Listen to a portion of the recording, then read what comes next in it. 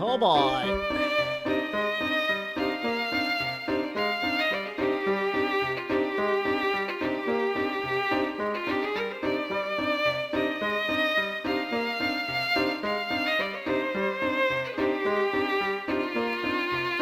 Give me a sec. Alright. Here we go again. Enter your name. G. Z. Oh. Oh. Nope. How about if I do like this? Nope. There we go. All right. This is a work of fiction. There are tales of a box that brings death upon any who dare open it. Tell me, do you think those rumors could be true? Do I?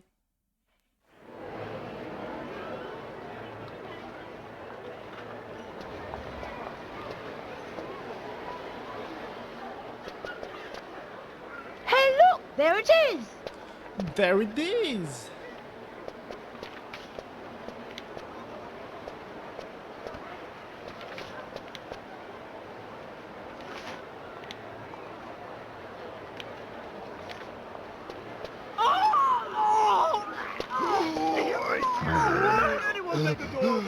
Well.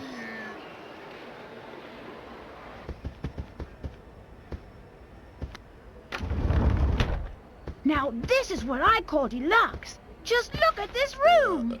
Yes, I can certainly see why some call the Molintelli Express a cruise ship on rails. This sofa's great! Now, don't forget, Luke. A gentleman pays attention to his manners. In every setting. Manas.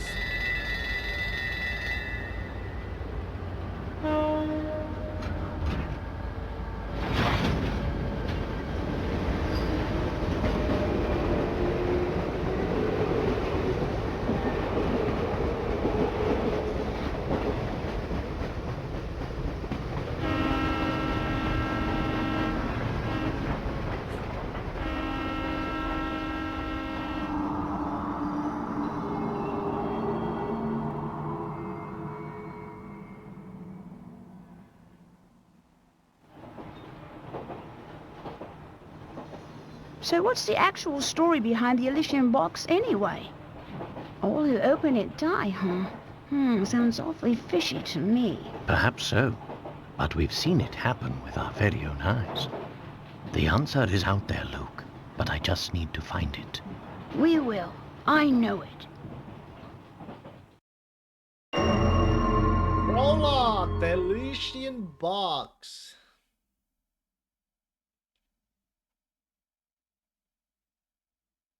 Oh, do I need to press something?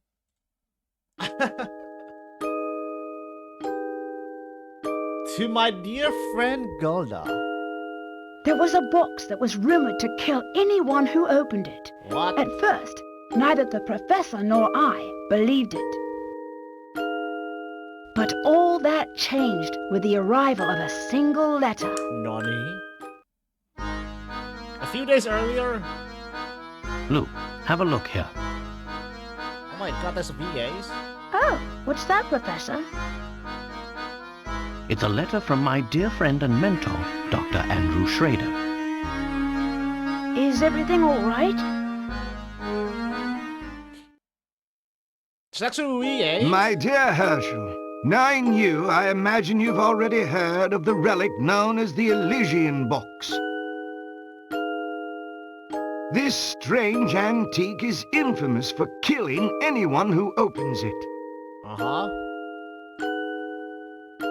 Truth be told, I'm a bit dubious of the box's murderous reputation, but you know how I am.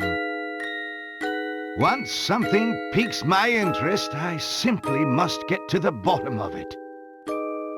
That's why I'm pleased as punch to tell you that the elusive item is finally in my possession. What's more, I believe I'm on the cusp of unraveling a great mystery tied to this box. For the moment, let's just say I have a theory, though I haven't been able to prove it yet. Initially, it was my intention to finish my research before daring to open its lid. But I must confess that my curiosity is simply overpowering. In the unlikely event that anything should happen to me, please finish the work I've started here. Your friend, Andrew Schrader.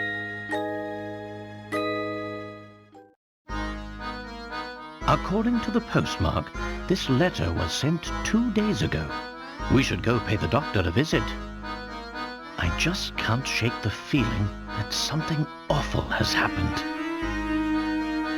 Well, your intuition's usually spot on. I say we head out right away. Elysium box. There's a box an antique set to bring death upon any who dare open its lid. According to rumors, the box has already claimed many lives and its fear in many parts of the world. Could this strange item truly exist? Look, before we go, would you be so kind as to fetch my car keys? They're one of the drawers in that desk. Sure thing, Professor. And there's something you wish to inspect. Looks like your key to tap. You must find the keys to the professor's car. Search by tapping on the desk drawers. Tap Tierra to investigate. Oh, it's been so long. Oh, here we are, Professor. Oh, you got the Layton's keys. You can find items you pick up in Professor's trunk. Hey, thanks, Luke. Now let's get moving. You know how to move up, don't you, Luke? Bet I do. Let's see, first off, I tap the shoe in the lower right corner. Then just tap one of the little arrows that appear to move in that direction. That's exactly right. Anytime you want to move, start by giving the shoe icon a tap. Go on, try it out.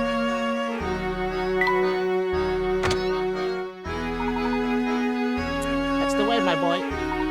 One can investigate properly without first doing a little legwork, as they say. Couldn't agree more, Professor. Now, should we head off? To stop the Schrader's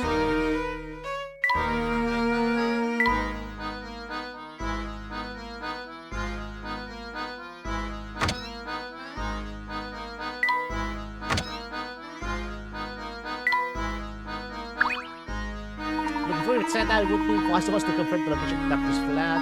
During one of his visits some time ago, he was kind enough to leave me a map to his home. The map, as you can see, is a rather unusual piece of cartography. Look here, Luke.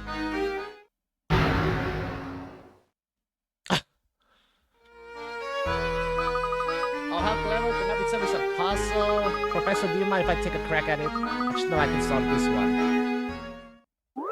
First puzzle. Here we go. What the? In the map to Dr. Schrader's home, several pieces in the center have been cut out.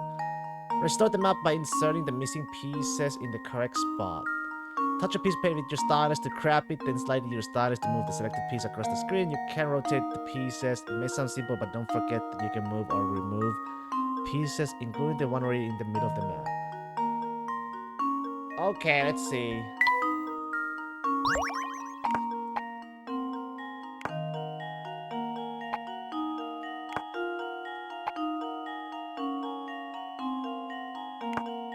No, it's not like that.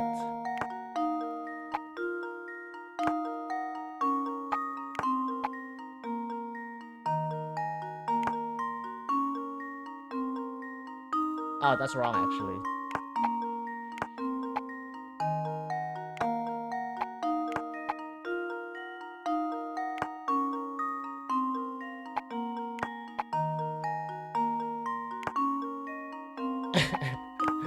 Wait. Like that, and then... like that. Let's see if this works. That was almost too easy.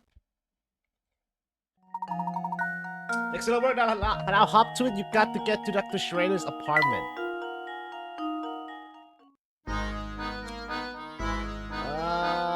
Yeah. Excellent. With our destination confirmed, we are ready to pay the doctor a visit. Come now. Ooh.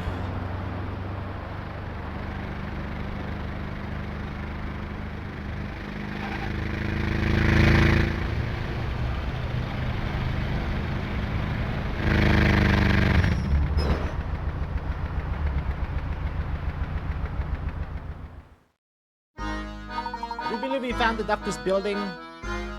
But which flat is his? That, I'm afraid I don't know. I think you've been on it now. The letter I received did mention something about this place. Okay. Find Dr. Schrader's window from the details in his letter. In the morning, I often awaken to the sound of music drifting in from a nearby flat. Looking out, I spy a flag fluttering gently outside my window. Take a single sip of my tea and turn my attention to this morning sun. Not many flats in London have a view of the sunrise anymore, you know. Circle the window from which the doctor viewed the sunrise.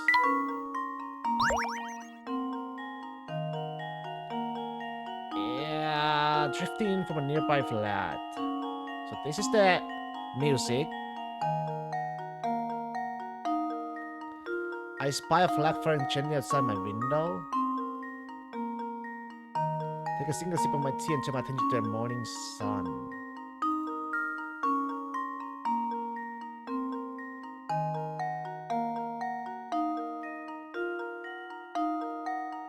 I'll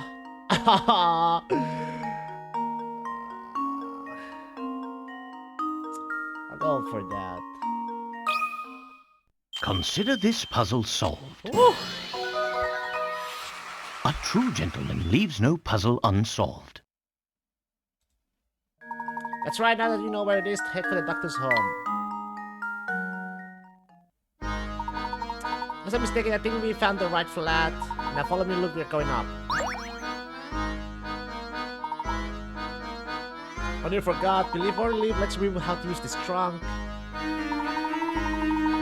To open the trunk, just tap the little icon in the upper right corner of the screen.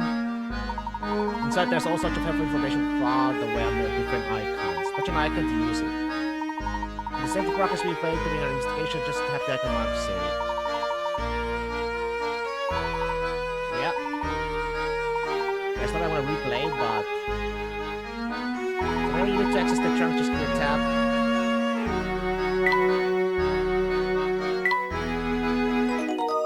Save the game.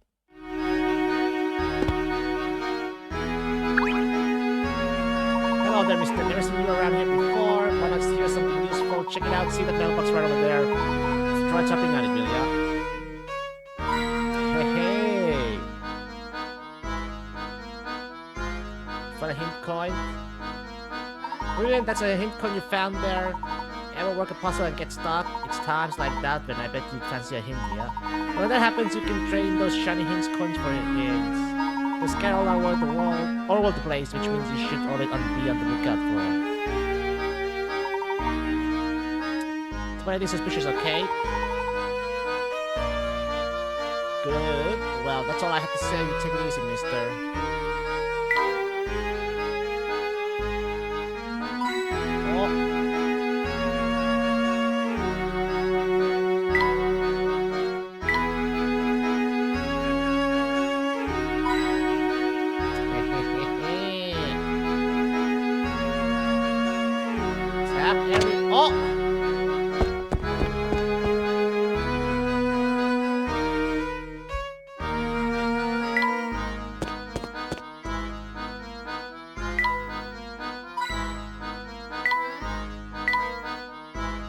Yeah, okay.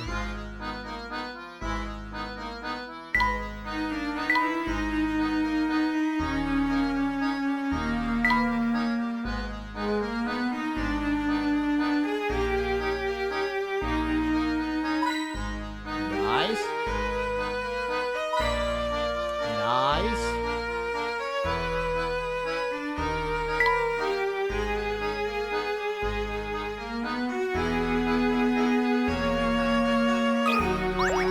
Well, I'm winning. Is that the serious flat? I'm sure of it. And sure are you home? It's Herschel Layton. Sir, are you there? Doctor? I don't hear anyone in there, Professor. What if he's... It's no time for speculation now. Look, we must get this door open immediately. And it seems to be locked from the inside. But without a key, there's no way to get in. Ah, of course, in my haste, I forgot about these keys that Doctor included in this letter. Quick, Professor, let me try them on the door. Huh? That's strange. It doesn't seem like any of these keys work on the lock. Look, don't you see Dr. Schrader has set before us yet another puzzle to solve? The right key. Which key opens the door? As you might expect, the key won't open the door if its shape won't let it pass through the keyhole. Use your stylus to fit keys to the lock. Examine each key carefully and use your stylus to move the keys, then find the one that fits into the lock.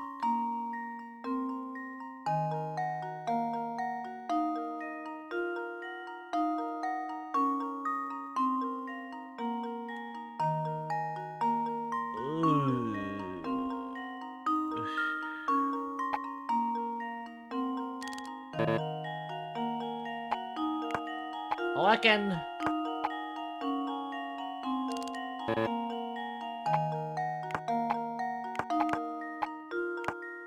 How the fuck did I flip it again?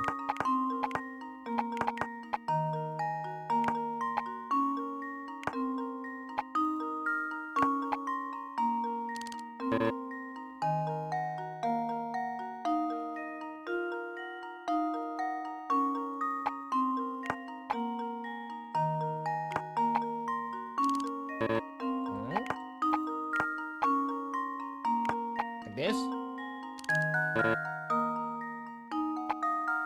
Cute.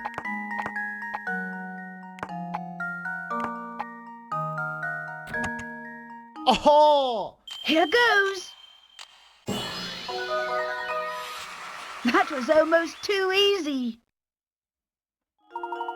That's right, it will take you a while to figure out that the portion of the key resembling the crib was actually the part that fit the keyhole. Answer can often be found in the most unlikely of places.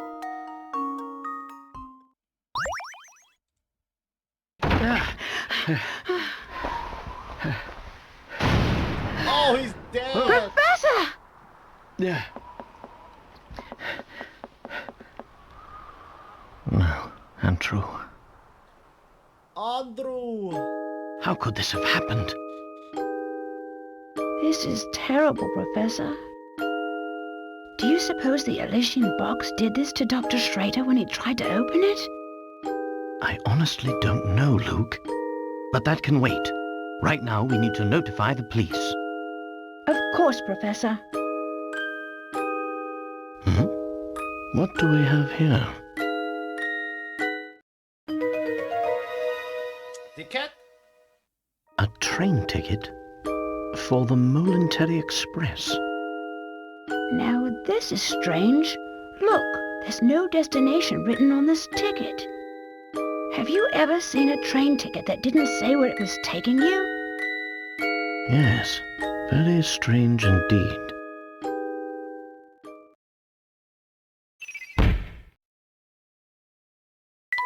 Single ticket with no visible destination was discovered in Dr. Schrader's home. It appears to be for the Momentary Express, but where actually is it supposed to take its owner?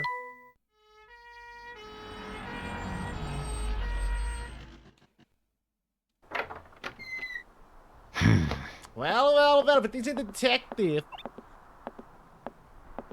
Excuse me. Hey! Huh? Hey, it's you! Well, Inspector Chelmey's the name. You two found the body, did you? No, Luke. Let him go. Get off me! Luke, stop that. That's his face. Listen here, Luke. Oh my gosh! His face doesn't come off. He's the real deal. What in the blazes? That's my face, not some piece of taffy. I'm so sorry, sir. I didn't mean it. I was sure we had another imposter on our hands. Imposter! What in the world is this child talking about? I swear, young ones these days have no manners. My apologies for the confusion. Allow me to introduce myself. My name is Herschel Layton. I'm a professor of archaeology at Gressenheller University. And I'm his apprentice, Luke. Interesting. So if I understand correctly, you keep a child around as an apprentice, do you? Not at all, sir. In truth, he's... Professor Layton's apprentice, like I said. Well, it's really none of my concern. I have a crime scene that needs my attention. Clear a path, will you? But of course. Luke, not a word about that ticket to the authorities, all right? You got it, Professor. Yes. Let's see. What do we have here? A murder? Or was the crime self-inflicted? Inspector, I should tell you that the door was locked before Luke and I came in. I see. So this door, the sole entry point in and out of this 8th floor flat, was shut tight. Then the doctor was holed up in here, completely apart from the outside world, yes? Yes? That being the case, yes, I'm sure of it. The old gent must have suffered a heart attack. What? How did you come to that conclusion, sir? Use your noodle, laddie. What other explanation could there be? It's true that the flat is on the 8th floor and that the door was locked, Inspector. Still, I'd hesitate to say that this room was completely closed off from the outside. Is that so? Please elaborate. Isn't it obvious? Do we know? There's something quite unusual about our crime scene that's been overlooked. Eh? It's as plain as the nose on your face, Inspector. I suppose you academics think your fancy degrees prepare you to play detective, eh? I tell you, nowadays, it seems like everybody and their mum thinks they can do my job. Now, as I was saying, the cause of death was heart failure, plain and simple. And there's what caused it. They're fucking... This? It's a scaled-down model of a Kronosaurus, if I'm not mistaken. I reckon that ugly mug will give anyone nightmares. Here's what probably happened. The old fellow turned on a light, took one look at the beast, and then keeled right over. But this is the doctor's own home. Why would the bones he put up himself scare him? People have a way of becoming forgetful with age. Not that you'd understand, boy. Well, you're right about that. I don't think I understand it at all. Mr. Layton, was it? No? Hey. Ah, yes, Layton. Mr. Layton, what do you think? The scenario you paint certainly isn't out of the realm of possibility. But, considering the lights were off when we entered the room, I don't think we've found our answer yet. Oh, really? Furthermore, look around you, Inspector. Doesn't anything strike you as odd? What do you mean, Professor? Study your surroundings, Luke. I'm sure you can see it too. And...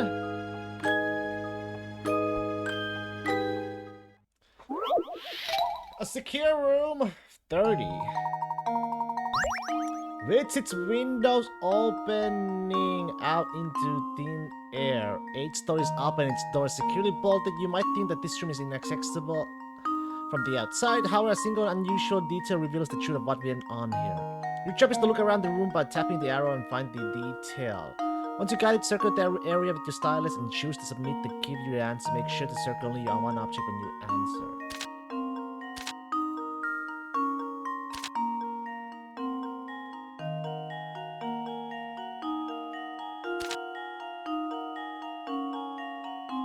So what is the... a single unusual detail reveals the truth of what went on here.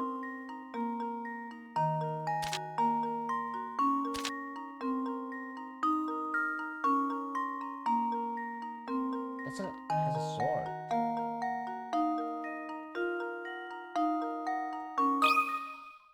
Here goes. Oh, it's not it. Well, I'm So if stumped. you stop thinking about how the assailant would most likely have tried to flee the scene.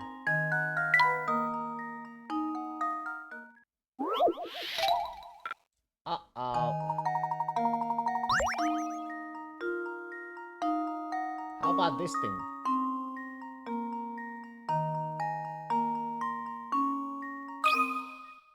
Just leave it to me. Looks like I botched that one. Oh! What the fuck am I supposed to look at?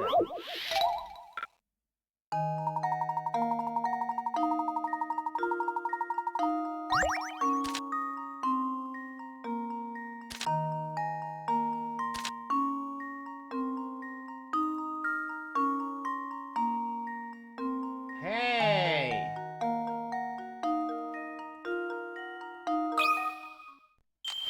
Let's see if this works.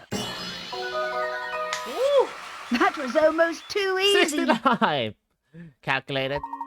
Nice eye! For some reason, the part of the curtains shown here has been cleared off. Of course. This window is missing a curtain. So it is. But what exactly does this have to do with my crime scene?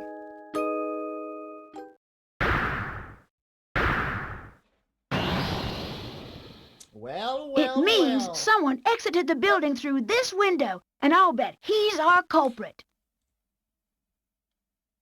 I'd say that's a sound theory. Well done, my boy. Oh, yes. Sound as a pound. I was just about to propose the same idea myself. Cap? Liar! Shh, Luke, listen. I don't believe our friend the inspector will be of much help to us. What say you and I conduct a little investigation of our own? Professor, look! There's something in Dr. Schrader's hand.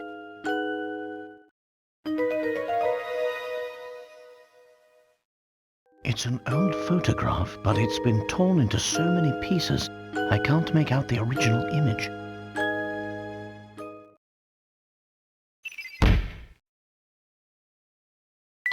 Some fragments of a photograph were found in the late doctor's hand. It's in current state. It's impossible to make out the contents of the photo. What could it be depicting? Hey, what's the big idea? You can't just point evidence in a crime scene. Get your hands off that... What is this anyway? Not that it matters. I'll be holding on to that. Now out with the both of you. Oh, he confiscated. Ah, but we're not done! Dr. Schrader indicated that he was in possession of the Elysian box, yet there was nothing resembling such an artifact in his realm. Do you think the person who did this to him was after the box? It's an interesting theory, but for the moment, that's all it is. However, it's my belief that we hold a clue to understanding the today's event, namely that ticket. The Monetary Express ticket, right, Professor? Correct, Layton. I believe that our trip aboard the Monetary Express is in order.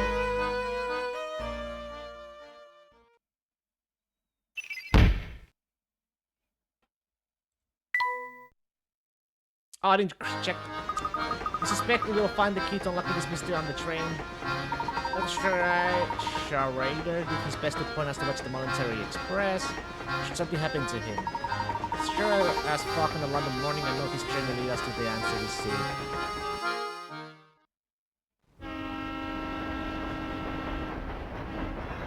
Professor Layton and Luke sped away from the city, unaware of the secrets that awaited them down those iron tracks. Okay. Say my progress, yes. The legendary Monetary Express? Gosh, look at this place, Professor. So posh, I feel like I should be wearing a monocle. Quite so, Luke. Every decoration and detail in this room is more decadent than the last. I'd wager the rest of the train is just as grand. How would you like to go exploring for a bit?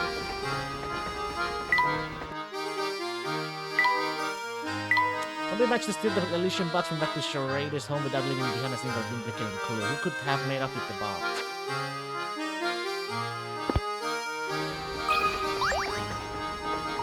With that look, your back's wide open and your belongings are scattered everywhere.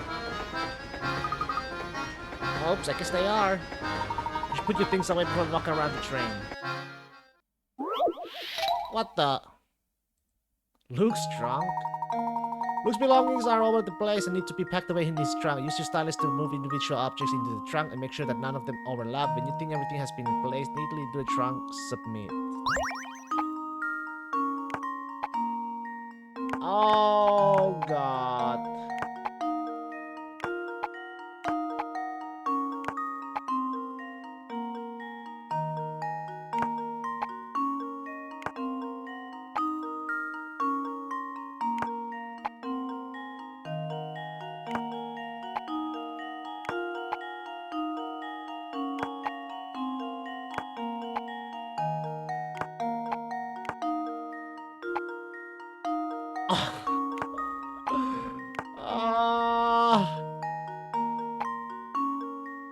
Oh, fuck.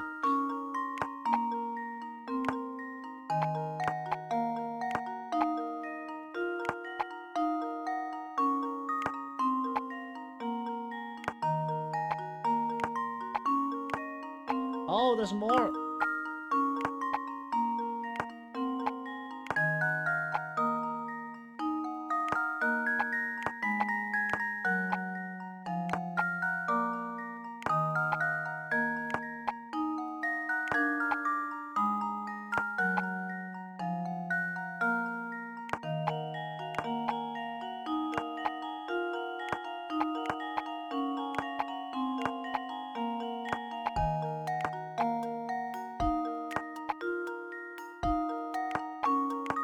I think this is for sure there.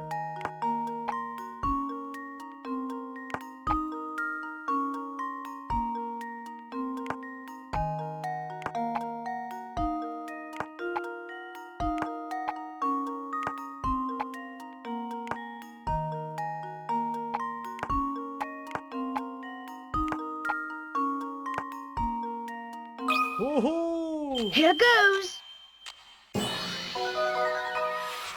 That was almost too easy. Good one, Luke should be able to close the back easily now. It was a tight squeeze, but everything's finally packed away. Minimal planning will prevent this type of scrapping in the future. You're right, and I do feel better with everything put away. Come on, Professor, let's look around some more.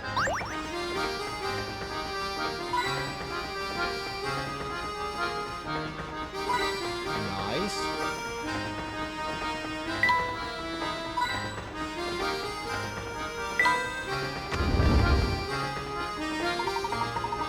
Remember, look, we're here to find the Elysian box, so don't get sidetracked. You don't have to tell me twice. Now, why don't we start our search by investigating the train?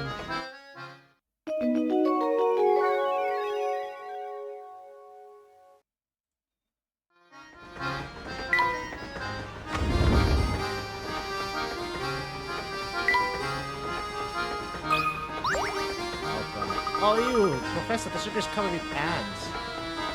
Oh, do I have to remember to get sugar from my tea elsewhere? Curious though, if you make, how did they get here? Perhaps it's possible to shed some light on things.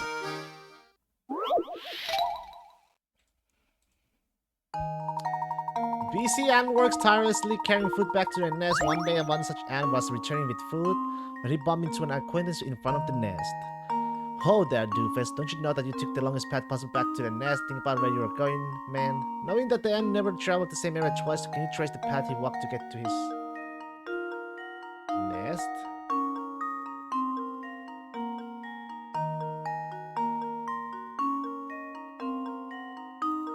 Huh?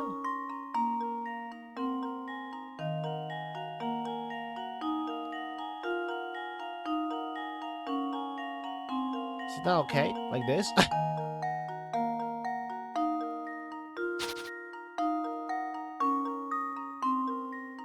Bump into acquaintance. The longest path possible back to a nest. Longest? Do it like this. And do it like this. This. Joot. Here goes. Piece of cake. That's right. Perhaps all the heavy lifting kept this little ant from thinking about his path home. If only he thought about where he was going, he could have saved himself a lot of walking.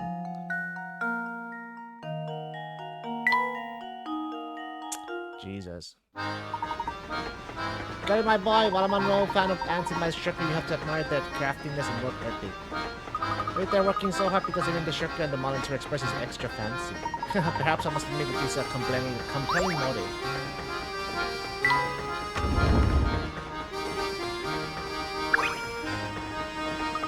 Here the rooms in the front of the train are so super fancy that the door knobs are made of gold. No one's allowed in except for the really rich people. So, misters, are you really rich? Because if you are, you can go see the super duper fancy rooms. Super duper fancy rooms, eh? That none but the extremely wealthy can enter. If our young friend is correctly informed, there must be a set of deluxe rooms in the next hall. Oh, I'd sure like to see those. I bet they're utterly fantastic.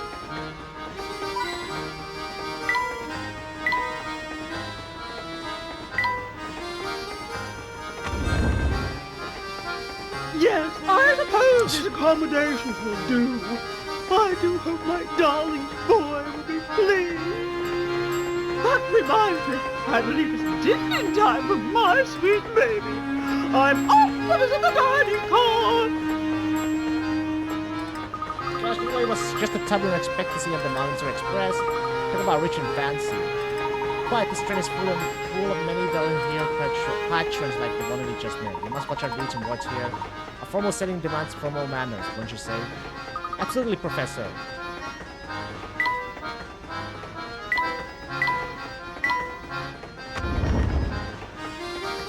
So I can't just head in, huh? Interesting.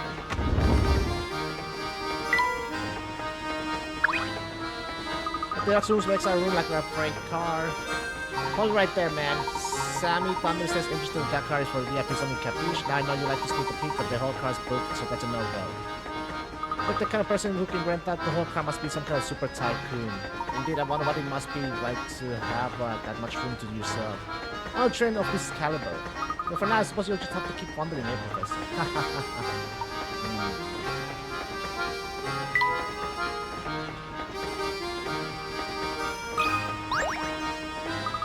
I'm going to my grandma's. Where are you two going? We're actually out looking for something dear. Sadly, we don't know where it is.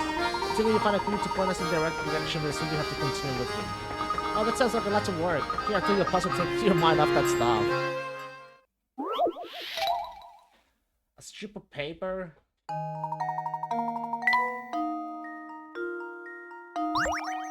After trying to fold a strip of paper in half, you notice that one side of the folded strip is 1 inch longer than the other.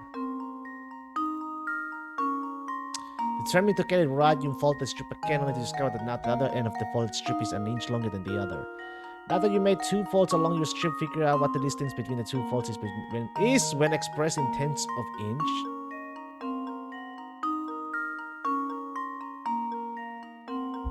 Is it just...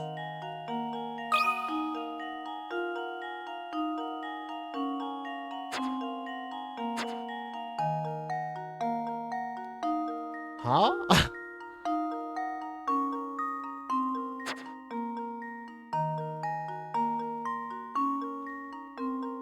It's really get right, you fold the strip again, or discover that the other end of the folded strip is an inch longer than the other. So it's every inch. So explaining the tenths of inch. So just. And now to test my theory. And there we have it. That's right, the distance between the folds is 1 inch or tenth of an inch. If you're having trouble visualizing this, picture in this picture that the matchbox shown above has a height of 1 inch. Imagine that the areas where one side of the box connects to the top and bottom are the folds of the strip, and you can see how the excess length in both folds can be represented by the other side. Got it, wow, those hats you wear must be thinking capture something. How do you find whatever it is you're looking for, misters?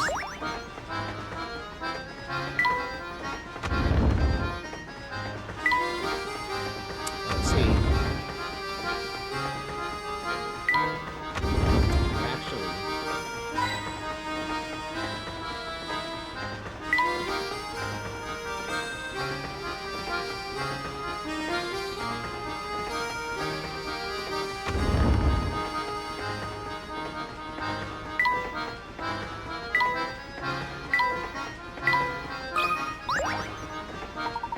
Just look at the craftsmanship of this picture, look, I must say it was a hand blown.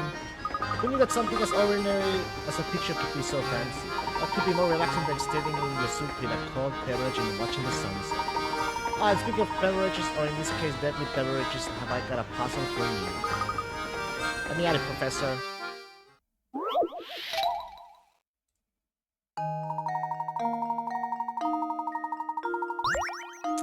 Two men known here as 1 and 2 are playing a strange game. First, both men put their empty pitchers on the table. Next, a judge brings a pitcher filled with purple poison and places it in either spot A or spot B. The judge then starts shifting the poison from one pitch to another to any adjacent pitcher over and over. After moving the liquid 55 times, the owner of the poison-filled pitcher must drink its contents. You were the judge that secretly wanted one to win. Would you place the poison-filled pitcher down in spot A or spot B? 55 times? So I want the number 1 to win.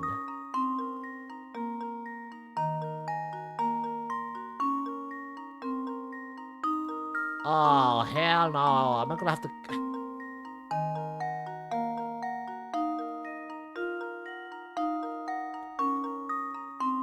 You know what? I'm just gonna...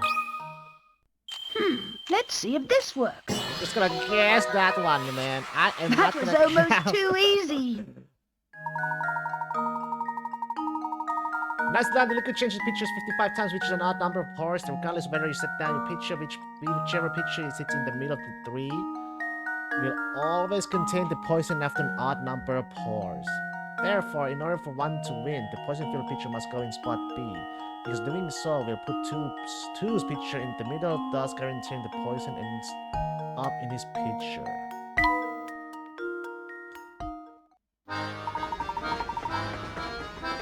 Excellent work. Now let's press on. We mustn't stand around all day.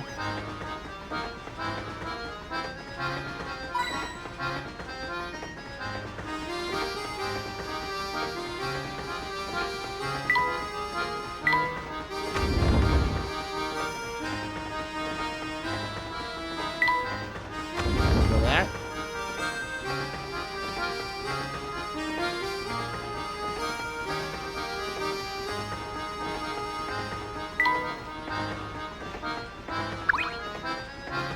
Why don't we get something to eat? My stomach's crumbling something fierce.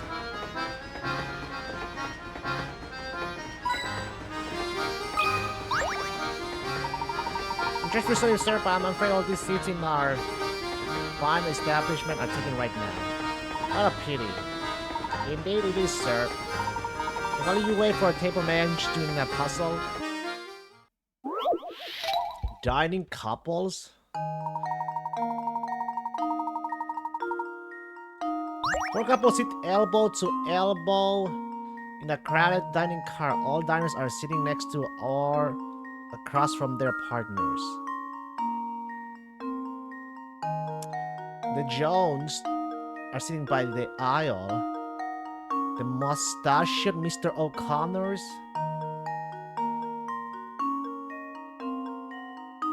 sits beside his wife. Mr. Lambert sits across from his wife. Use the information above. Can you determine where Mrs. Hadley is sitting at circle?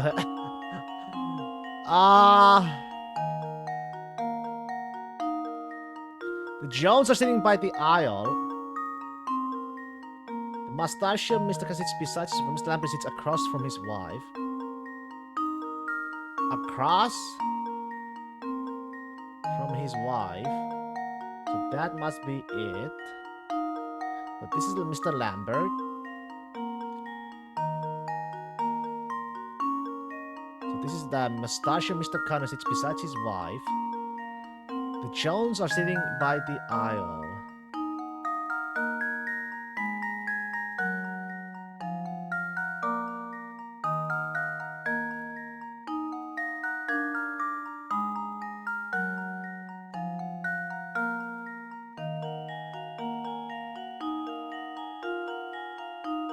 Oh my god. And now to test my theory.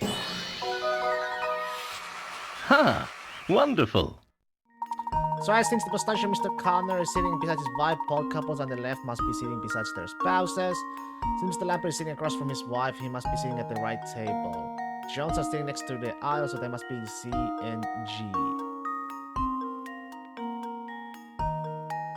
The realize in identify you only have the hat list to deal with. They are presented by E and F. That's exactly right, sirs. They say that nothing beats the appetite like a hearty pasta. Oh, it appears the a table just been up. Allow me to just a moment to tidy up, and then I will be happy to escort you to your seats. Great, I'm starving. Oh, good, our table is finally ready. We'll just be taking our seats then. Madam, please wait just a moment. You see, these passengers have been here for much longer. Nonsense! We will not hear another word of this. You take these people before us. We are insulted. I do apologize, madam. It's simply that these gentlemen are right before you. We will not be kept waiting, do you understand? Not a single second. Now, out of our way. Madam. So rude. Talk about pushy. I do apologize, sirs. There's a lovely observation deck on the last cover of the train. I suggest that you spend a few minutes there while we prepare a new table for you. No need for apologies, my good man. Your job is not an easy one. You go see the deck and return the deck.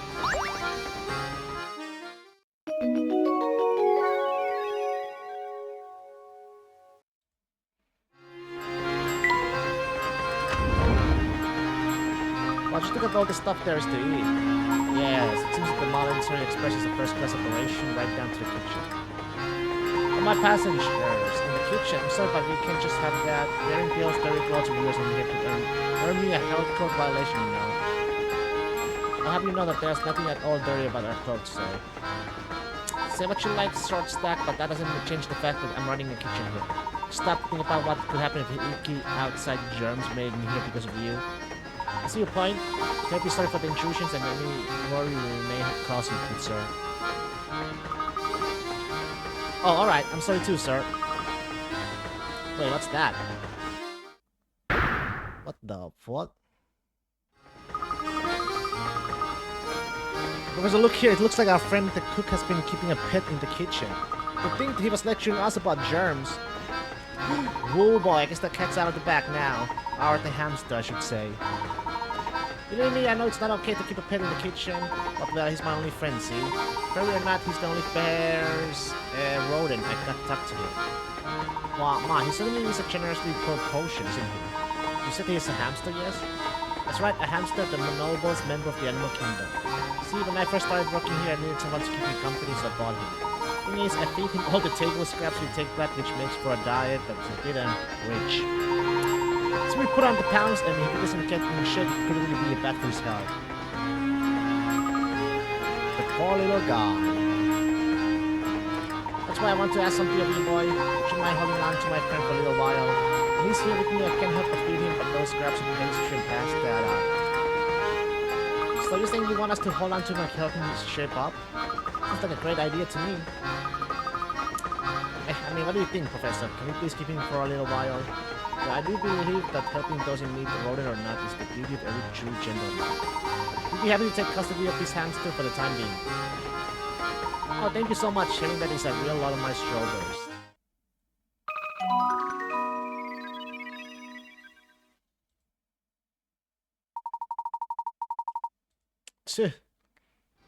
Oh, and one more thing.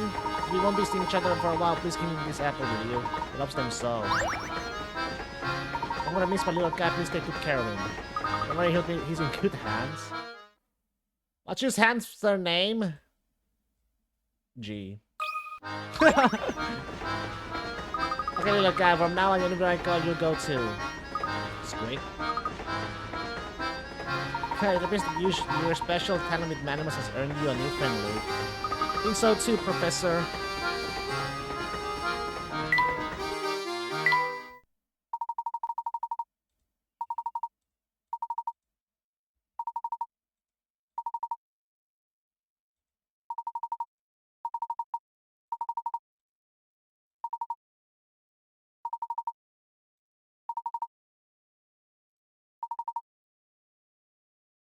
Something neat will happen?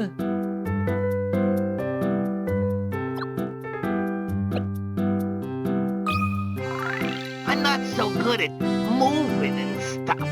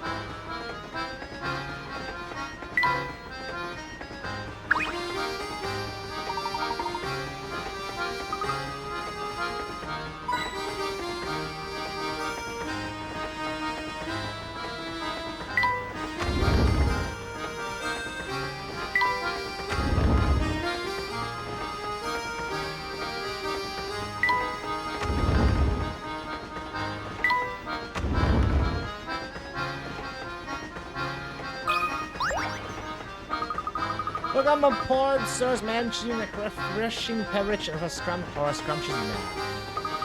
Thank you, but I think we need any sketch right now. Of course you don't. I put on my best smile for nothing. Since we got this witchy dining carnival, most people get their chow there. With competition like that, it's hard to sit in a cup of tea. I'm so bored. Oh, her eyes are so red. I kinda want onto my shift then, so help me pass the time with this puzzle, would you? Pancake stack? Now here's a tasty puzzle for you. You test to take that big stack of pancake on the left plate and move them to the plate to the far right. Doing so, however, you need to follow these rules. You can move only one pancake at a time. Pancake can never rest on another pancake smaller than itself. Feel free to shift things around as much as you like, and they'll use the middle plate in completing the puzzle.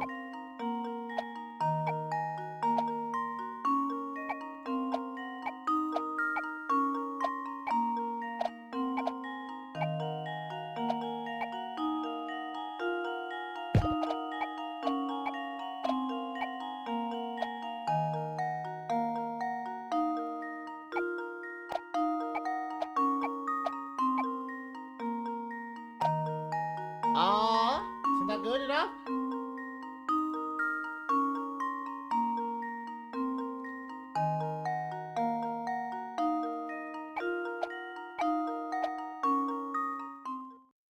Just leave it to me.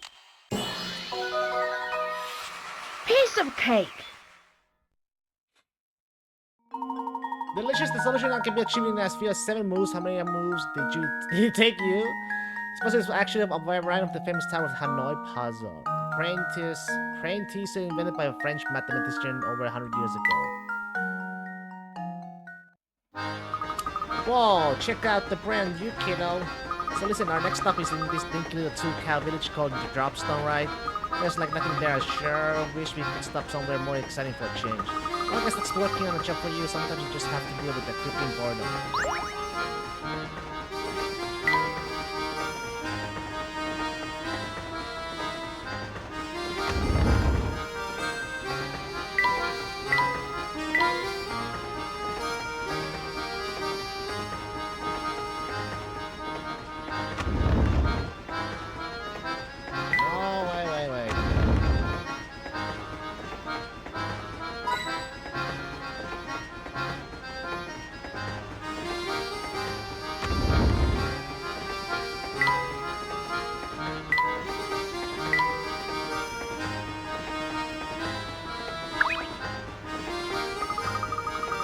So, Professor, does that little check over there seems familiar to you? Indeed, unless I'm mistaken, this must be the residence of you-know-who. I have a feeling she'll be a big help to us again. Who?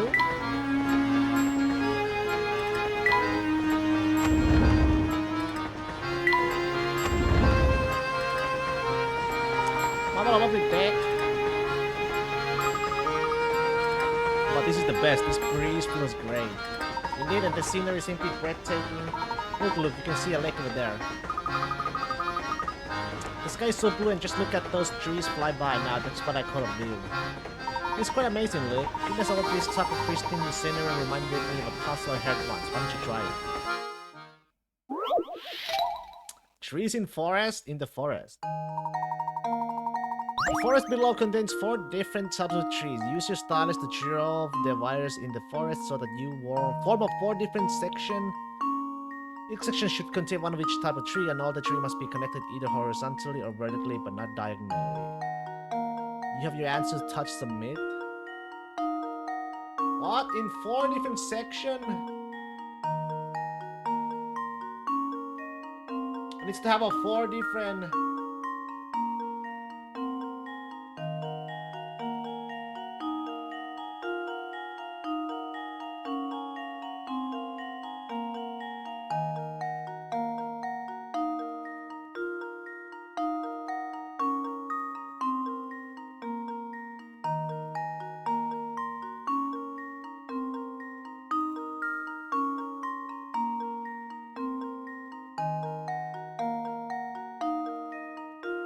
Oh, I fucked up. I can't...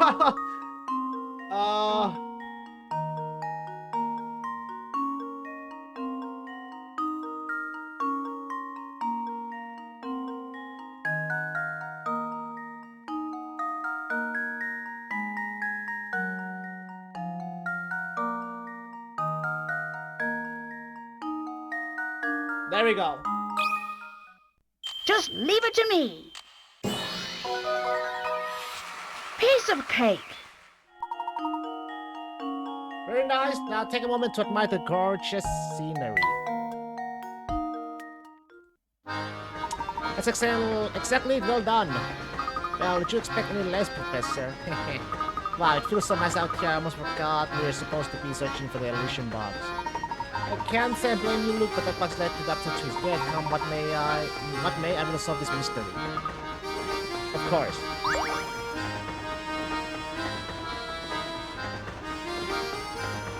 I think if I have a good grasp of this strange layout, I think it's high time we begin a proper investigation.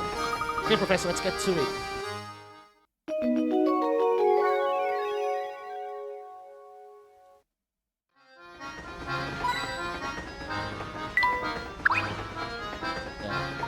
This is pretty much the next one with this command, okay.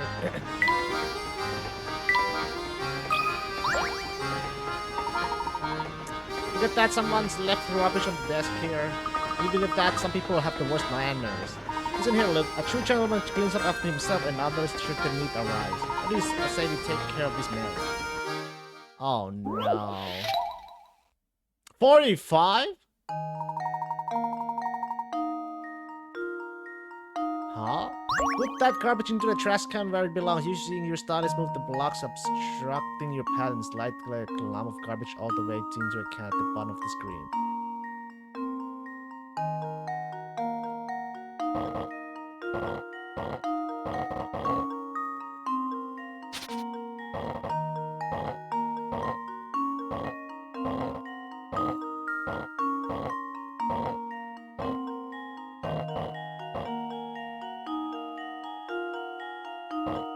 Oh, wait. Wait.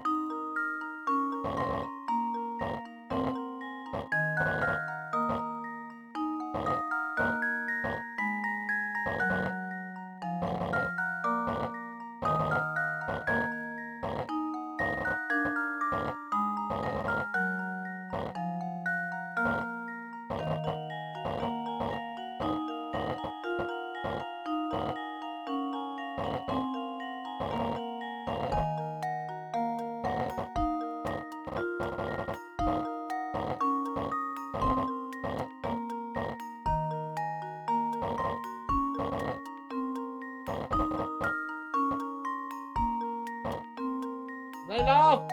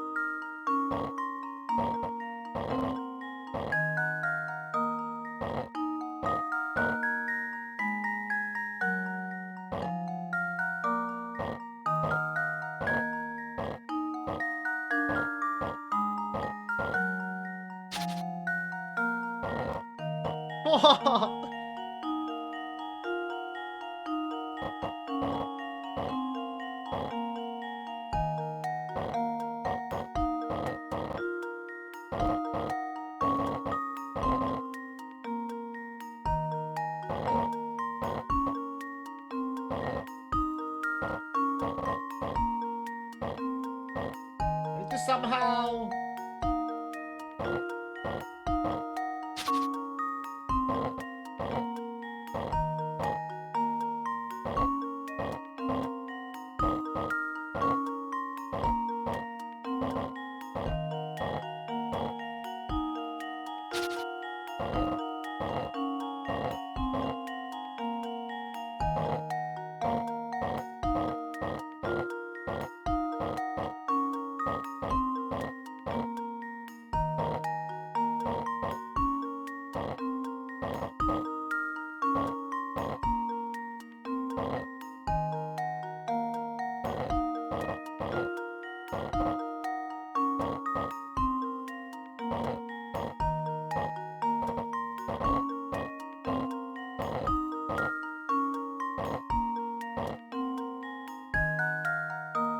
Oh, I got it the first time. Damn.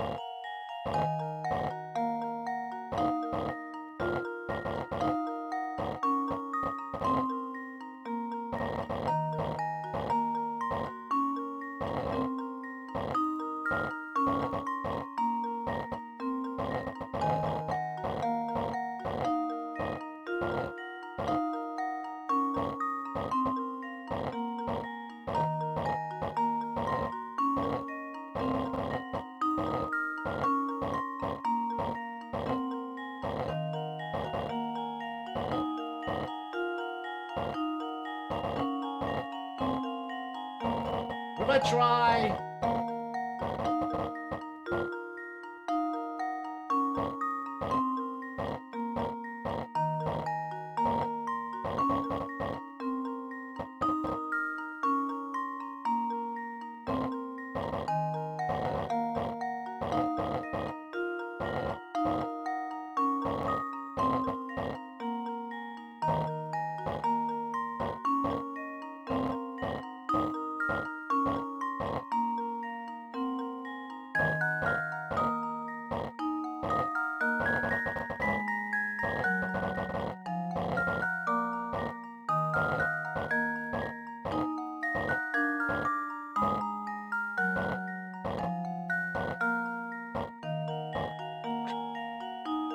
Okay, maybe yeah.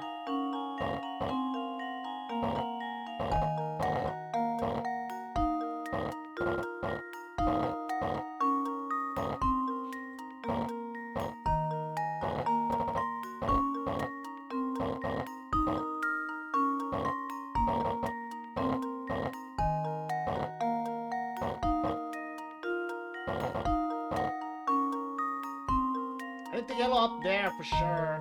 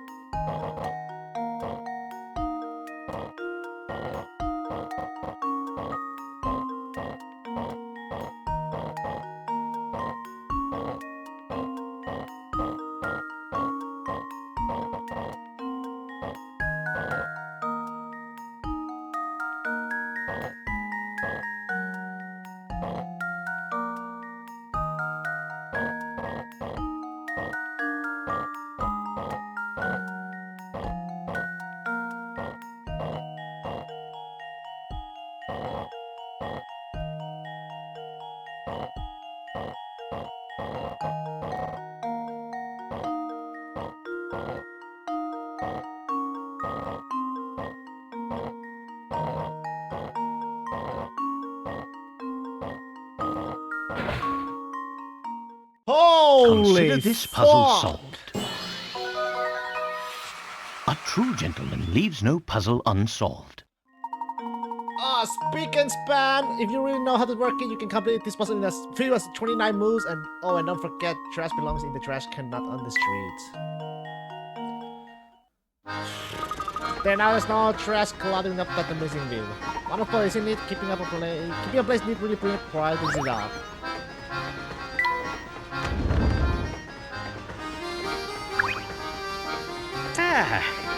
There's nothing like travel by rail to put a spring in your step. We have a bathroom break.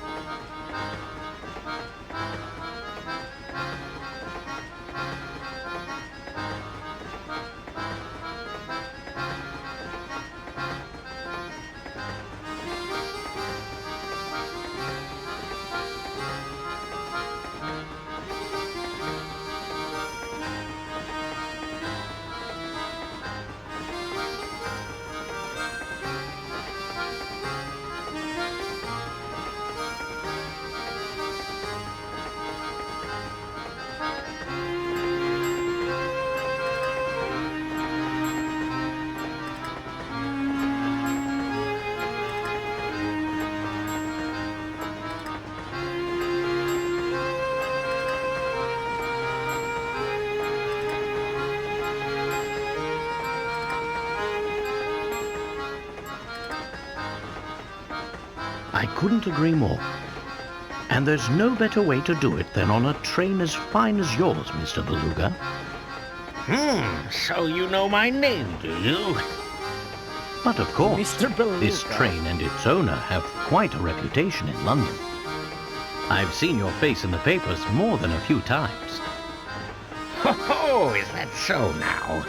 I'm sorry, my friend, but I can't say I know you as well as you seem to know me. The name is Herschel Layton. I'm a professor of archaeology by trade, but a train enthusiast on the side. I've heard tales of this train's grandeur, so I decided it was time to experience it firsthand. Well, isn't that something? It certainly is a pleasure to meet you, Mr. Layton, was it?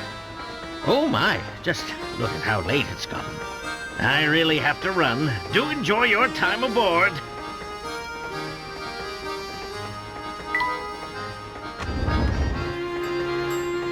We head back to our dining car now, Luke. I've got quite an appetite.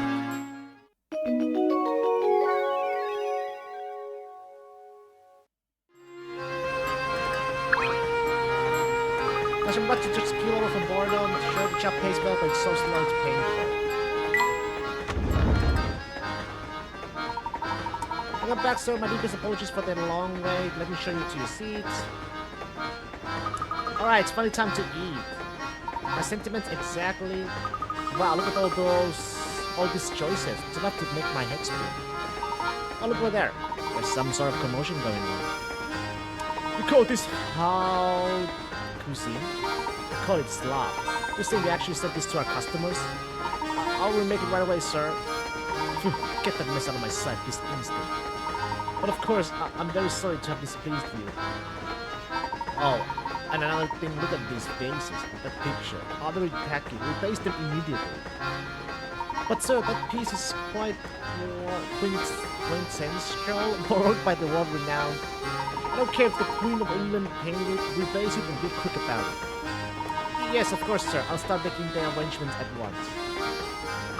It's that same man we saw earlier. I don't think I've ever seen anyone so bossy and loud. That would be Mr. Beluga, I believe. It's too bad that picture wasn't to his taste. It's marvelous. Ah, speaking of pictures, Luke, I've got a puzzle for you.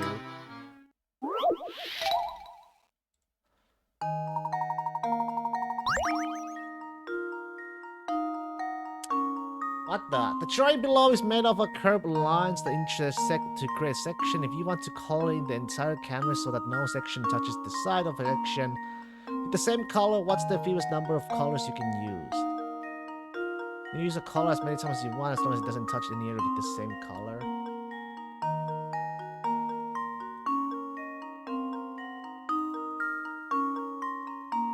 What?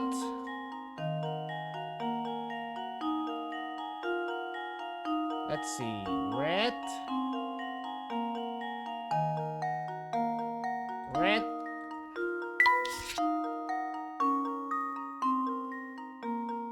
Red. Green.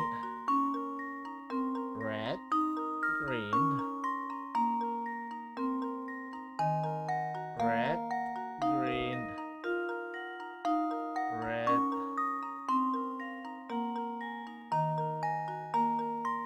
G. R. Make it like that is. X. O. X. O.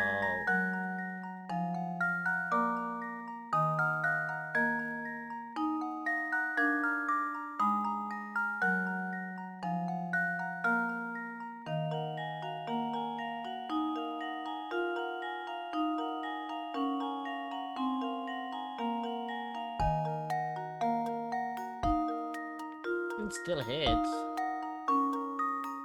Yeah.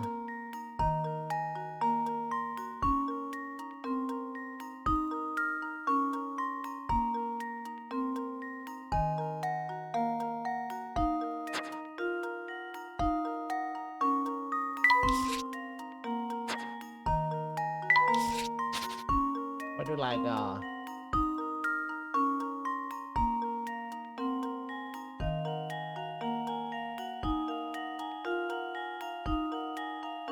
2, 3. 1, 2, 3. 1, 2, 3. It's either 1 or 2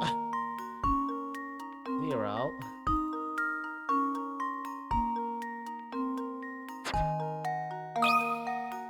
Let's try 3. Just leave 3 or it to 2. me. That was almost too easy. Let's try unit 3 colors to fill in the drawings. Most of the drawing can be done with 2 colors, but 1 pesky area.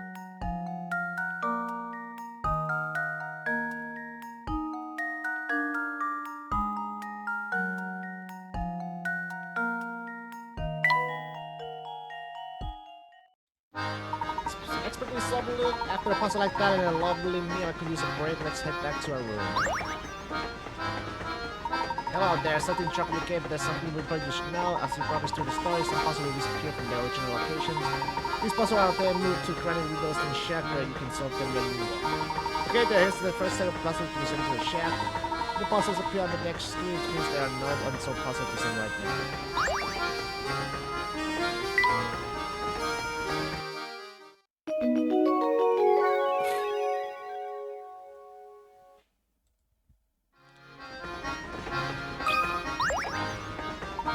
For your patronage, sirs, I have our cuisine was to your liking.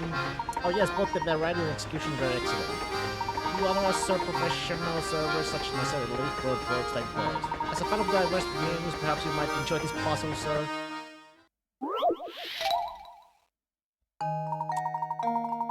Now look, are you sure you can really eat all of that? You put in quite an order there. No sweat, Professor, I'll clean my plate and still have room for more.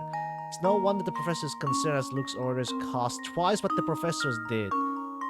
Below you can see all these items Luke and Professor Layton ordered, as well as the price of each item. Touch the price for each of the items that are part of Luke's order.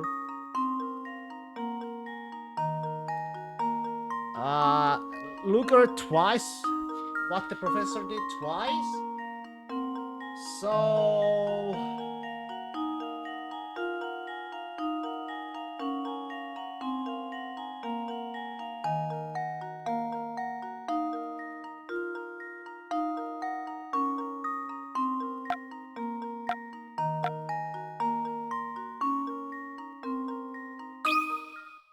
This should do the trick. Oh no! Well, I suppose that's one possibility Try a eliminated. different approach. So let's see, all in all...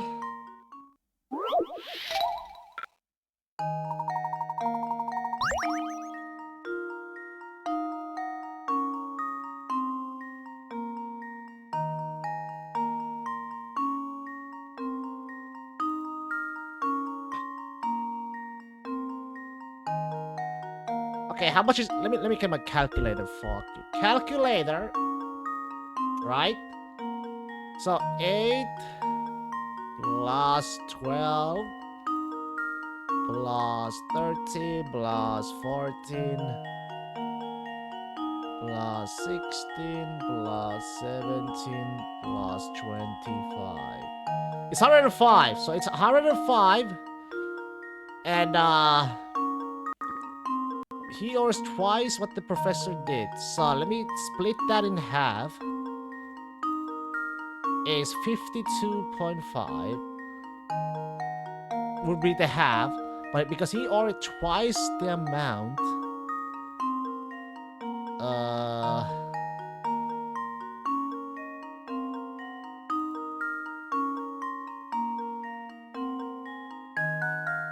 split 52 and half, split it again in half. Actually, 105. It's all in all 105 together.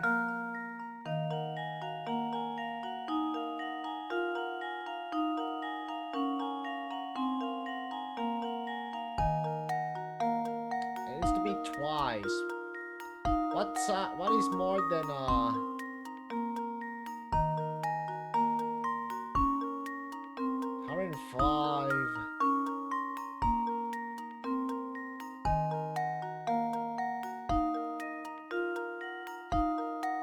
2.5 is half, but it's 50%.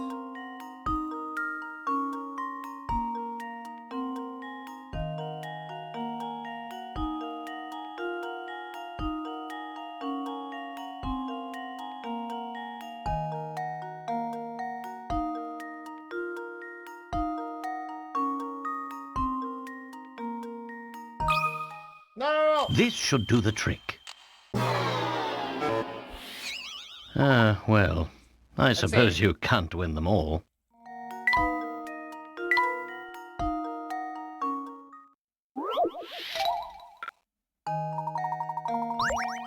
So he orders that for sure. 12, 26. No, actually it's half. Twice. 28.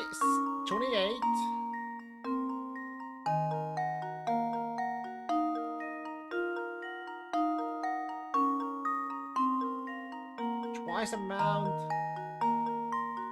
This is twice.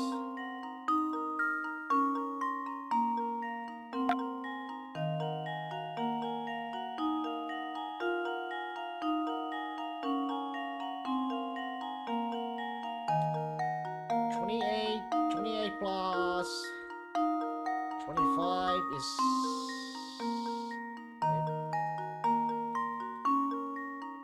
it's 53. So that's about half, over half. Plus, let's see, plus 17 is 70. 70 out of 105.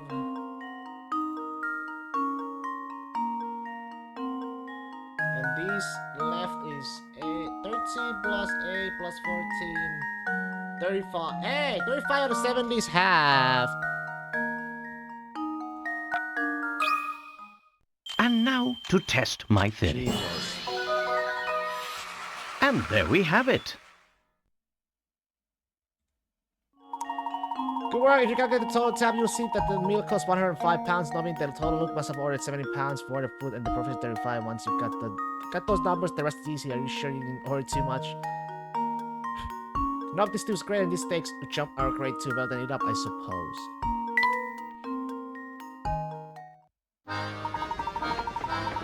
And this must possess quite the intellect to solve a puzzle like that so easily. Now, as we have some time until our next destination, I invite you to sit back and enjoy the ride.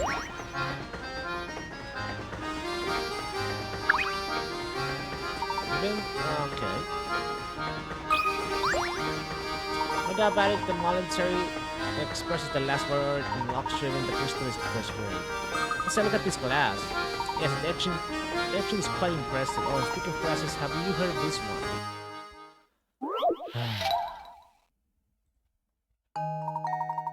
The fuck?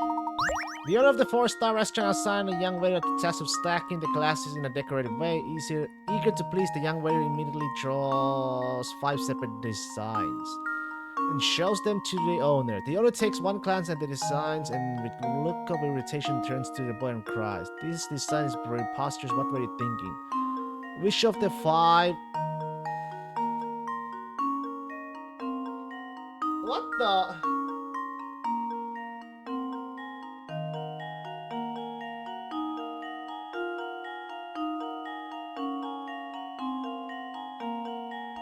Cup, but this is like...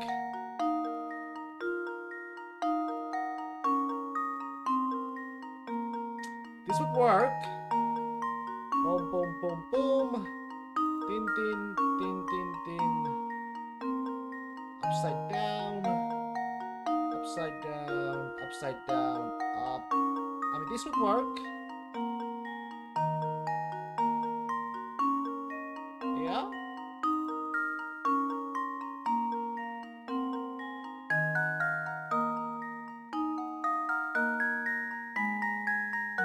It's... Huh? It's either E or D. Why is it like...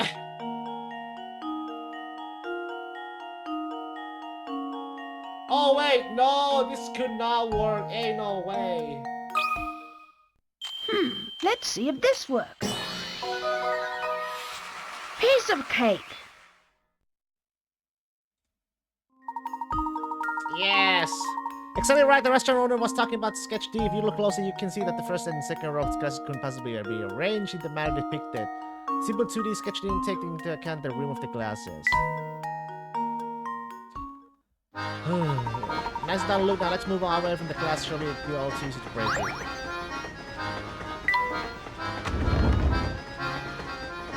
Oh, he's got one too.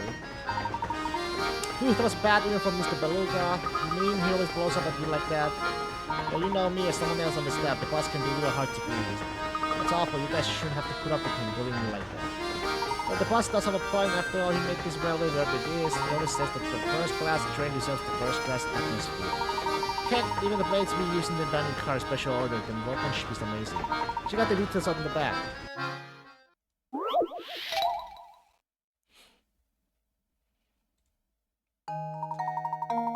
Plate in front of you bears a mark made up for two nesting equilateral triangles. Can you puzzle out how many times bigger the large triangle is compared to the smaller one? I think it's twice the big? Just leave it to me. Oh, it's not. Well, I'm stumped.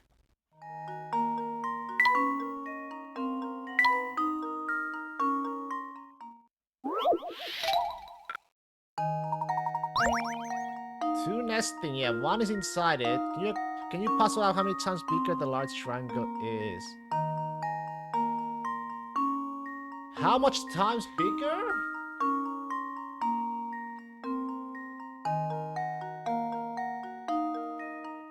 What the fuck does this even mean?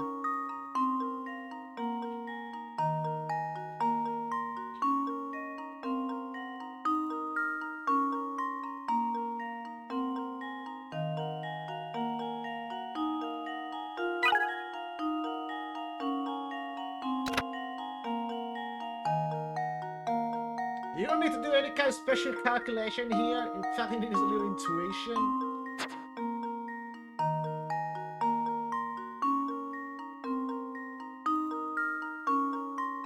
Two nesting triangle.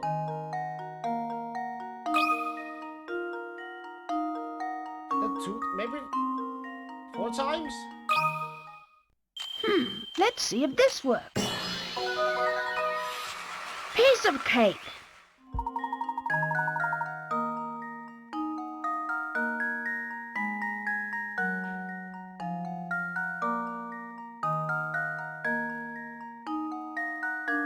Oh!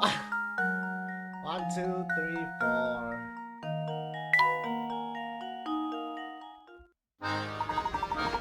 That's really kind of annoying for this kind of thing. What exactly do you think Mr. Beluga doesn't like about these blades? Again, neither. I guess rich people are just freaked out.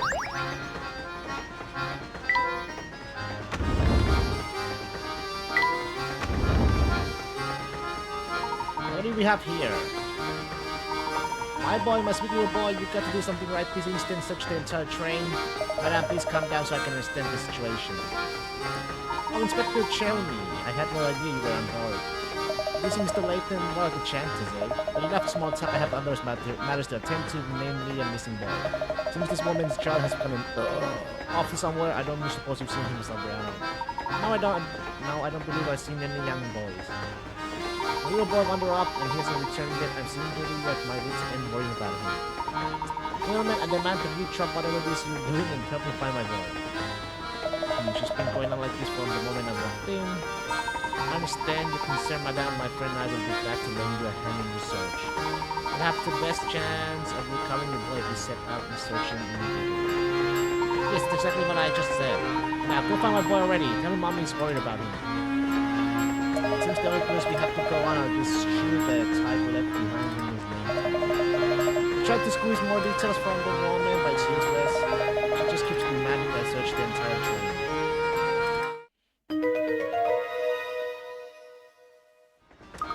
This is one of Tom's shoes. It's possibly tiny, isn't it? Yes, I find it quite curious myself, really. The strange is that I don't think most children with feet that size can even walk in. Maybe it's a cat? Some kind?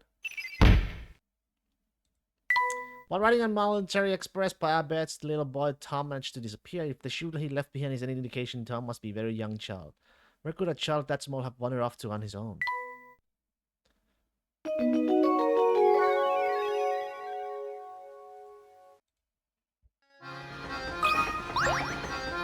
It was suddenly a surprise to see you on board, Inspector. May I ask what brings you here? During the investigation, we stumbled upon the late doctor's diary, which pages detail the doctor's final days, which led me to this train. Since this investigation is done on the business, that's all I consider, Mr. Layton. Besides, right now, finding that lost child is my top priority. Cover assurance, all I have to go on is assure me this church will be an uphill battle. Luke and I would be glad to offer our resistance in the matter. Oh, I'm sure you would. I heard about you, Layton. Got quite the reputation for poking nose into other people's business. Before I let you in on my case, show me your famous powers of deduction by solving this puzzle.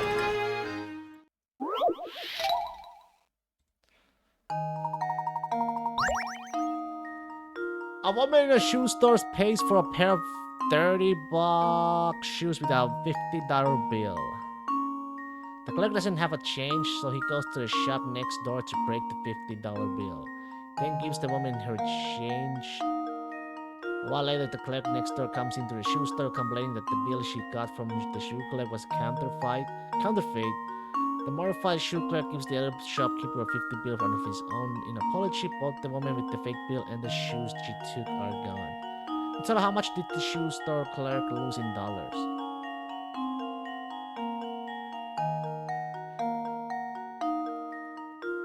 I mean, if it's fake, you know, he just lost 50 because he gave it just, you know. Consider this puzzle solved. Ha! Wonderful. Well, the shoes the customer made off it cost her $30, and the change the shoe clerk saved her cost him $20, bringing the shoe clerk's total losses up to 50.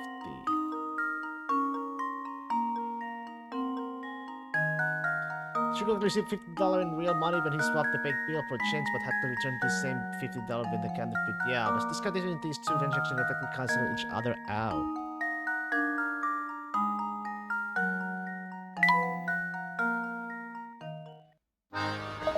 It seems that you're famous in the interior and deserve. Nevertheless, this is my case, so I'll be searching for Tom alone. Search on your own if you like, but don't get your hopes up.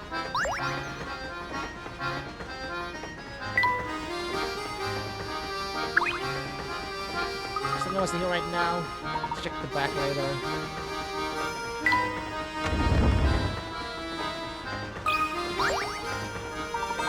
Excuse me, madam, have you seen a small boy wandering around here with a missing shoe? I can't say that I have. I'd suddenly wonder if I had seen a shoeless little boy.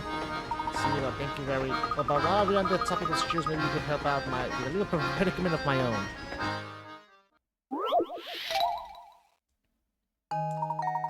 What the fuck? Here's a bracelet made out of shoes. You attach it to travel from start to goal. You may only travel horizontally or vertically at one space at a time, and you must alternate between left and right. What? Every stairway, so you may not pass through any of the walls in the maze. Tap each space one at a time to highlight the path.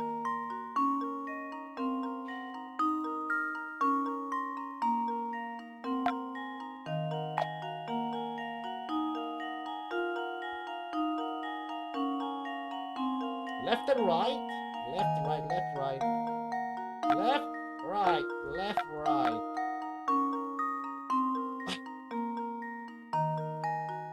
Oh my god.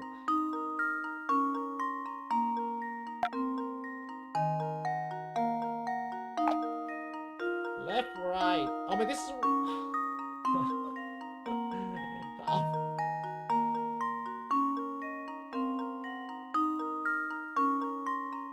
Left, right, left, right. Right, left. Right, left. I think I fucked up, didn't I?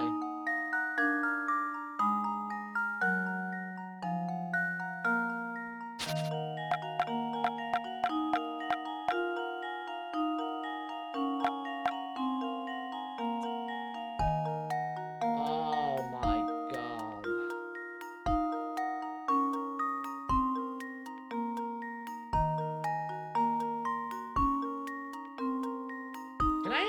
like... I don't really get it.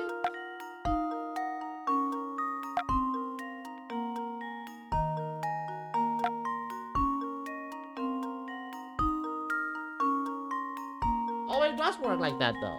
No, but this is like, this is not gonna work like this. Oh, really? One space at a time and you must alternate between left and right.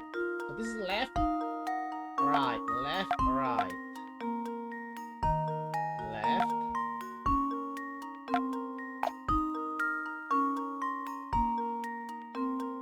Right. Oh, wait, yeah. Left, right, left, left. So this, yeah. Left, right, left, right. Left, right. Left, right, left, right. Right. It can't be that. Can it?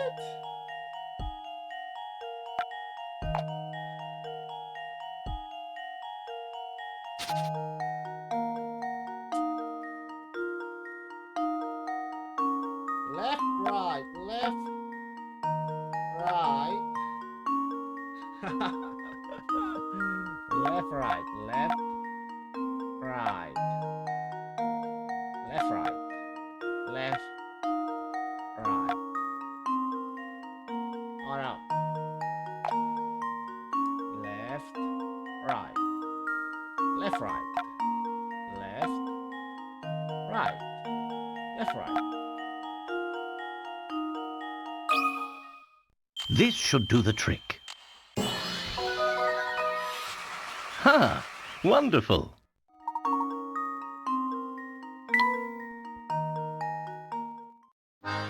Well, color me surprised you caught quite the noodle under the hat, don't you?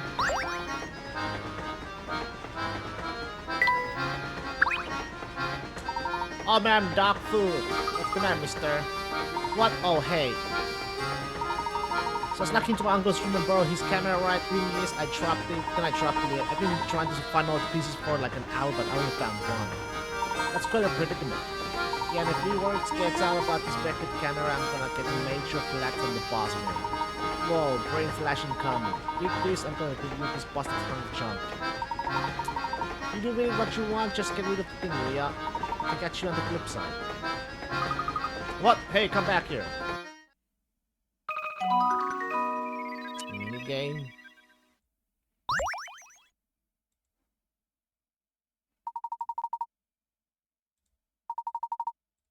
I don't really care about the minigame.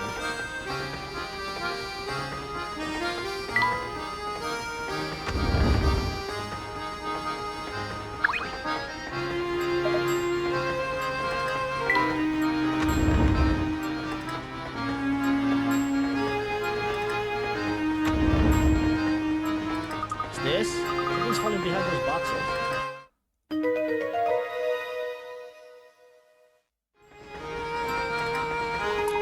Used to be a cap of some sort, but I don't think I can reach it from here. Maybe the cap belongs to Tom? We still need to rule out the possibility. Hey, since we're on the subject of caps, have you ever heard this one, Professor?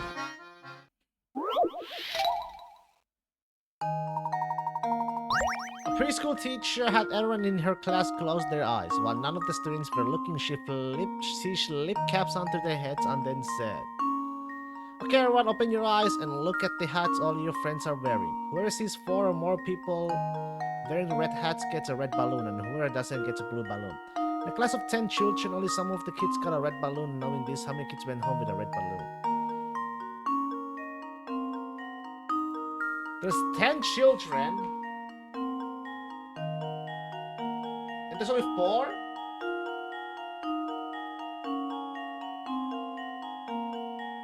One, two, three, 4. Huh?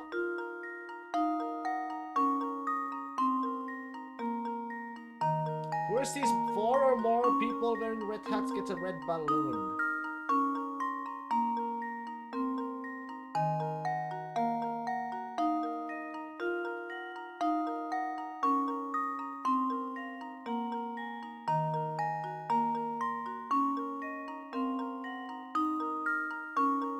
Some kids got the red balloon, knowing so in a class. Some of them did get red balloons.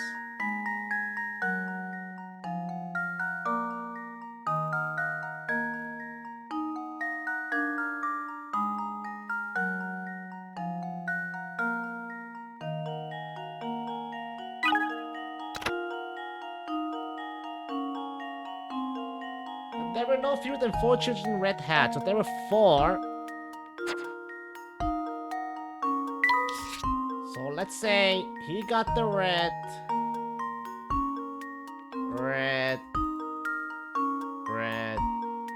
and red. So let's see.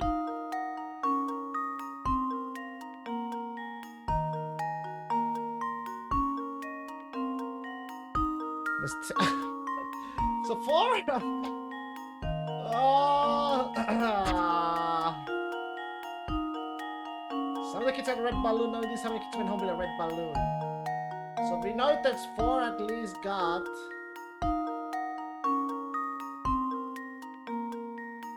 There's like.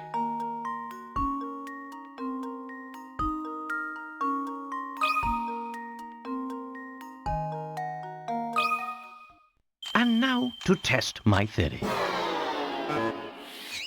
Oh, my. This one is quite it can't formidable. Be 5, obviously.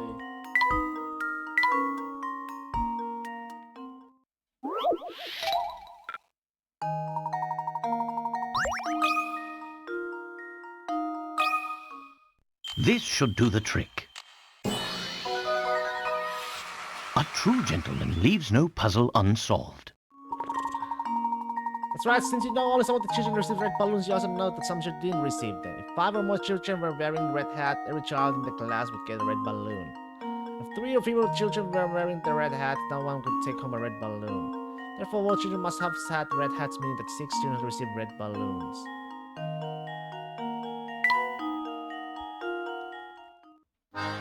Rats, I was sure I could stump you with that one.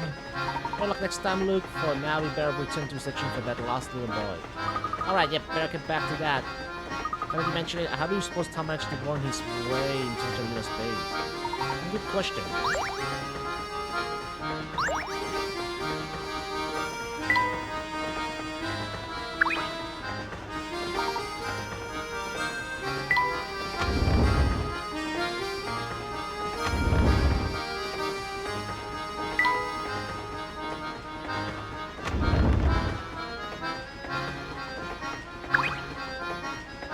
Take a look at this, Professor. It's wood scraps, if I'm not mistaken.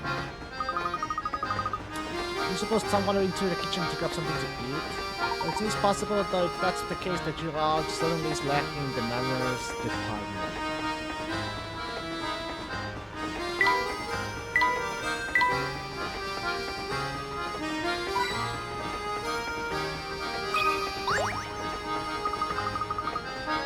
Well, that flower vase looks like it costs a chunk to change. It's true, but lovely decorations really do wonders for a room. That's deadly true for the flowers. Tell me, look, what do you think of flowers like this?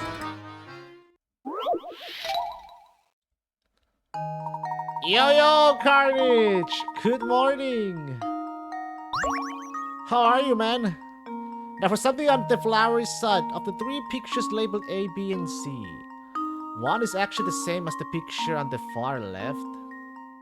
However, the image on the far left has had its content flip left to right, and its colors inverted and changed to black and white. Of A, B, and C, which picture is the same as the black and white picture on the far left? One is actually the same as the picture on the far left. However, the image on the far left has its contents flip left to right. Left to right.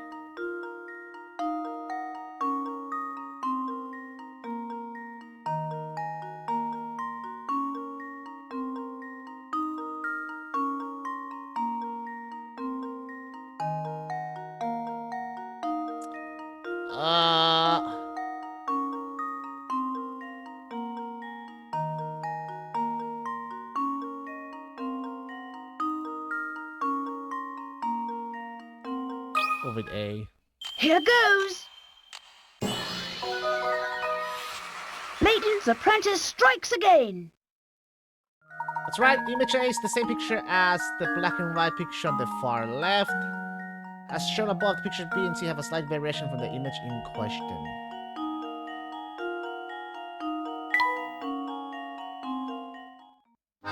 Nice job, not at all puzzles will be such a breeze, but let's keep moving for now. Ooh.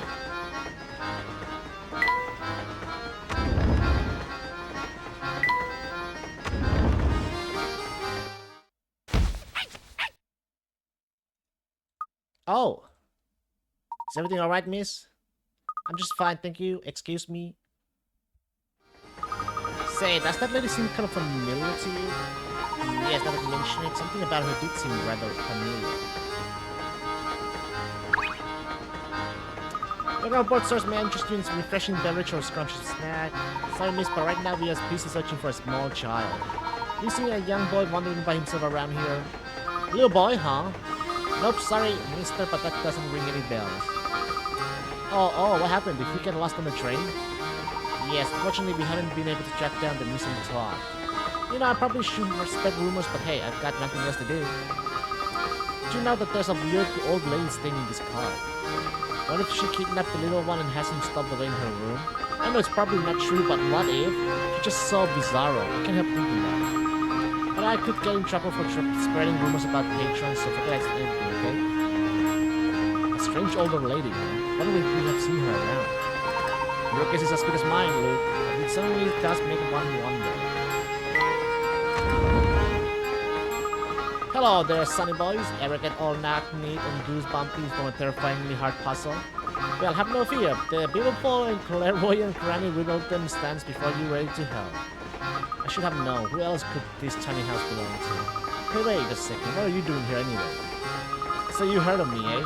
Shorty. Good to know I'm still a bit with the young guns, eh? What do you mean, of course I've heard of you? We met before, remember?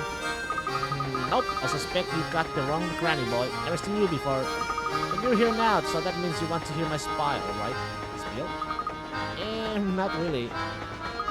Oh, no need to be so modest.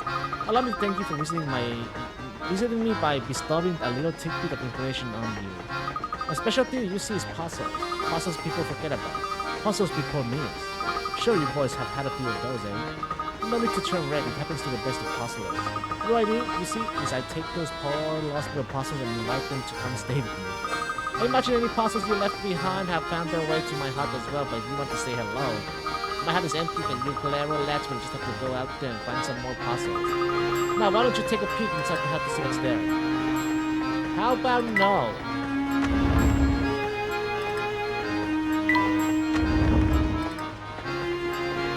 Yo. Oh, a passenger? Sorry, sir. I didn't mean to get in the way of you using deck. You're not passenger, too. No, I'm just the mechanic of the train. I ride along with her in case something goes funny. As you might figure, she's as smooth as butter. Makes my job pretty easy. In fact, I got so much free time that I've started making puzzles. Wanna take one for a test drive? Oh god, here we go. Surviving the wild? After years of bad business, a local zoo has finally run out of money to feed its animals. Bellies rumbling from days with no food, the animals make a plan to escape the zoo. After prying open the bars and the rusted cages, all the animals attempt to find their way through the maze-like walls of the zoo to the exit. Tap the picture of each animal you think made it safely out of the zoo and then tap submit to answer. Just remember, an animal shows its true colors in the wild.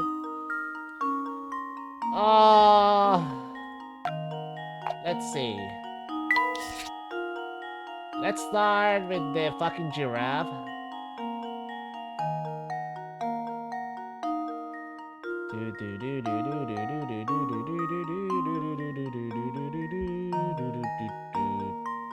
Nope, it's stuck. Yeah, giraffe is not it. Panda?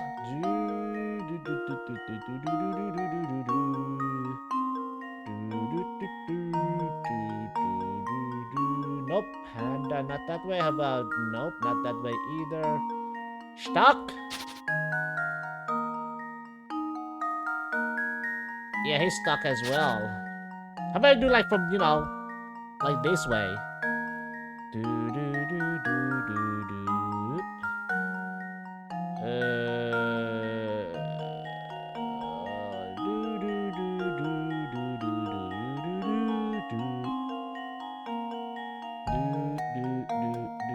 Hey! Lion! Consider this puzzle solved. A true gentleman leaves no puzzle unsolved. That's right. Stop thinking the only animal that will safely escape to freedom is the lion. While both the rabbit and the lion will make it as far as the path to the exit, the second the lion spots the rabbit, he's guaranteed to eat it?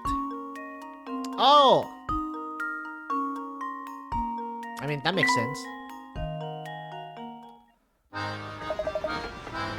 Hey, what's the big idea? Don't you know it's hard to pass time with puzzles when you solve them that fast?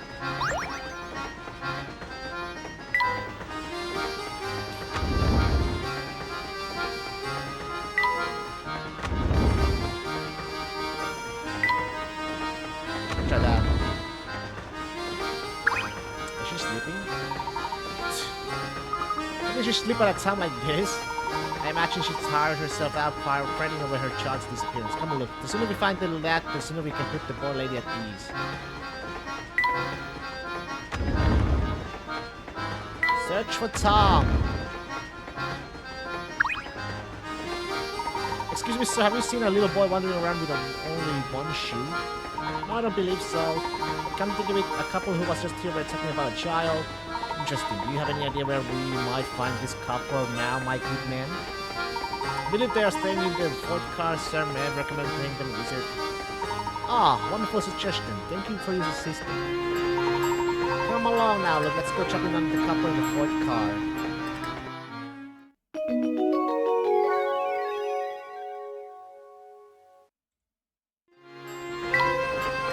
Melissa, number 6.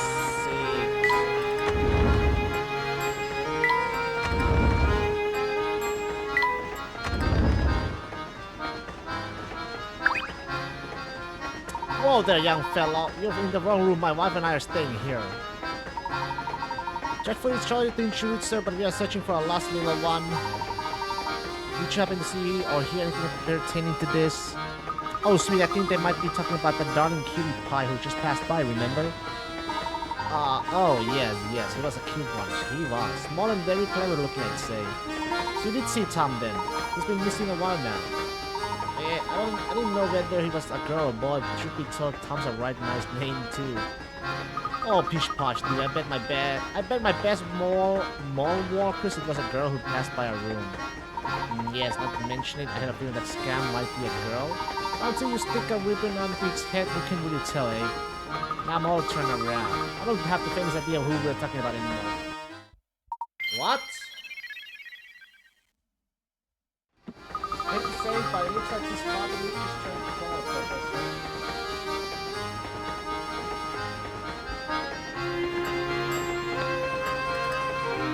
On the contrary, look, we may have stumbled onto some extremely valuable information. What do you mean, Professor? We'll see. First, let's return to the scene of Tom's disappearance. Okay.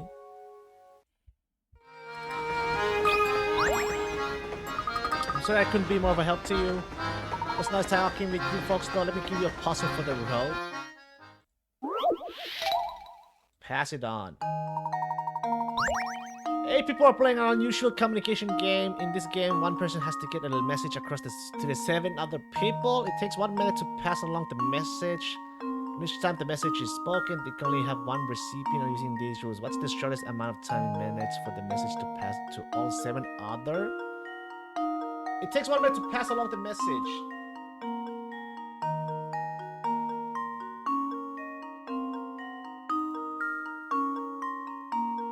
What? 7 other... Huh?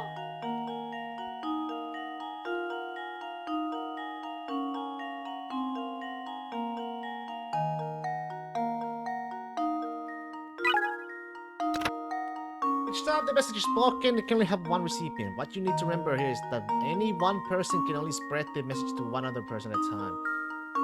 Oh! So... Wait, not these, not you. Wait, right? You, and you. Maybe... So it's either... Do I count this or do I just count like this?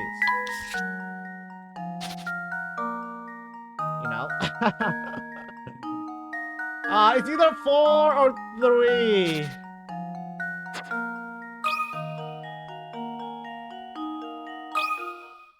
And now to test my theory. Nope.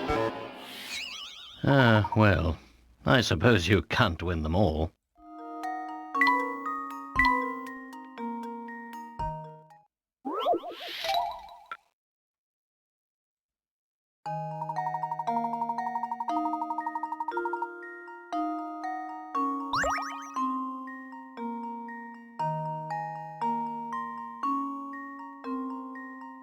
Oh, wait.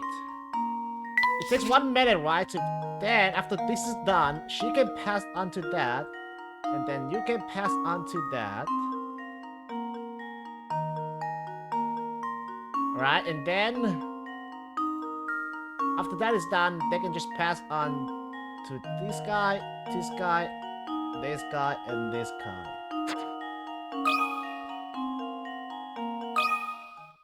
And now to test my theory. Ha! Wonderful! Yeah. Very nice. If the original messenger spreads the word as shown above, the game can be completed in 3 minutes. During that time, the original messenger can tell 3 people of the messages. And the people who hear the message within the first 2 minutes can go on to become messengers themselves. When emergencies arise, information network structured in the above faction can help get the word out fast. 1, then 2.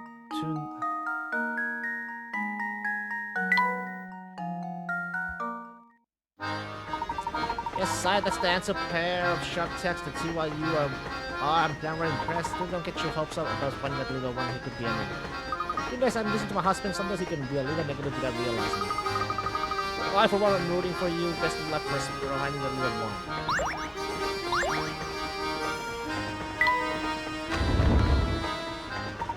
Inspector. Tell me, are you any close to uncovering the whereabouts of the missing child? See, you two are still looking for furniture to find that tycoon. Do you mean to say that the child has been found? No, not at all. I'm saying is that the child is no longer on this train. I asked everyone about it, but no one gave me an answer that suggested they'd seen the light. This led me to the conclusion that the poor child either got off early or fell from the train. Fell off? Yes, it's entirely possible that given the way children love to run amok. When you combine that with the oversized heads, you've got yourself a recipe for disaster. I'll conduct the railway police out at the next station, so feel free to give up on your search. Just a moment, Inspector. The windows on this train are mountain high, and every exit is man. Given the situation, don't you think it's unlikely a child could have made out the train noise?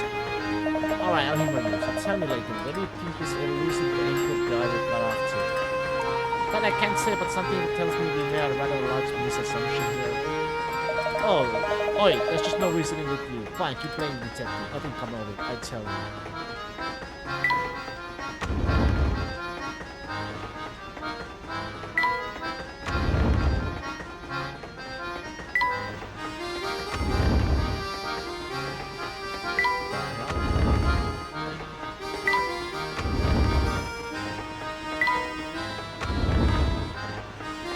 This stream reminds me of a puzzle. Oh! It is a puzzle on it. Him? What's on your mind, my boy? You look distracted. It's hard to put my finger on why, but I feel like someone has been watching us for a while. How are you? You too, then. I've been feeling that same sensation myself. You think that someone might be tailing us? It's certainly possible. Keep an eye out for anything unusual. Huh? This looks like one of Tom's shoes, doesn't it, Professor? It certainly does. But the strange thing is that it's for the same foot as the shoe we found earlier. So it is. Aha! So then, Tom must be... Oh, look, I do believe we both made a faulty assumption. What exactly do you mean? Recall for a moment the events as they have unfolded thus far. Let's see. We found a tiny shoe on the floor. That's right, a shoe small enough for a baby. Just got done with the training. Hope the puzzles have been a nice way to chill in between games so far. Some of them have been very, very hard though. And then there was the cat we found in the kitchen. But it was lodged in such a tiny corner. I don't know how Tom could have wormed his way back there. Correct, in order to get back there, Tom would have to be no more than a half your size. Now that you mention it, I don't think I've seen any boys younger than myself on the train. That was my impression as well, which is why I began to consider a different line of thought. Look, what if you and I have already seen Tom about, and didn't know it? You see, all the while we've been searching for Tom, we assumed that he's a small boy. But what if that assumption proves false? What if we've been wrong from the start? You like Layton, but also I'm really dumb and we'll probably be just as lost watching you solve those? I think I see what you're getting at, Professor. The second shoe was the same in every way as the first shoe, including which foot it was for. If that strange pair of shoes means what I think it does, then Tom must be.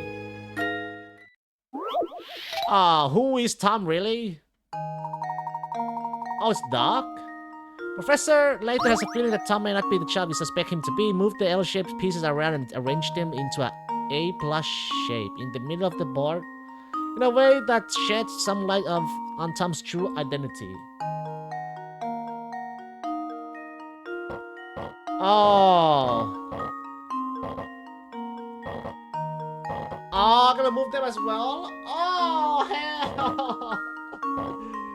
Oh.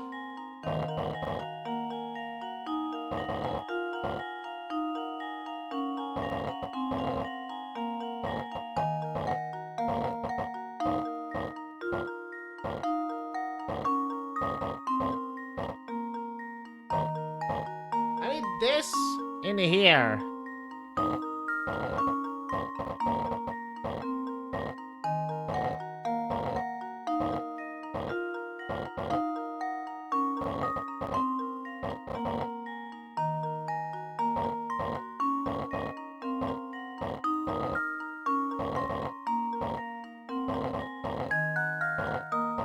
Shit. Can't place that. Very wrong. I mean, that could work right there. Or do it have to be in the... Yeah. There we go. Can we solve Rubik's Cube? This shit would wreck you. I actually don't know how to do a Rubik's Cube either, to be honest.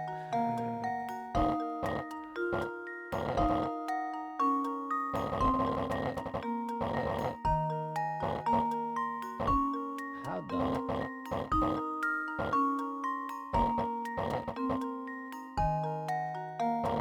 Shit is hot. Right there.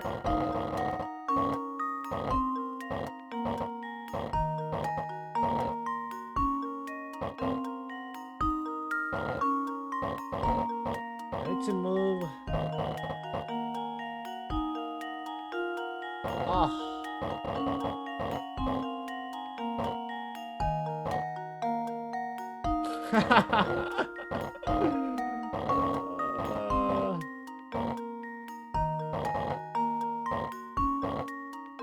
Okay, it looks good, but it's not in the right spot. This goes right there. Right there. Hey, look at that! Boom! Here goes. Woohoo! That was almost too easy. It was not that easy. Yay! Good work. Oh, Tom is a dog? Do you recall the girl we saw holding a small dog? This is the first time playing Layton? Yeah, I played the first one 2 years ago. The first one, the Curious Village.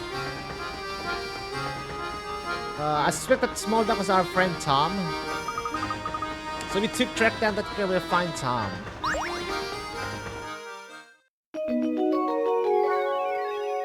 Yeah, I played the first one.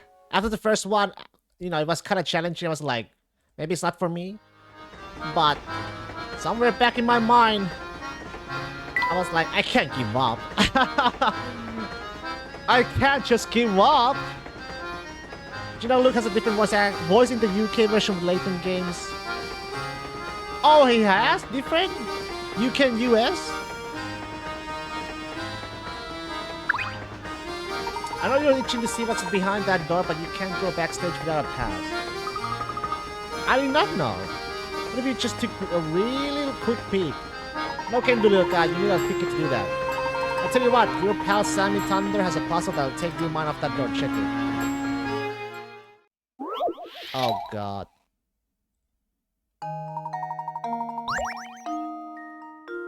Oh, no, I hate Matt. In the US, he is voiced by Lanny Minella, and in the UK by Maria Darling. Oh, by a woman. Okay, Viva. An unknown number of people are riding a train. At the first station the train pulls into, 1 of 6 of the people on board get off. At the next station, 1 of 5 of the remaining passengers get off. This pattern continues so that at the next station, 1/4 get off, then 1/3, and then half. Then at the final station, all passengers remaining on the train exit as well.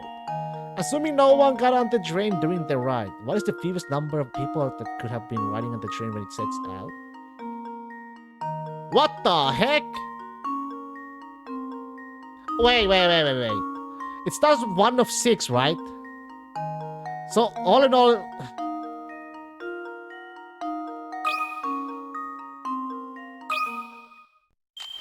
Let's see if this works.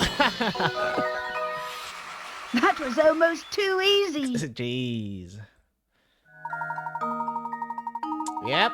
Good work if you assume the train started out with 6 passengers, then only 1 person would have to get to each station. This puzzle can be really tough if you don't remember to reduce the number of people remaining on the train at each station along the way.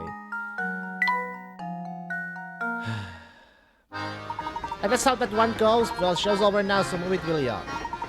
The folk in there, final passenger hanging around outside their door. I'm gonna get a miracle. To be honest, some of the answers I'm just guessing. I don't know all. Sometimes the guessing works as well.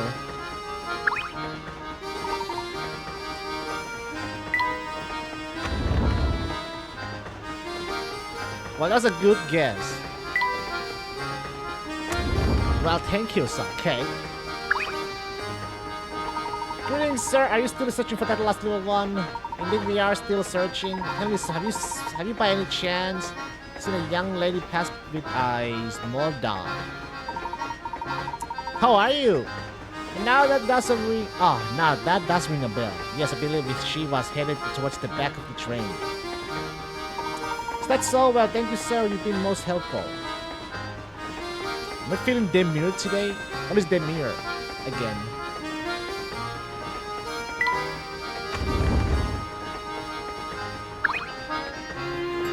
Well, if it isn't the famous Mr. Layton dashing about like he knows something I don't. I was just about to head over to Babette's and inform her that her child is no longer aboard the train.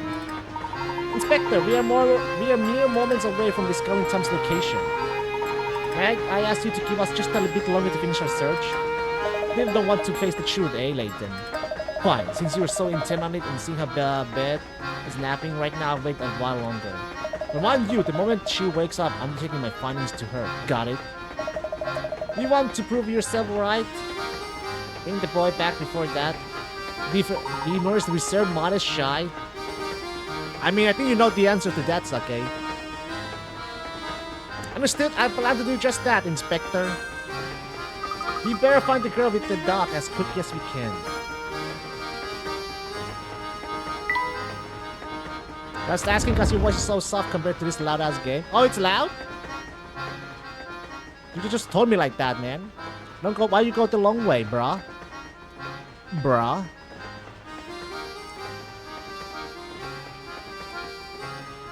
Is it better?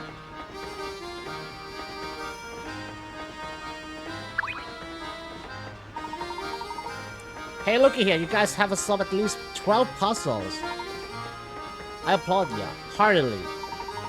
Can't see how I could dislike a couple of can-do go-getters like yourselves. Let's be pals, eh? Can you hear better now? Let me know. You guys can let me know. I don't know. Let me know if it's too. Sometimes the game is too loud. Because I can't hear it. Oh, I can't go anymore.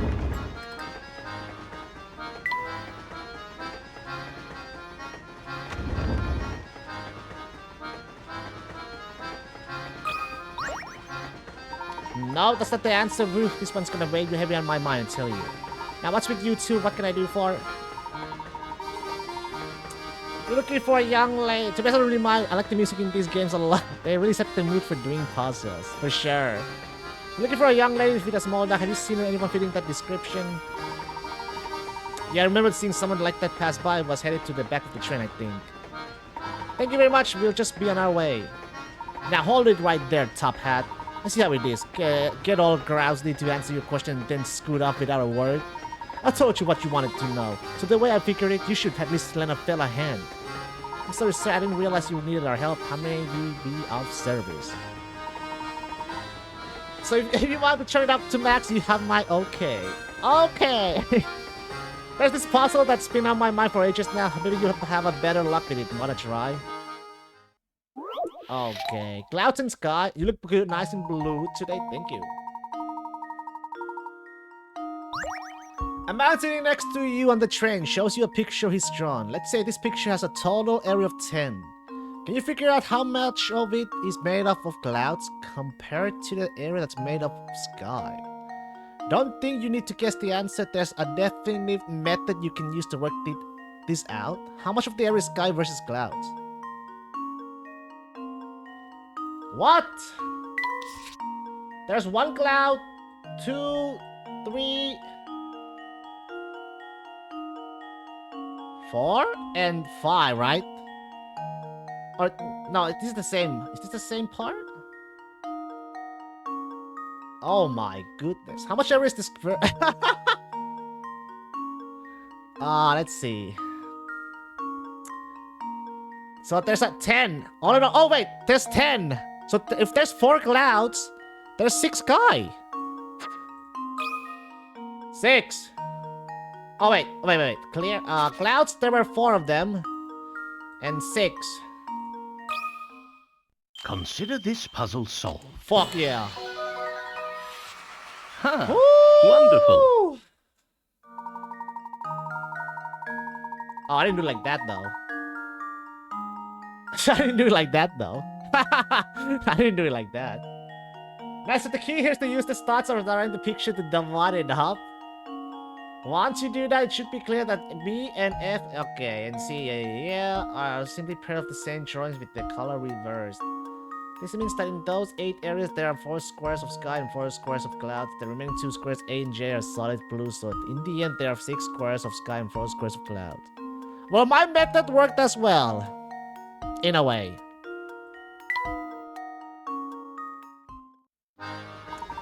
So that's how you do it? You got quite a head on your shoulders, don't you? Now, as to that girl you were asking about, she's probably on the observation deck behind me.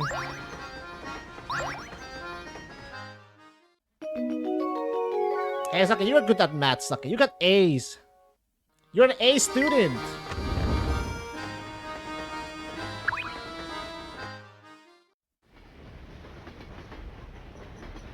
Excuse me.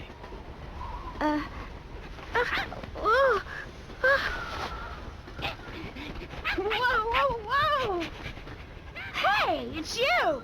Yes, I had the sneaking suspicion that it was you who was tailing us. Who? Flora, what are you it's her! doing here? From the first game. I'm sorry. It's just... Well, you see, I just didn't want to be all alone again.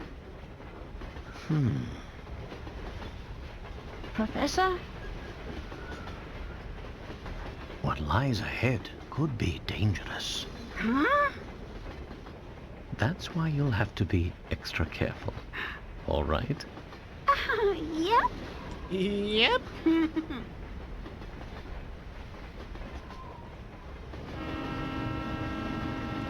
She's the first...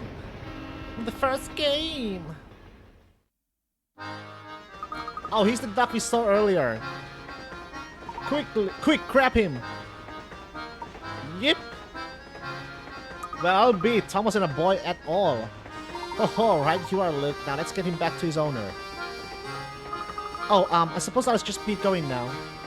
Don't be ridiculous. Come along now. Flora is now traveling with you. The top screen shows who's walking with you. Nice. Okay.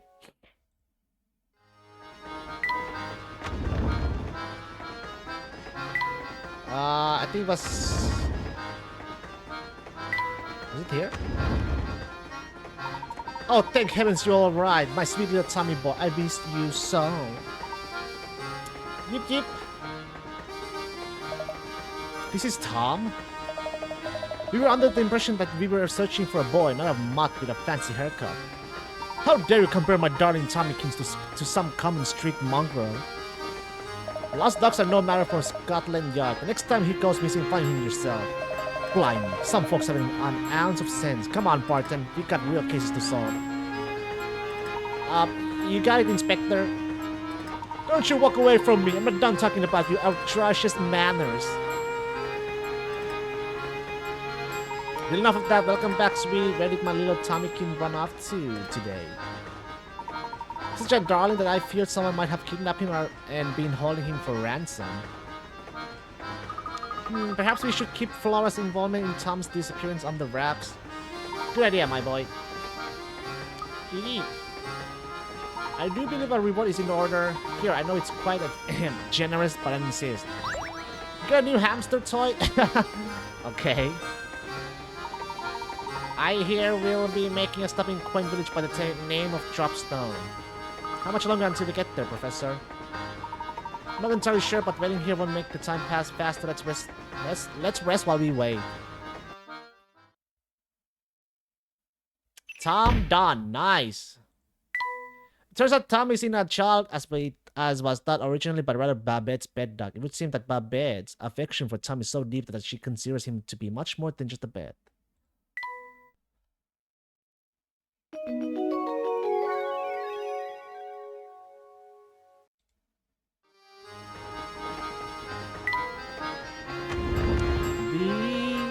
Say, Flora, where you have been hiding all this time? Yeah, until I found out that little dog had just been relaxing in my room. Really? You got your own room? Sure I do. It's the middle one in the third car.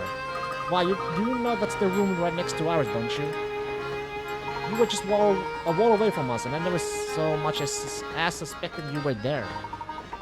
I had to clip that so scientists and mathematicians can study the golden method in the future. Yep. Eek! My word. Why has the train stopped? What's going on? Samuel, you dope, what did you do this time?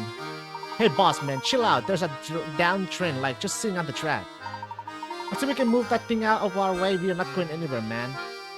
Then get your rear in gear and move it now. I won't have your laziness tarnishing the voluntary brand. But I'm just an MC. Shouldn't we get someone a little more, you know, gear-headed to handle this? Besides, train cars are heavy, man. How am I supposed to move it? I will not hear excuses, especially from a layabout of conductor who barely earns his keep. What about Luca and Sammy look like the Game Grumps? Game Grumps? I don't care how you do it, just get it done. Okay, I'll give it a shot. Just turn it down a notch, uncle. Uncle? I might be your uncle, but I'm also president of this railway, and I demand you to address me as such. Okay, alright, sure, whatever you say, Mr. President. Mr. Presidento. Any coins around?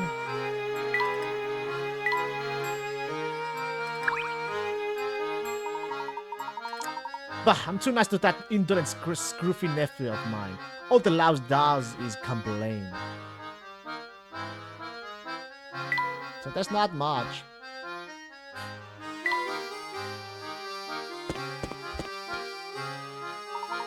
What seems to be the problem here? Oh, sorry, Mr. Passenger. See, there's this giganto freight train parked on the track and it's blocking our way. Clearing the track is gonna take some time, so just sit back with something fizzy and wait. I see. Can I lend you a hand? For real? Oh yeah, that'd be way helpful. You think you can find a way to move the train blocking the track so we can, like, get a move on? Step aside now. We're not going anywhere until that train moves off the track. I didn't mean to click that. Oh well. Did we get this car? Okay. Oh no! Here we go.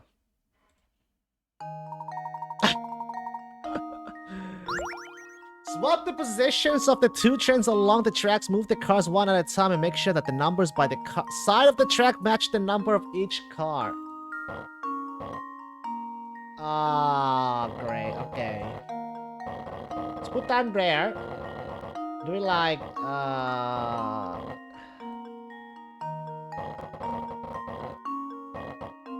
that? Do like that. One over there, two over there, three over there, two over here, three over here, two over there. Actually, yeah, one over there, four over here, two over there, three over there, four over here. Boom, baby! Woohoo! And now to test my theory. Ha! Wonderful. That's right, now hurry back to the train, it's behind schedule as it is. Hopefully we should be able to continue our journey now. Yep, I reckon we're good here. Give me just a second, we'll be up and running again.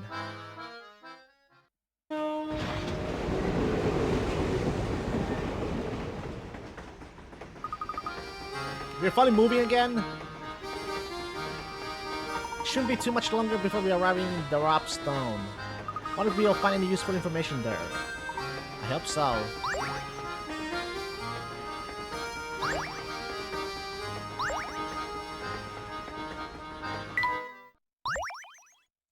Save my progress? Yes.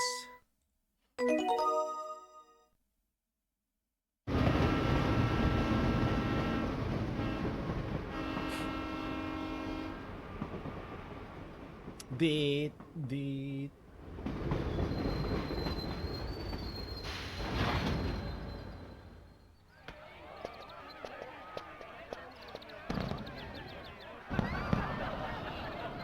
Wow. Dropstone 50th anniversary? The country village of Dropstone. Oh my god. That sudden stop back there did a number of on our breaks, so we're stopping here for repairs. We got at least 3 hours till we be ready to roll, so why don't you catch the local sites? Capital idea. Besides, who knows what information we might stumble upon in the village.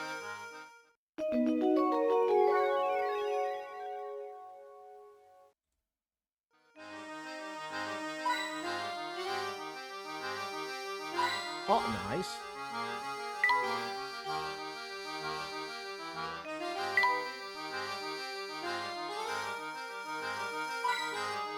Nice. Look at this poster for Professor. Yes, it's quite lovely to look. Oh, but there's something quite odd about that picture. About the picture. How do you mean? Where do you mean, Professor? A dramatic farewell. Train stations are especially good place for dramatic farewells, aren't they? I mean, movies and TV series. Below is a picture of a man and woman bidding each other a tearful goodbye. Somewhere within this picture is a single unrealistic detail. Huh? Unrealistic detail? Oh god, how am I supposed to know? What? I mean, there's a...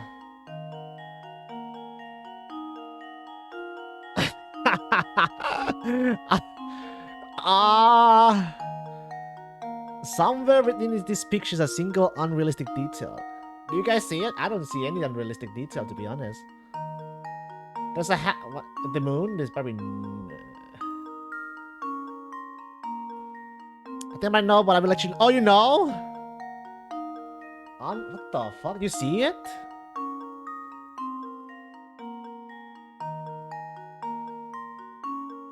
The Doko has... Yeah, there's tail. The shoe, yeah, that's okay. Looks fine to me. The woman... There's what the fuck even is that? Please withdraw your circle. Not good enough, huh? No, not... me use one hint. There's nothing wrong with the dog. No shit.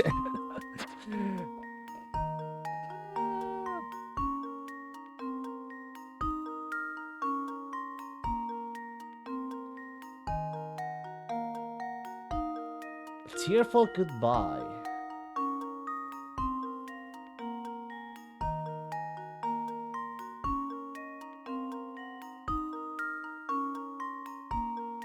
Damn.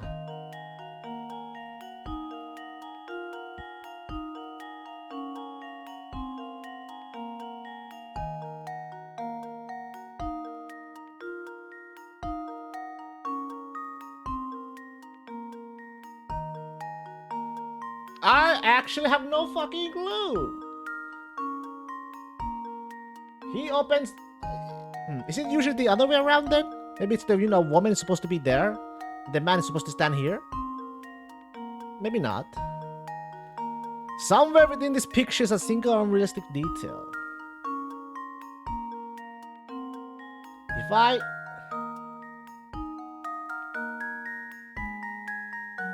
Maybe it's wrong. It's wrong. Let's see if this works. Oh, what? What the? That was almost too easy. Oh, what? I was circling the man, to be honest. What is this? Could I where the man in the picture to open the window as shown above the frame would go through the roof of the train? Wait, really? I don't know. Most trains have a window that either slide down in the body of the train or allow only one portion of the window to open. Of course, thanks to today's modern air conditioning, a good number of trains have been fitted with the windows don't open at all. Okay, I didn't Okay, I didn't know that. Yo, what's okay? Okay. So what was your guess, Ame? I was gonna say was the lamppost because it is a bit too close on the train. Oh. Can we take a jet to holiday? No. Oh, right there. That was the art section.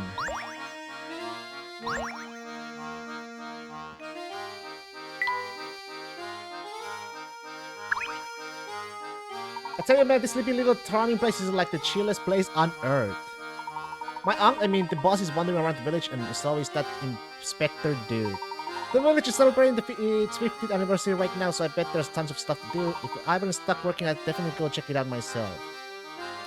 The village was founded only 50 years ago. That's quite young for a settlement in these parts. Oh, and it's so peaceful here. I really can't believe we'll find any clues about the Elysian box. Oh, I wouldn't be so sure of that, Luke. Remember, one of the first rules of puzzle solving is that the answer is often in the unlikeliest of places. Yeah, for sure. Of course, you're right. I'll be sure to keep my eyes peeled for clues, Professor.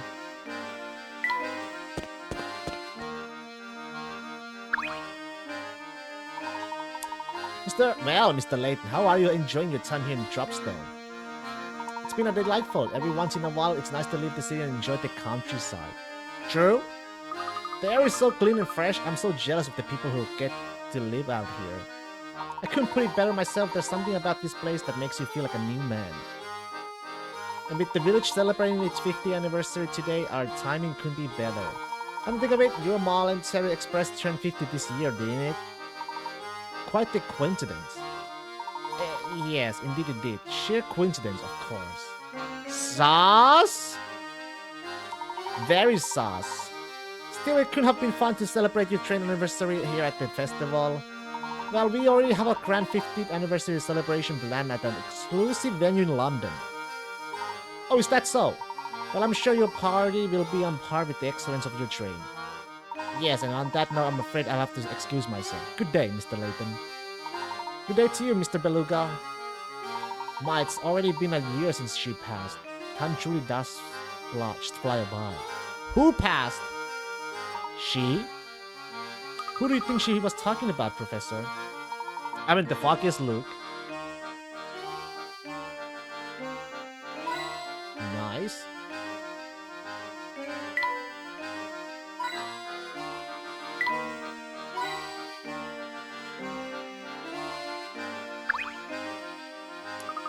Oh, hello. Fancy you, laddies. Me? They booted me off the train until they fix it. You have to a few puzzles to pass this time. Just make it. Yeah, I'm good. I'll be here until I can get back on the train, so just come by if you get a hankering for a puzzle. I think I'm good. No, thank you.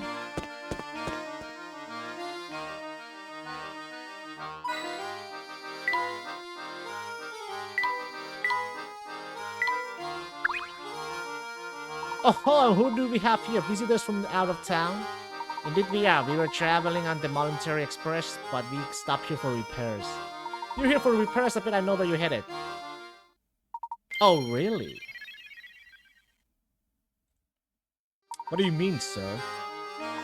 Oh, I was just thinking out loud. Yep, just chatting with myself. Forget about it. Sauce!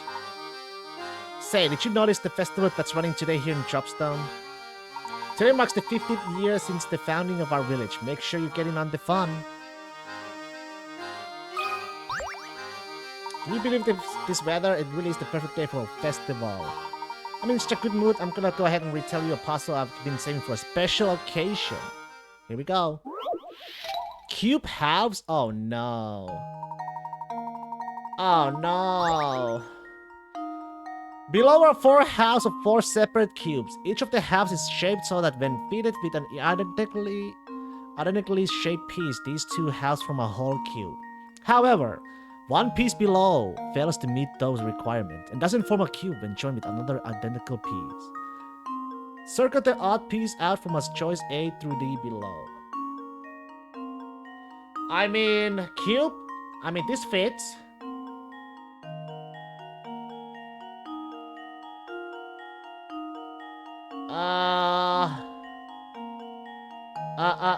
I think B would, the same, it would fit, yeah. B would, okay, so it's either C or D now.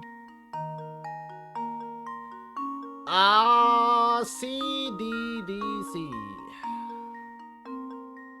Same size of D.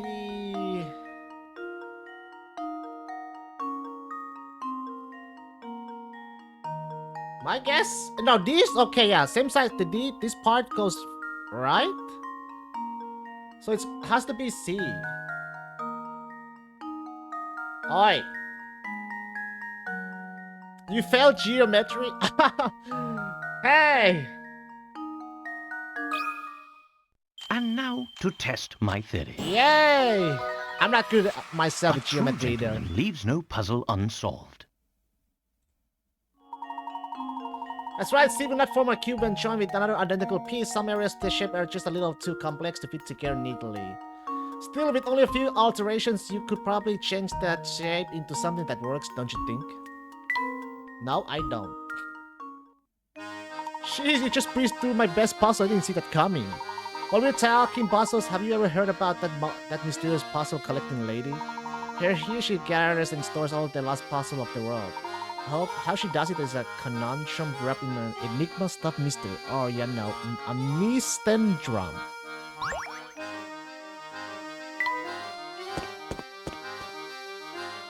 Wow, look at all the stuff there is to do. I've never been to a real-life festival before. It's wonderful. Oh, that's right, Flora. I've forgotten how you grew up in that one little village. And now's your chance to make up for the last time and let's explore. That's a great idea. Where should we go first? Oh, let's look at that booth over there. I want to see what they got. Wait for me! You two watch where you're running, or you're liable to crash into something. Nani? There's somebody. There is somebody! Oh no. What are all these arrows for? Oh, it's a carnival game. Hey there, Squirts. Try your hand at this fine game of skill. I tell you what, since business is so slow right now, the first try is on me. It's Sasamugas! Gosh, really, mister? Well, I can't say no to a deal like that. Come on, Flora. We can try it together. Can we? A bag of candy dangles from one of the 3 arrows attached to the wall. Assuming that all 3 arrows are perfectly straight, which arrow A, B, or C is connected to the candy? I mean, it's clearly C. Or or it's either B or C.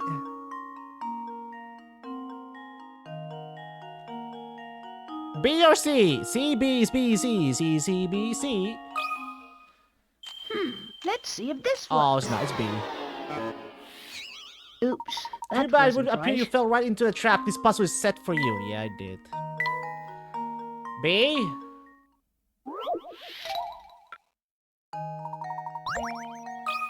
I imagine it was Just A. leave it to me. Okay. I swear, if it was an A, I would have... Layton's apprentice strikes again. Good Eye Arrow B is the one attached to the candidate. The reason this puzzle is tough for some people is because it contains a famous optical illusion. When you obscure a portion of a diagonal line with the straight shape, there's two visible portions of the line appear disjointed from one another. Bitch! Nicely done, Shorty. Here's a little something for that fine performance. Really? Gosh, thank you.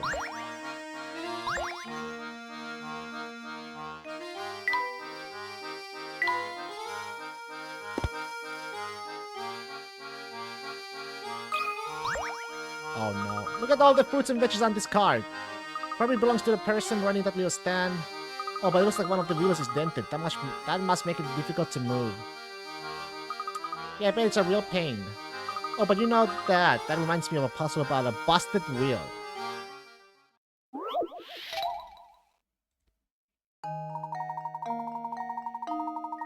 Oh, God. Let me take a bathroom break.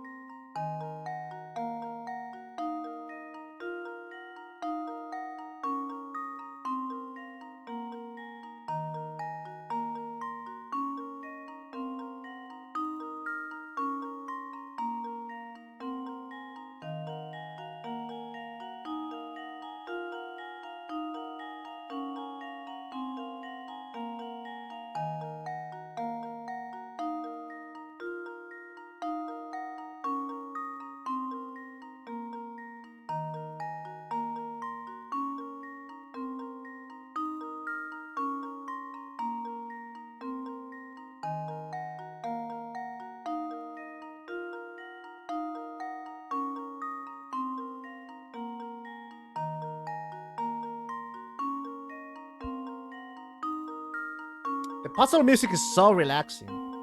Bum bum bum.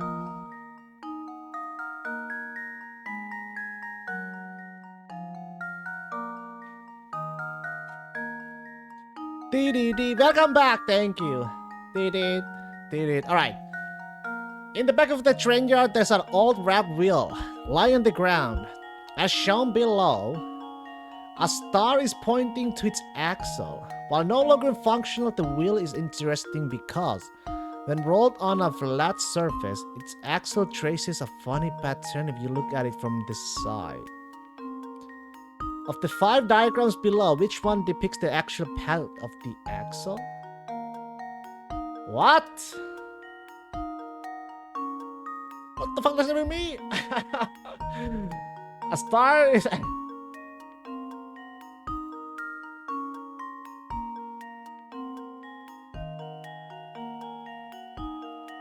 I don't even get the question. If the 5... Okay. Okay, on the ground shown below. A star is pointing to its axle. I no longer function. The wheel is interesting because when rolled on a flat surface, its axle traces a funny pattern if you look at it from the side. From the side? Oh, I need a hint. This wheel's shape is essentially a triangle with the corners rounded off. Since the axle is positioned close to one of the corners, you can expect the pattern it creates to be a rather unconventional.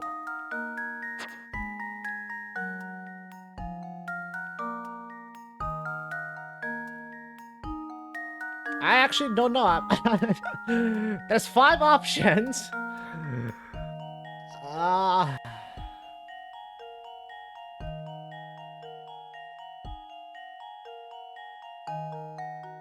I'm just guessing at this point, to be honest. I have no clue.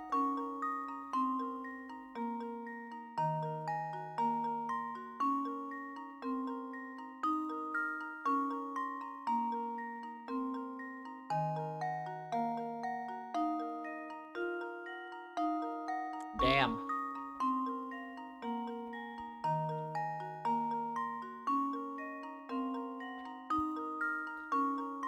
So it goes. Ain't no it can go like this though, right? Din din din din din din. Do do do do do. Dun dun dun.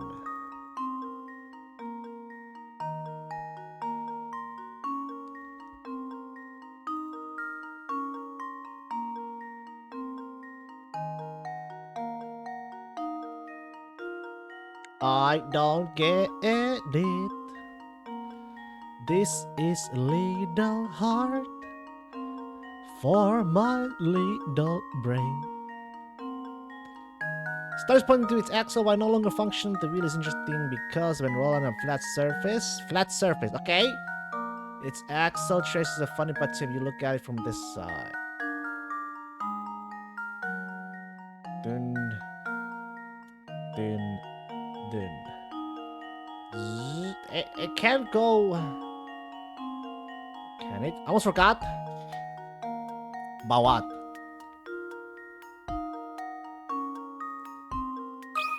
Just try A. Just leave it to me. Okay.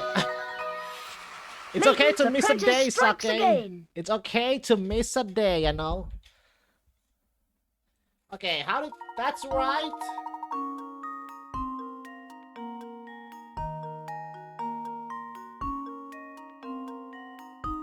Diagram correctly traces the path of the axle as the wheel rolls. You probably won't see this wheel on the train anytime soon, but it sure would be fun to watch it bounce around, wouldn't it? Oh, then... That was way too hard. That's right, look, you sure figured that one out fast. You got a puzzles, I got answers. I'm impressed you knew a puzzle like that. I never heard that one before. But I need to know a few to run with you two. No, you don't. Lulu, you're doing some top secret festival prep back here, so you can't come in yet, okay? No?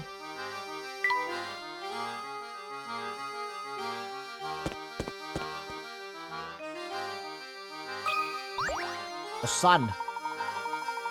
Gracious, the weather couldn't be finer for celebrating Dropstone Fancy 50.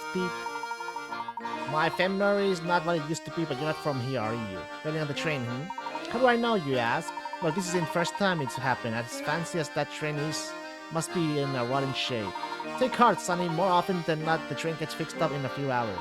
What? With the festival I know, there's plenty here to do and see in the meantime. Thank you for the information. If I could trouble you for a moment, though, I'd like to ask about a relic known as the Elysian Box. Oh dear me. Oh dear me, I've never heard of the dreadful thing. He knows! Never, you hear?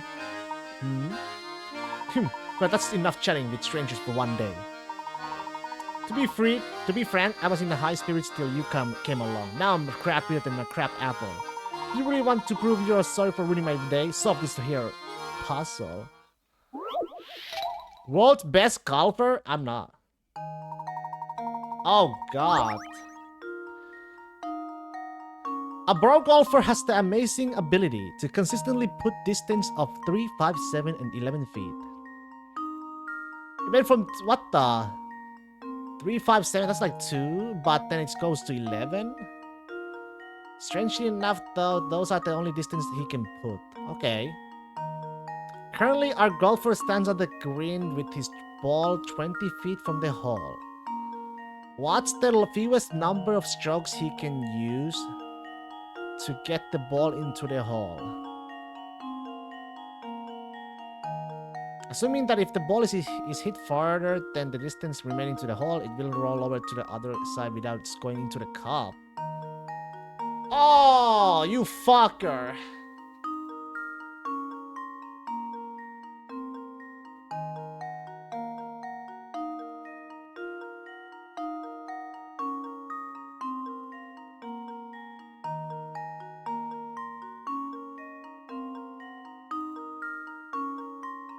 What is the fewest number of strokes? 20 feet. He can go 11, 7, 5, and 3.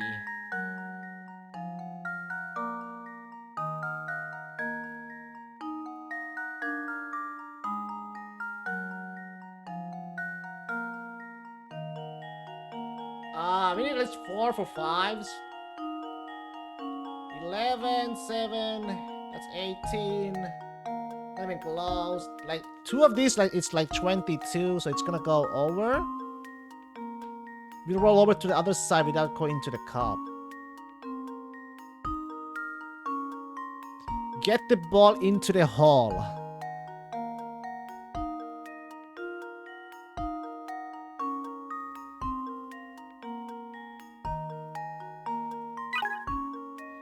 I mean...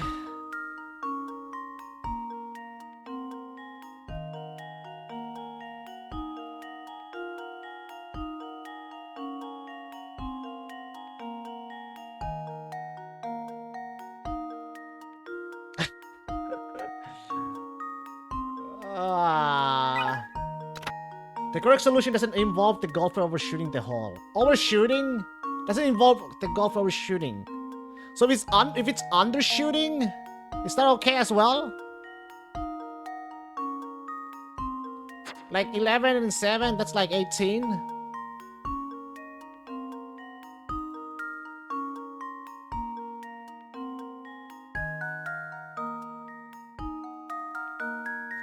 Assuming that if the ball is hit farther than the distance remaining to the hole, it will roll over to the other. Okay, it will roll, but if I under, let's see. So, what is the fewest number of strokes? That's 2. 11 and 7 is 18. So like that's only 2 inches or 2 feet or whatever, you know, off. It's okay though, right? Or if I go, yeah, that's it's either 2 or 3, at least 2 or 3 is my answer. This should do the trick. Okay. Huh, What's the reason? Good job. If our friend Diabolical Golfer puts 2 diagonal shots as shown above, he can sink the ball in 2 shots. Oh my, I mean, I didn't count like that. No one ever said the golfer had to put directly towards the hole, did they? Well, fuck you. Sure, in order to sink the put using the method shown above, you need to calculate the angles of each shot perfectly. But that's probably why he's a bro. Let me open the windows.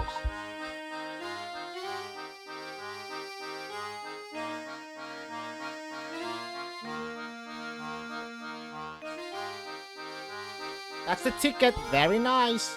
You got a good head on those shoulders, Sonny. I guess you'll need one to pull off that hat.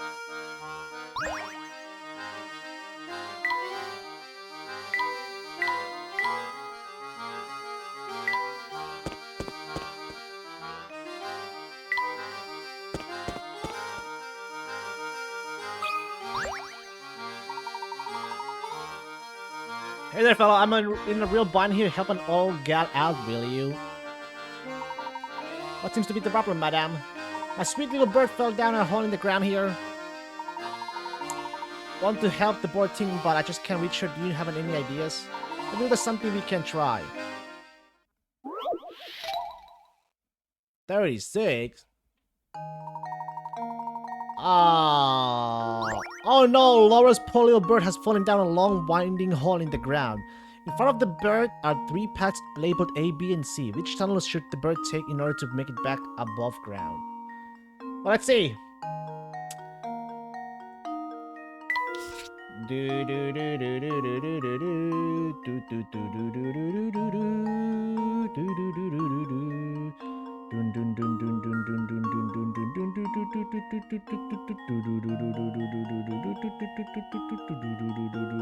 we go?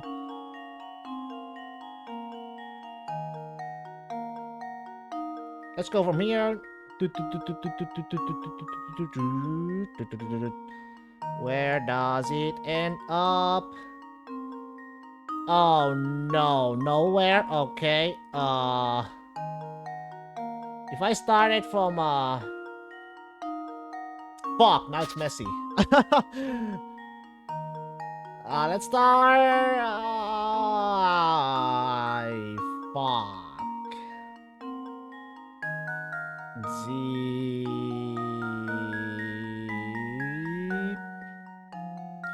from here, here, here, here, here.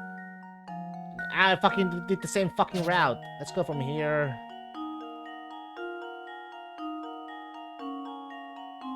I'm doing the same thing again, but what if I go from here? Can it still go to the same? No. What the fuck? Let's start from here like this then.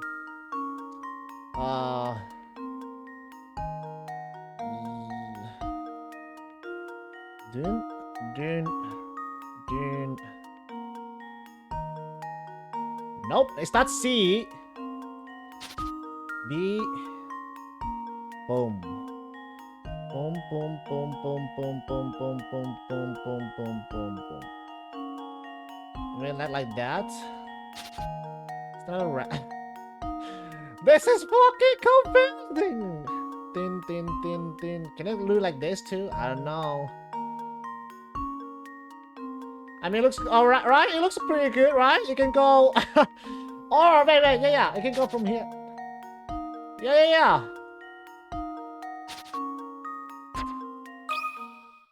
And now to test my theory.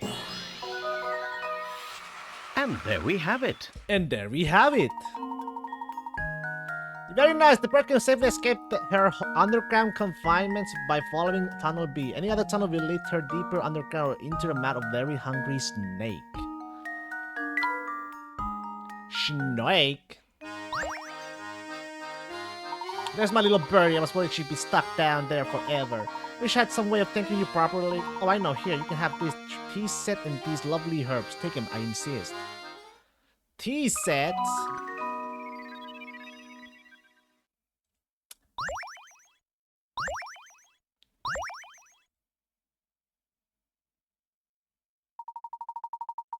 Anybody want some tea? Tea? Oh no. Look at this crazy looking tree, Professor. It's all warped. With a structure like that, it must be quite old. I wonder how long it's been there. Oh look, our little conversation reminded me of a puzzle I know. Care to hear it? Sure. Trees on an old road. The country road you see here is lined with a single straight row of trees, each planted at a different time and each a different distance from its neighbor. Of the 5 trees labeled A through E here, which 2 trees have the greatest distance between them? Study the diagram and carefully draw lines between the letters of 2 trees you have chosen. 2? 2 trees? I mean, it's clearly, if I, like this, right? Aim.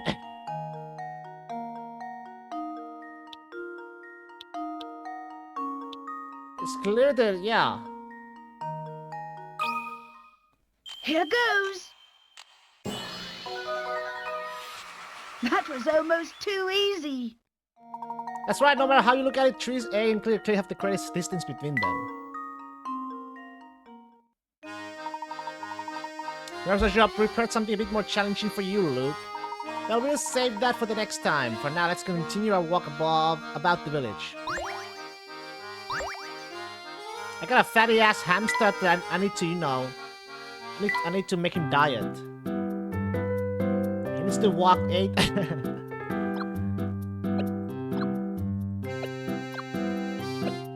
Exercise. I'm not so good at moving and Well, stuff. time to get moving.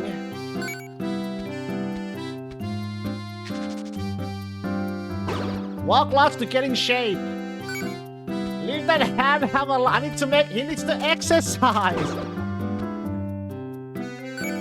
It's not enough. It's 7. Oh, already 8. Yay. But if I exercise. G, I named him G. It'll just make me hungrier. But roundhouse are so cute. They will die earlier. They need that exercise to stay in good health and shape. You know? Oh, hello there, you two. You sure have an excellent timing. Well, they are more ham-hams. See, I'm trying to wrap these flowers I grew to give it to a friend. I got a green thumb when it comes to plants, but I'm all thumbs when it comes to wrapping. Help an old gal out, would you? How much more do you got? It's a wrap. In order to wrap the flowers just like the leftmost drawing, how should you begin your wrapping? How the fuck do I don't know. I don't wrap stuff.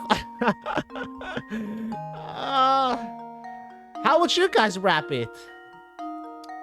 Huh? I mean, it starts from a thing. It's either, okay, it starts from the left corner. It's either D or C. So it has a... Oh, it's gotta be C. Consider this puzzle solved. Ha! Wonderful. Excellent, were you able to follow the paper's transition from a flat shape into a 3D one? Not really. Well, that's about the finest wrapping job I ever seen. You are sure saved me a heap of trouble.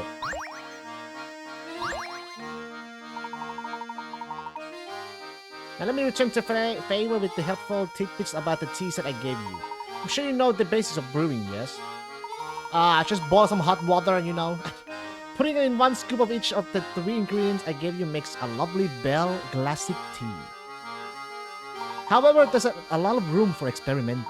For example, try brewing 2 parts brisk berry with 1 part something else. Get it right, and you'll make a sweet, crisp tea that is just wonderful. And if you happen to pick up more tea ingredients, try creating some infusions of your own. There's a whole world of complex flavors waiting to be discovered. You just need to find them.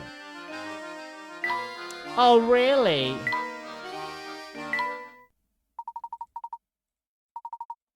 What do you guys want? I got you guys. Okay.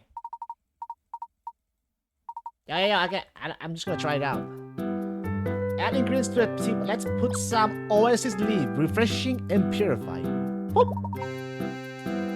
Revitalizing and restoring, brisk berry sweet. Add that in too. What is this? Bell tart seed sour. Great for the skin. Oh, we need some good ass skin. Isn't that good enough?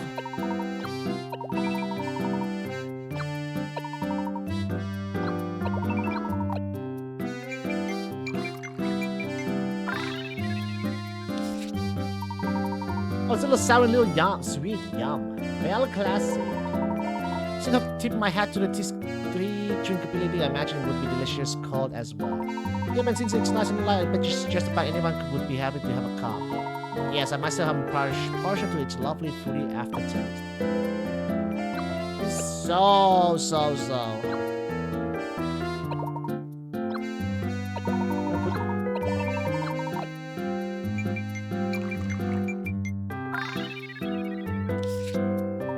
Delicious. Just love how sweet this tea is, Professor. Well, it's a bit too sweet for me, but I understand why so many children enjoy it. I think I could drink a whole pot of this stuff myself. Just watch me. Haha, you got quite the sweet tooth, Luke. Just try not to drink it too fast.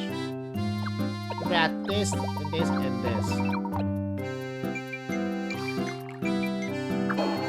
Oh, your tea was no good.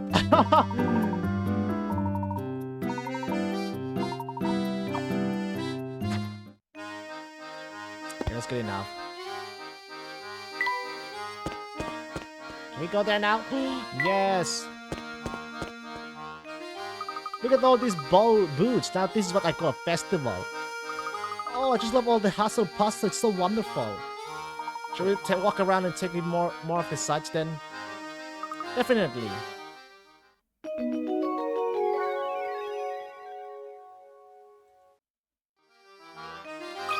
Oh, I didn't mean to. Fuck. Look at this little monument here, Professor. I just wanted some coins. It appears to be commemorating something. Why don't we take a closer look? The secret message. On the day Dropstone was founded 50 years ago, The villagers toasted with the red wine and danced late into the night. They also built this statue, engraving it with the word red and the date 8 to 12. Or is it 812? Part of the statue is shaped like a wine glass and can be filled with water from the spout at the top. While the statue describes the villagers' activities on the day of the founding, it can also show where they all found themselves the day after the festivities. Can you figure out where the villagers were? Huh? In 3 letters?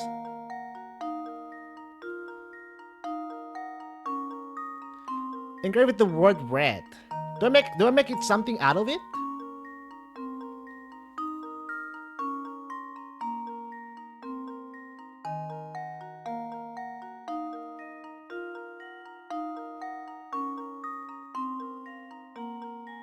Red?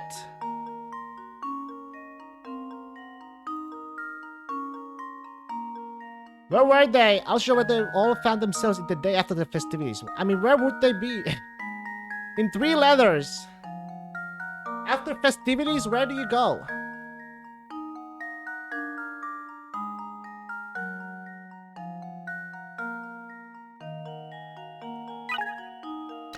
The puzzle asks you to answer with a 3-letter word. Say part of the engraving is the 3-letter word red.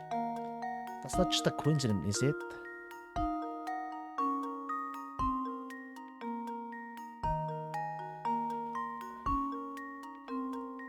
Wait.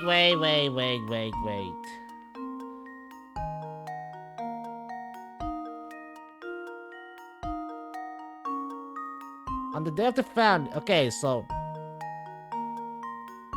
red wine.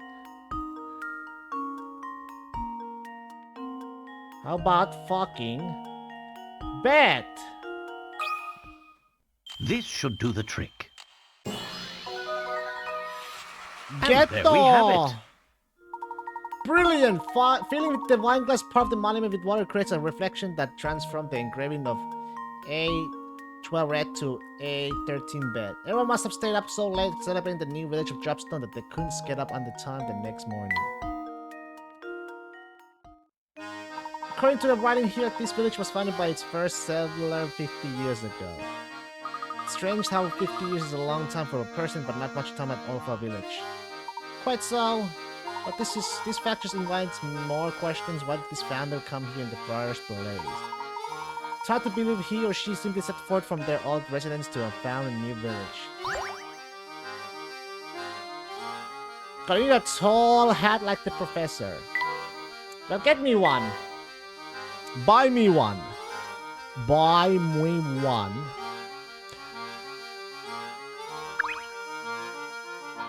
You know my address.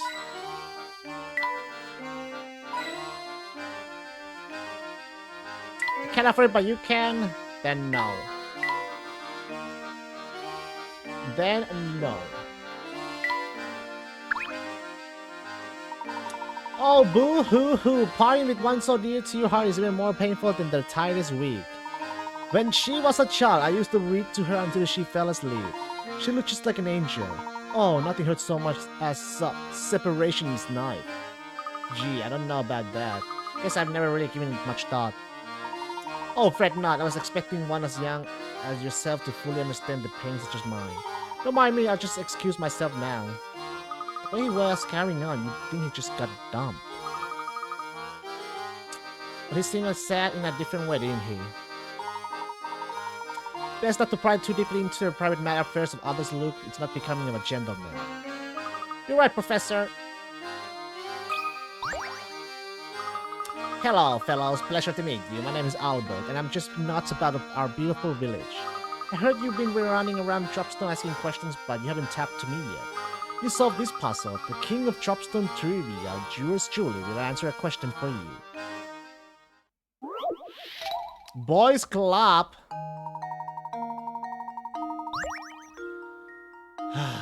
Below is a wheel of male and female portraits. Select a portrait and counting that portrait as 1. Move 6 portraits either clockwise or counterclockwise. Then cross out the last of 3 6 portraits. What the fuck? Repeat this pattern starting from the next available portrait and moving into the same direction. What the hell? If you start just the right portrait, you can remove all the women in the wheel, leaving only the 6 portraits of men behind. Circle this portrait. Remember, you can move clockwise or What? What?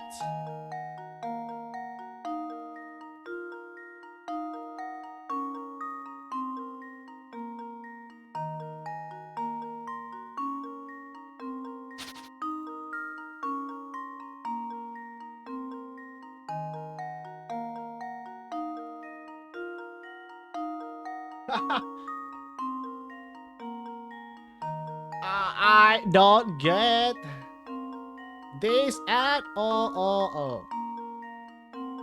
So,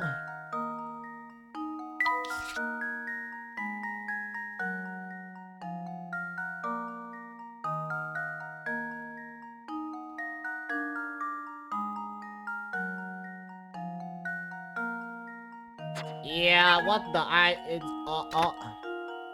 the first portrait you should choose, should be a man.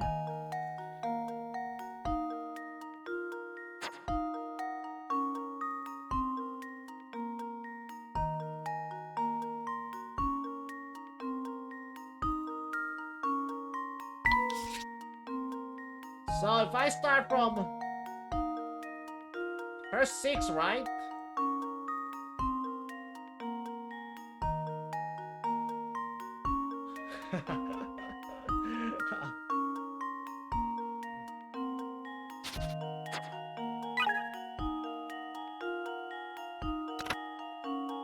Move counterclockwise to find your answer. The first portrait you should remove is the girl positioned at 5 o'clock. 5 o'clock is this bitch. She's out, right?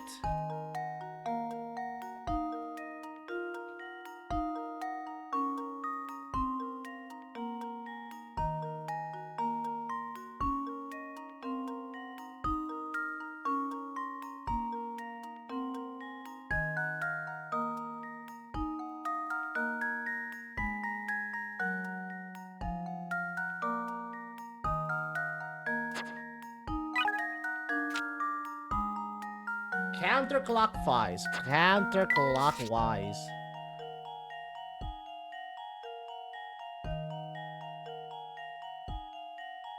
That's why she's out. And then the next one would be him, right? 1, 2, 3, 4, 5. Or maybe it's her?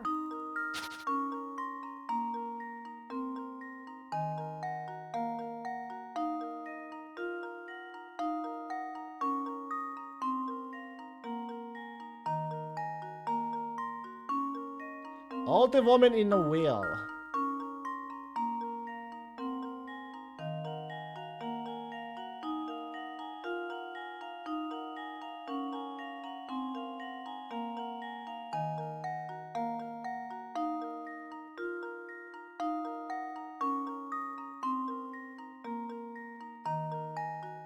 I'm actually...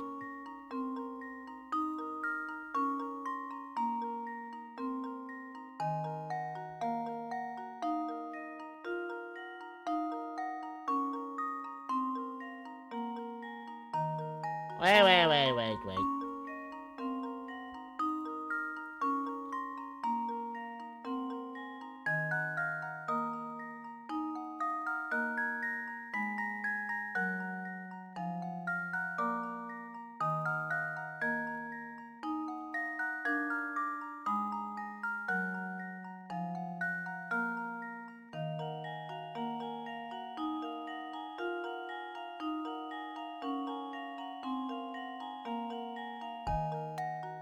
Wait, I'm confused myself right now.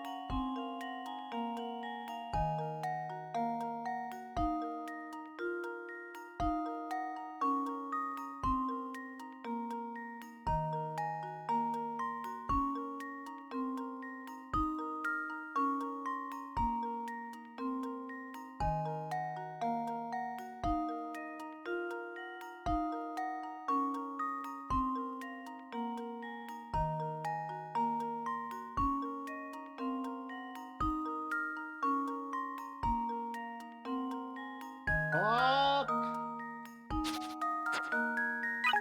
Him?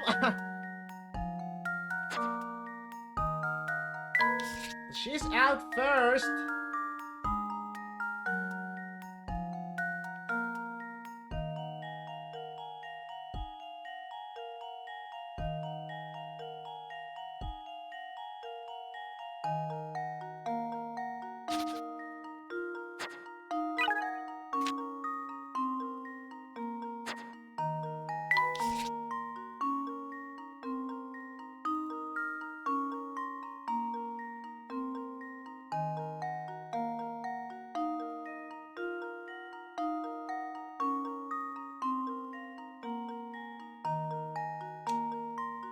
Jesus.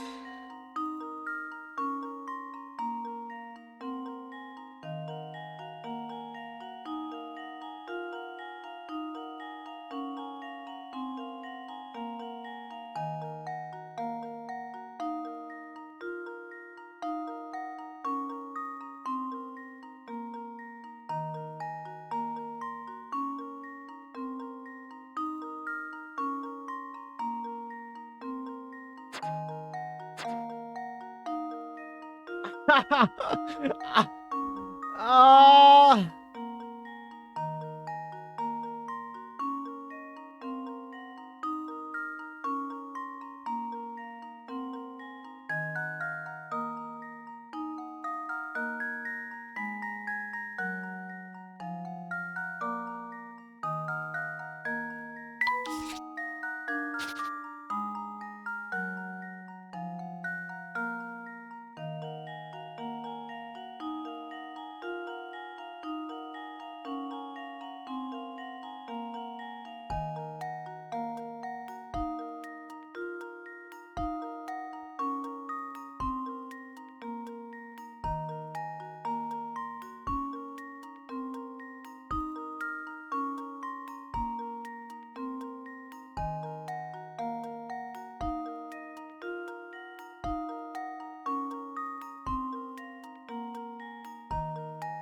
Leaving only 6 portraits of men behind.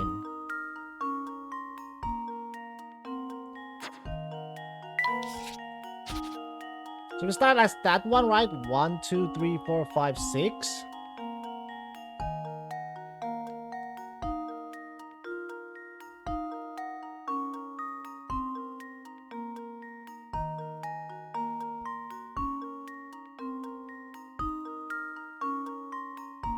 Then 1, 2, 3, 4, 5, 6.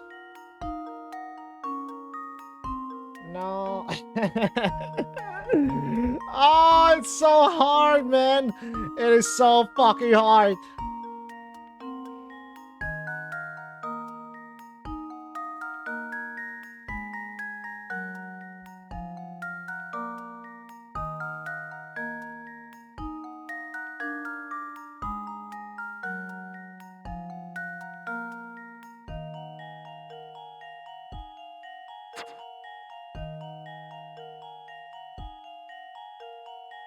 Let me just get one wrong. Let me see the And now to test my theory.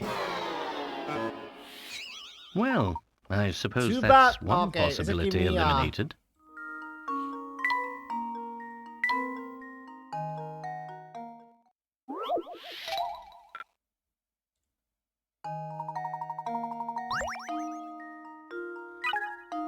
The first portrait you choose should be of a man, right?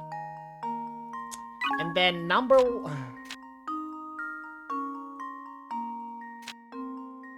counterclockwise. And why is this gonna be first?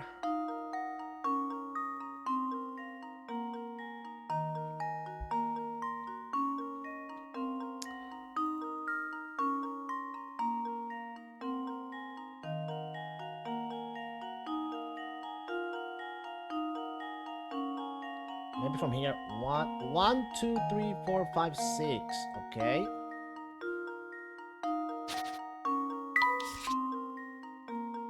And then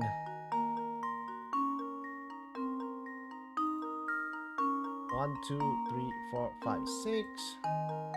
1, 2, 3, 4, 5, 6. 1, 2, 3, 4, 5, 6. No? Still count like 1, 2, 3, 4, 5, 6.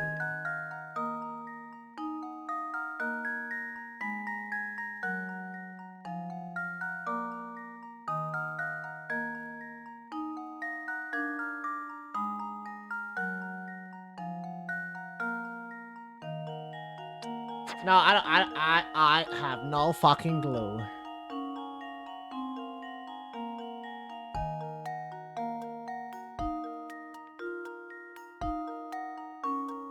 It's so hard to imagine it. Oh, fucking power through it. Force through, This baby. should do the trick. Okay, got the right one. And there we have it. How? Very nice. If you begin counting from the man show ball and proceed counterclockwise around the wheel, you'll eventually remove all the female portraits. What?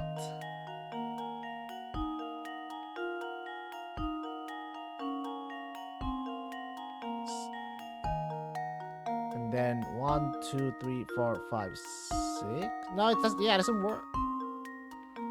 1, 2, 3, 4, 5, 6.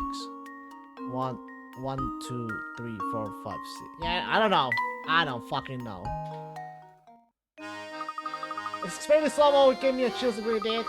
Oh, okay, ask away. If you got any questions about the village or its history, I'm your man. If you happen to know anything about a supposedly cursed antique called the Elysian Box, and it's hard to believe, but you can't beyond my area of expertise. I've never heard of it thing. What I can tell you that is that people in this town jump at the very mention of curses. From what I can, it seems they have some connection to the village in the days of its founding.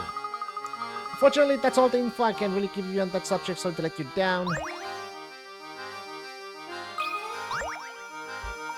This building appears to be the town hall.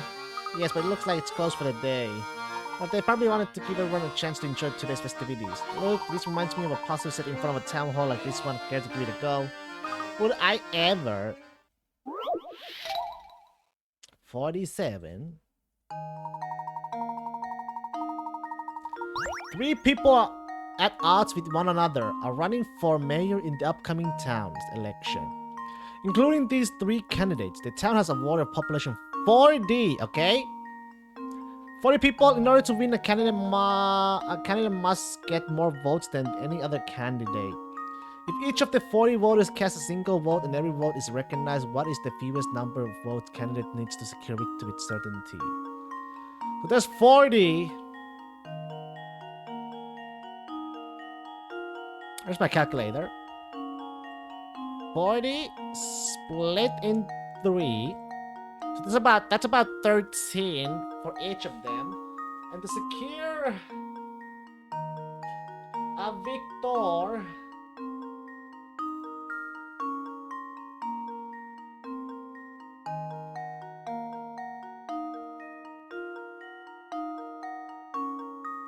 oh yeah, wait. If there's 40 voters, but these have votes too, don't they? Are they all in all together?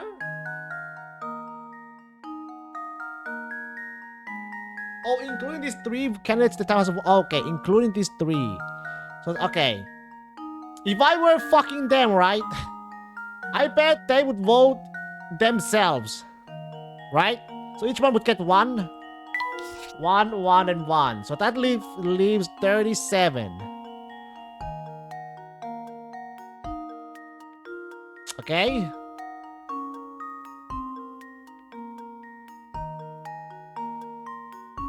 So 37.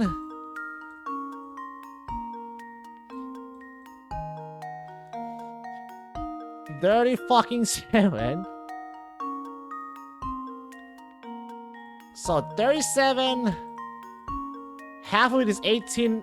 18 and a half is half.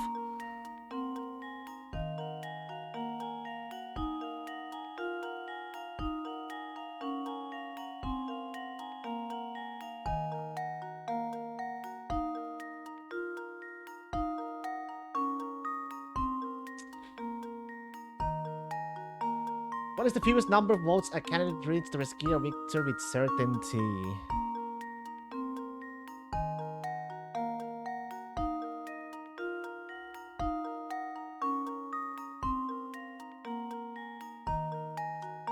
So if I add 18 and a half, it's gonna be like 19 and a half. So if I...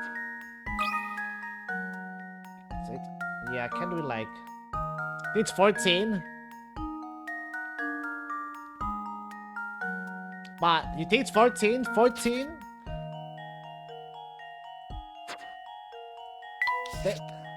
So they would vote each other though. So we got 37 votes left.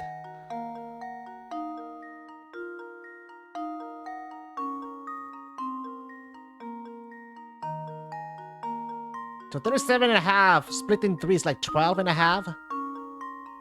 But if I... so half of that by split in 2 is 18 and a half. We count their votes? Yes. Including these 3 candidates, the town has voted a population of 40 people. So these are... so we count these 3. I think I have an answer. We need at least 19 and a half, but there's no way you can put 19 and a half, so it's gonna be 20. That was almost too easy. That's right, the winner has to at least 20 votes for a certain victory. Since each of the candidates dislike the other 2, each will likely vote for themselves. 40 votes minus those 3 votes leaves 37 votes, exactly. The winner will need over half the votes, in the case a minimum of 90 additional votes. And the winning candidate's personal vote to that and you get 20 votes. Even if another candidate will gather all the remaining 18 votes, it wouldn't be enough to overcome the candidate within 20 votes. Explain that to me. I ain't explaining shit to you. Well done, now we really should get back to investigating the town. You're the A grad student. So, you know, you do it yourself. You're the sole A class mon. A grade mon. Wow, look at those gigantic cow balloons. Looks like the villagers are setting up for the livestock competition. Livestock competition? That sounds like a fun. That was Matt. My studies are in the liberal arts, and I'm a McDonald's worker. Yes, I'd certainly like to see the competition myself, but it doesn't appear quite ready to start yet. While we're waiting, can we go see more of the village? Suddenly, we can return later when the competition commences. You're in Hearst, you need I'm a McDonald's worker. Yay! MC Donald. Hey, there's something up there. The competition still hasn't started. Oh.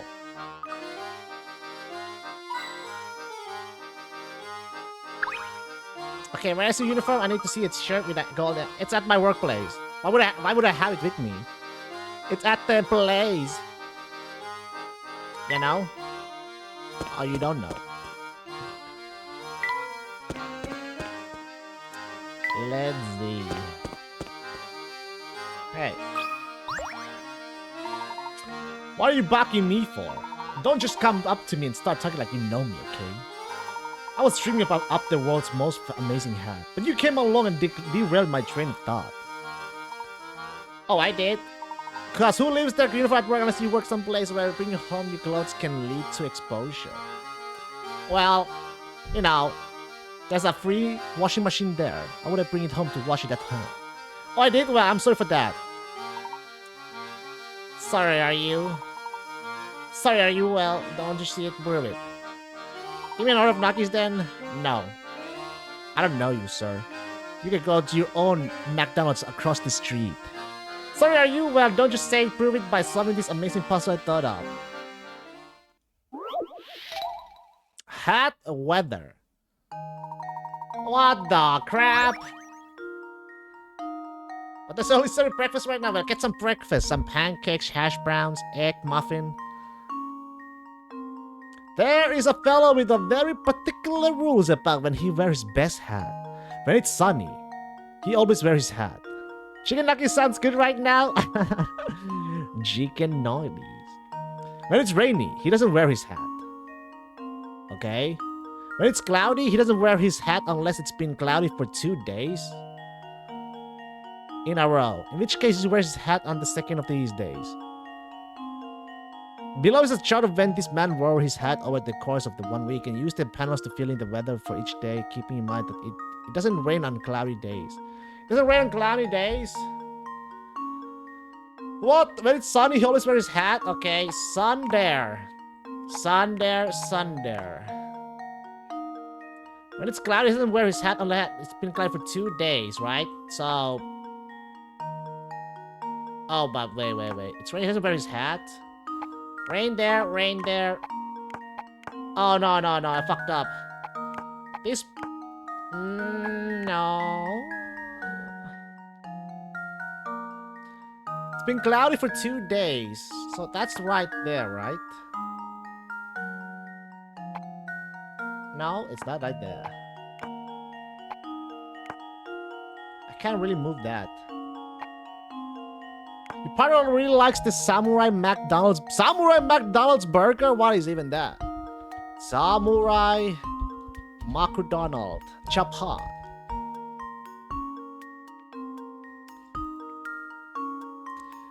OMG. Double beef patty? Grilled soy sauce, 2 thick and juicy beef patties, 2 slices of rich cheddar cheese, plenty of onions, and a bun topped with a poppy seeds. Yeah, it's like a soy sauce, yeah.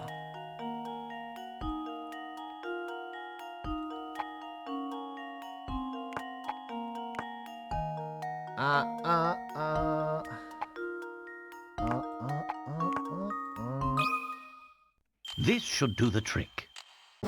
Nope. Well, I suppose you can't win them all.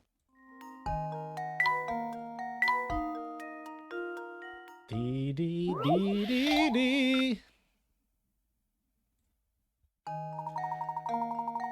Okay, let's see.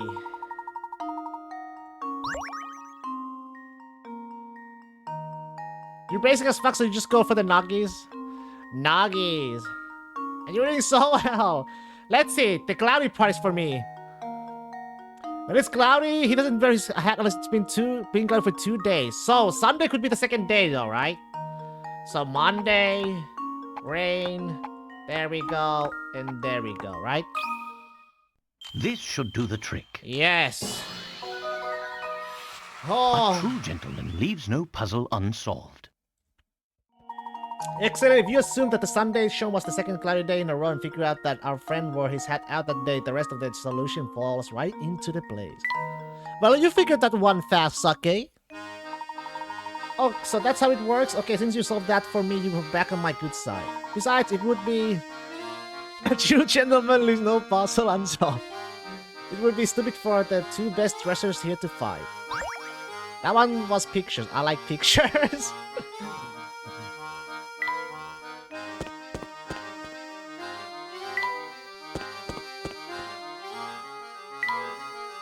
Where else? Coin! Hello, sir. I never forget a face, and I don't know any of yours. You must be from the Marlentary Express. Since you're new to town, let me clue you into a few key facts about Dropstone. I know you're interested, so don't act all bashful and reserved on my account. I always go for Big Mac and McDonald's. Big Mac, large fries, large Coke, some nuggies. Do you plan on playing all the Layton games? Probably yes. Probably. If my brain can handle it. But I'm gonna play one at a time. After this, I'm gonna go Tales Arise. Listen if you know. Oh, okay, agree to Ace at 21. Yes. Plus the movie. On here. Make sure, if you know one name in Dropstone, make sure it's Mr. Anderson's. Not only is the fellow swimming in money, he pretty much runs Dropstone. But he's a swell guy who treats everyone with respect, even the mailman. That'd be me, by the way. That will be fun. The movie will be fun for sure. I don't know about the rest of the games though. I want to play since there's a new Professor Layton game coming out on Switch. I want to get ready for that. I always say you can tell a heck of a lot about people by the way they treat their local mail carrier, and hopefully I'll get, a little bit smarter during the journey. But even nice guys like him have troubles. I hear he spends all his time fretting about his daughter. That reminds me, I just saw a pair of unusual characters head up towards Mr. Anderson's house. The two said they were police from London, but something about them seemed downright fishy. It's cool to see the evolution though, from a DS game to 3DS to Switch. Two people, huh? Are you referring to Inspector Chelmy and his assistant? Chelmy, you say? That sounds right. He said he had official police business, said he needed to see Mr. Anderson. What possible connection could there be between Mr. Anderson and the Elysian box? Well, it seems that Mr. Anderson serves as the head of this community. It's only natural that he'd know about who and what passes through this area. It's a big fish, alright. You're right on the money about that. Heck, even the owner of the Voluntary Express stops in to pay him a visit when he's in town. Yes, I bet those two officers are being waited online, unlike kings at Mr. Anderson's as we speak. But enough chit-chat, we got a festival going on now, so go have some fun. Go have some fun. Damn, that accordion make you want to throw it back.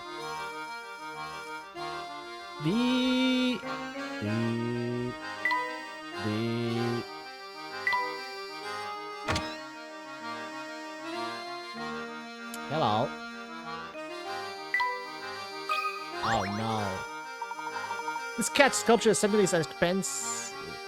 If it's a cute one, or if you like cats, Professor, have I got a puzzle for you? I don't like cats! Okay, here we go.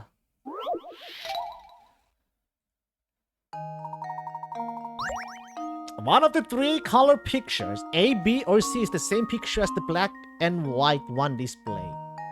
Uh-huh. On the far left, can you find which one? The only difference is that the picture on the far left has its content flipped left to right, and its colors inverted and changed to black and white. Inverted! Okay, let's see. Inverted? It's not that... The eyes...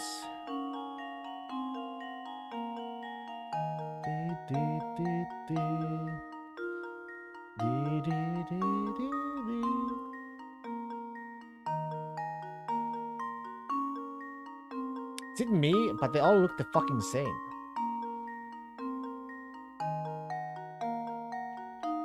Whiskers looks the same-ish.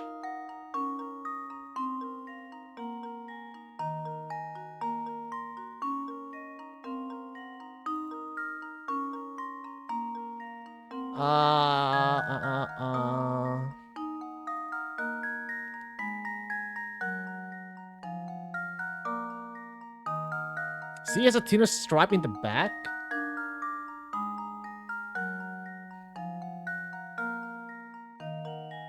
Oh, yeah. So it's either A or... This is thick. Yeah. Okay.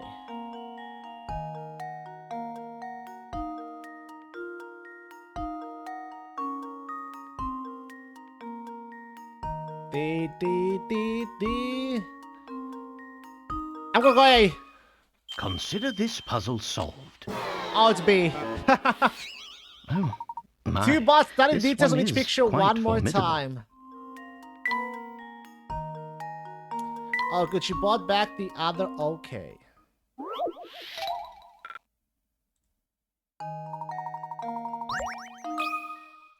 This should do the trick.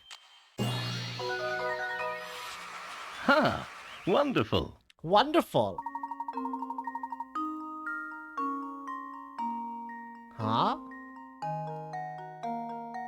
Good eye, B is the picture you're looking for. The other two pictures are identical, save for the cat's eyebrows. Oh my god, yeah. How the... Yeah. Okay. Fucking hell. Fucking eyebrows. Okay. You always make it look so easy. Okay.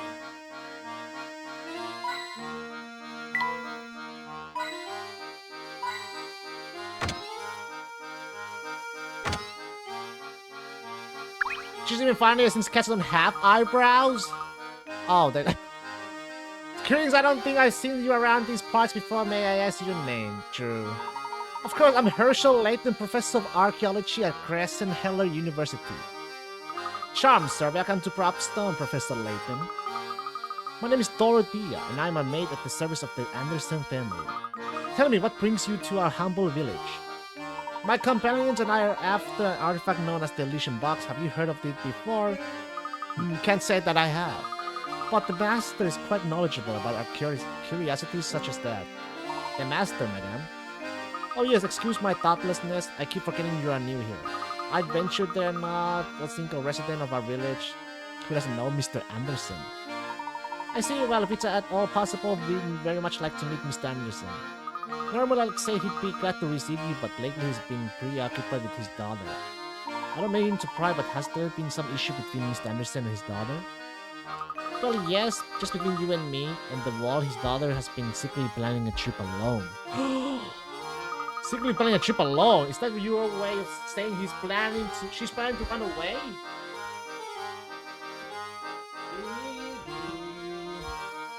Running away?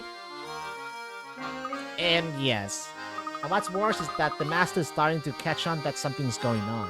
But after much talk, these servants have decided to cheerfully see the master's young daughter off. So you're in support of allowing this girl to go off on her own. Why is that? Because the purpose of the trip is to fulfill the last request of the young lady's late grandmother. I see. May I inquire as to what that last request was? Well, I myself have only heard scraps of the story from other people, and so I can't say much. But whatever the request, it's one that the young mistress seems to feel is extremely important. Oh, look at that! Here I am gossiping away when there's supper to prepare. Please excuse me, Professor Layton. I need to get back to work. Oh, before you go... Rat, she's gone. Maybe it's me, but it sounds like Mr. Anderson's daughter leaving home more than going on a trip. Mr. Anderson. And yet, for some reason, the servants are cheering her on. How odd. Yes, very, and think about the consequences should Mr. Anderson find out what's been going on. The servants must have a truly solid reason if they have resolved to keep a secret like this. What could it possibly be? I'm getting at that feeling Dropstone isn't as ordinary as it looks. You're not the only one, Luke. But enough of speculation, let's go explore more of the village. Okay, Professor.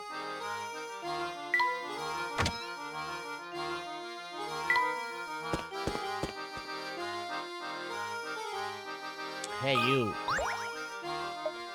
Me? Roll me? I'm a world traveler, but I'm stuck here until I can score a ticket on the Military Express. I was hoping for a freebie, so I told Beluga one of my puzzles to break the ice. Unfortunately for me, he got all hot under the collar when he couldn't solve it. Here, maybe you'll have a better luck with it. Oh no! It's a 32. Oh, this? I can do this. This is my specialty. This is something I like to do, actually.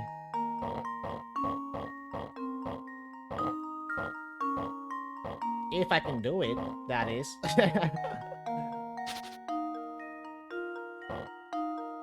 Let's see, like that for sure.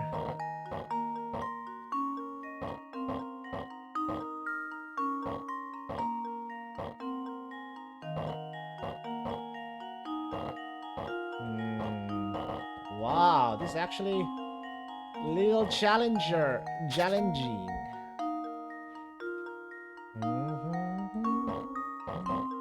This way is correct. There's no other way doing like this.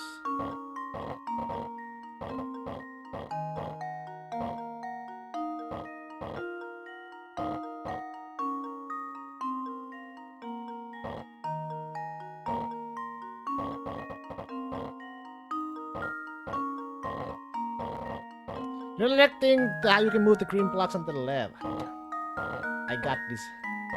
Maybe.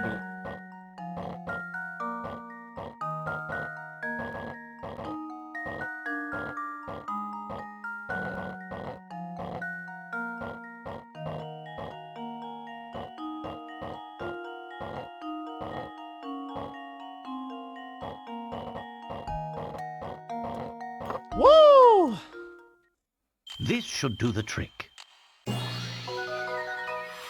Brute And force, there we have baby! it. It's all about brute force that bitch up. Very nice. Be sure to show the package boy how you did it so that next time he can get your luggage for you. You're a pretty clever bunch, aren't you? With folks like you around, we might actually solve the mystery of the Molinsery Express. People say that the train occasionally makes a stop at a phantom town found on no map. Could just be a wild rumor though, who knows? An unblind town, wow, I wonder if that's true. Yay for solving, but not for brute force. Why not? Why not?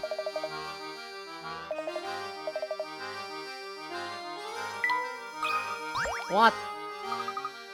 Wanna kill your farm? Yes, and the weather is so nice that when the animals grazing in the field seems to be in a good mood. Oh no, this seems like the perfect time for a short puzzle. See if you can solve this one. Oh god.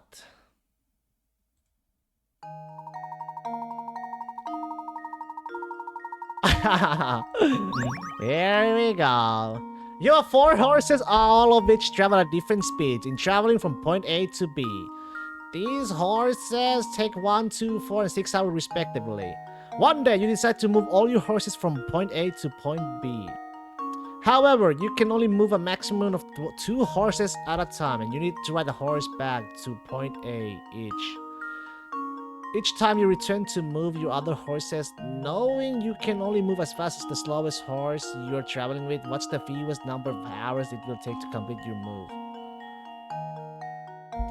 There's... oh my god! So it doubles every time?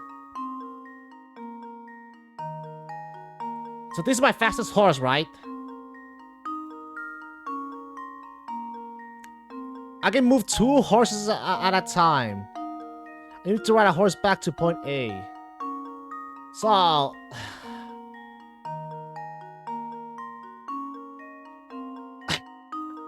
so this is the fastest one. 1 hour.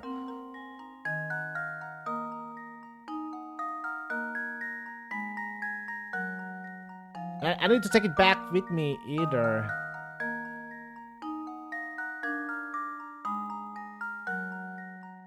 I mean, wait. Don't think about it. Yeah. 1 hour, 2 hours, 4 hours, and 6 hours. All in all, that's fucking 13, right? Let's see if this works. I'm just gonna... Layton's apprentice strikes again. How did you solve it, Sake? I just can't it all out. That's right, to start taking your 1 and 2 hour horses, then ride your 1 hour horse back. Next, ride out on your 4 and 6 horses, and return on your 2 horse. At this point, you've been moving horses for 11 hours, 3 in the first excursion and 8 in the next. Now you should be back at point A with your 1 and 2 hour horses. Ride them both across to point B to finish the task in 13 hours. Oh, I didn't count like that though. Then I was out on a farm, sure looks like they're enjoying the sun. No, not that way. Of course, look, hey, my way works even though it's not right. In math, the answer is the most important. It doesn't matter the way, it's the answer.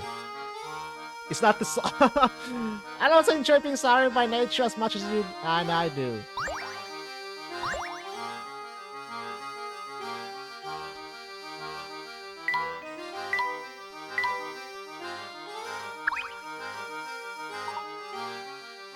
Any coins?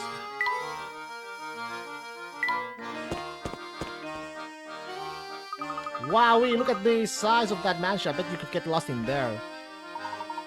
It is impressive to say the least. I'm sure that massive manor belongs to Mr. Anderson. That's where Inspector Jones and his assistant went, right? I like to see this place myself. Can we go take a look? No, for now I think our best course of action is to gather what information we can in the village.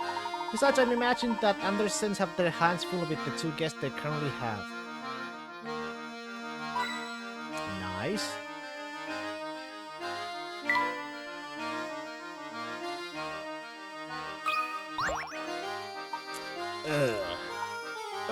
Gabe. Whew. What you doing? Good afternoon, what are you doing there, sir? Me? Oh, I'm just doing the little fishing in this here lake. Sounds like a lot of work. Have you had much luck? Actually, that's a good question. Now that I think about it, how many have I managed to catch today? You fucker!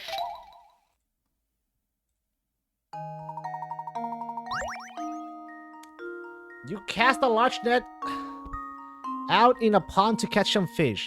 Every part of the net is in the water except for the two ends, which you're holding in your hands. Okay, so this guy. As shown below, the pond's surface is small, but it's actually right underwater, so parts of your sunken net are invisible from the surface. Assuming that there are no tears in the net, and that its rim is constructed of a single length of rope that ends on the shore, how many of the fish visible in the pond will you snare when you pull the net back up? What?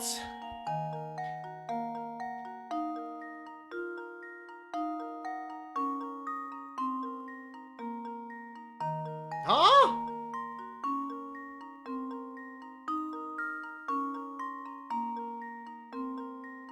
Single length of a rope? So that's one fish, right? That's two fish. 3, 4, 5, 6, 7. 7!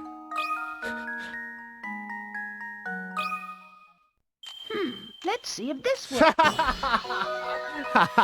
It's fucking... Piece of cake. It worked! I was right, see? I was That's right, to solve this puzzle, you need to imagine how the unseen parts of the neck connect. I mean, which should look something like the illustration above. As you can see, the net will catch a total of 7 fish. Hell fucking yeah. Woohoo, what a haul! Tonight I feast like a king.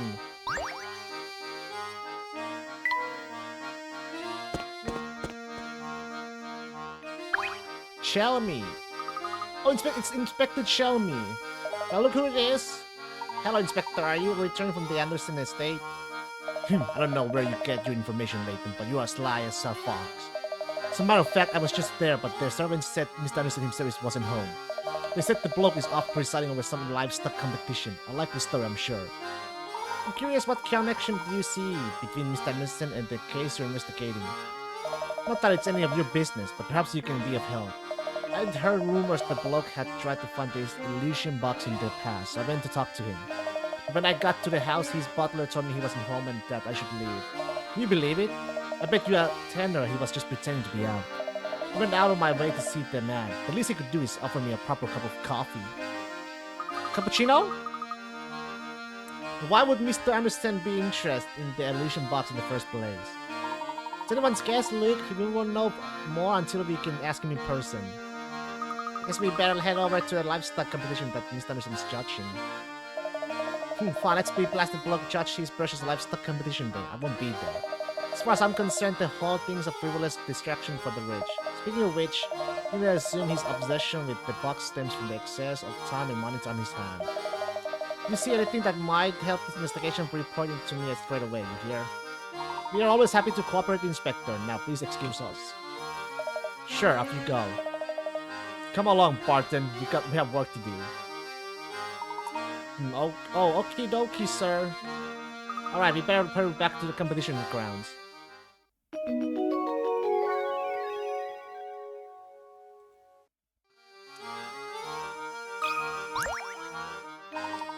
Isn't it? Oh, he's sleeping! Professor, I think this fellow is here. Fall asleep standing up. Judging by his uniform, he must be a security guard. I wonder how his employer feels about his nap. Sleeping while standing? That's something. Perimeter is secure. Please confirm identity by solving this puzzle. Snark. Tangle ropes? Oh, no. I'm gonna take a pee-pee break.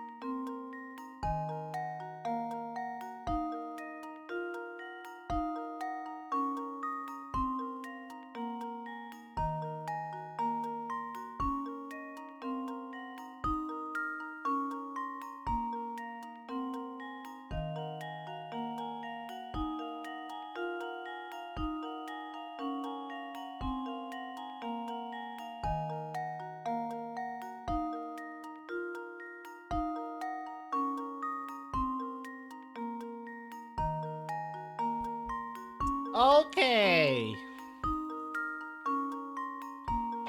3 ropes. 3 rope rooms. Loops are tangled together with a single red rope. You were to pull both ends of the red rope. Welcome back, thank you. A single knot would form in the middle. Can you figure out how many of the rope's loops would get caught in this knot when it forms? Remember, even if a loop appears to have been pulled into the knot, you shouldn't count it in your answer if you can pull the loop free of the red rope with a tug. What the heck does this even mean? I need to move something from the garbage RB.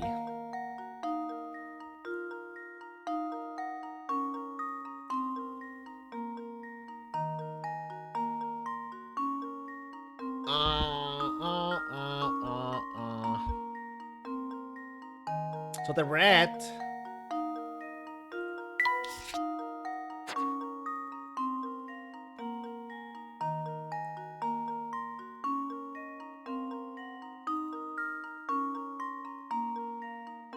Can you figure out how many of the rope loops would get caught in this knot when it forms?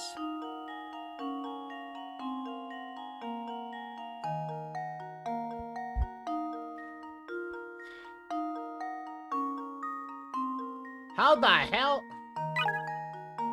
Carefully study how the ropes are wrapped around each other. In at least a few places, the ropes may appear entangled but can actually be removed easily from the pile with a single tug. You've probably experienced this phenomenon before when untangling a mess of appliance wires at home.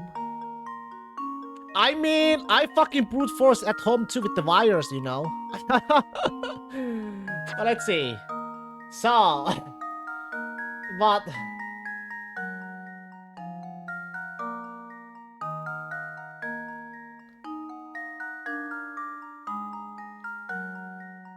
remember, even if a loop appears to have been pulled into a knot, you shouldn't count it in your answer. If you can pull the loop free of the red rope with a tug.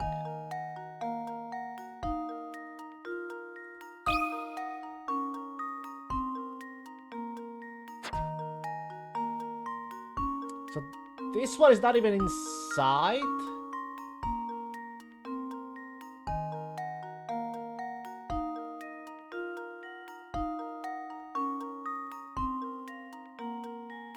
Or him. Let me use another hint. Pay special attention to the length of the red rope forming a loop. I can't fucking imagine it. As this portion of the rope will form a knot when pulled, and it's the key to solving this puzzle. Remember, any loops that aren't caught within the knot that forms don't count towards your answer. That aren't caught.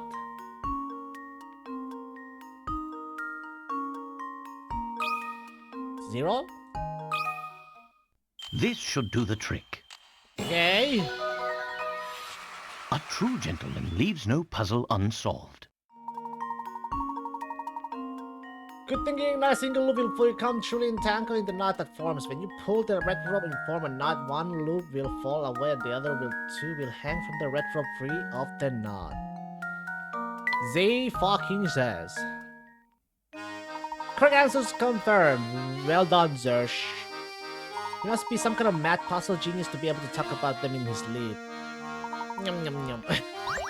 Oh, what? That was going to be a 1? It's ridiculous. You got... Ridiculous.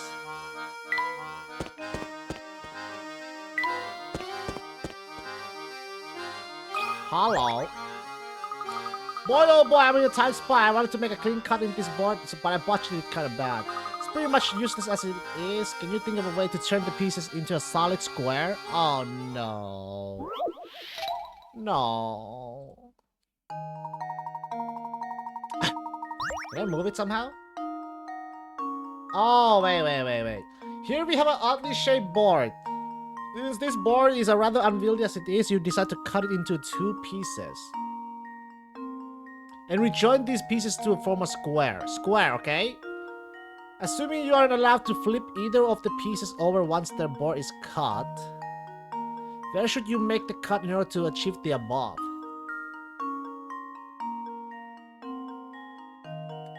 What?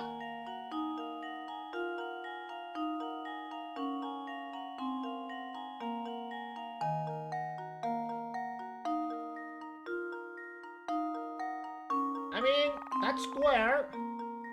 That is square.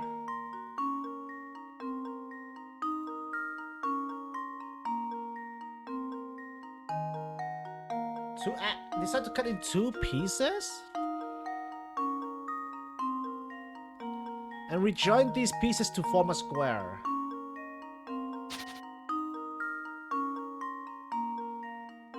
I mean...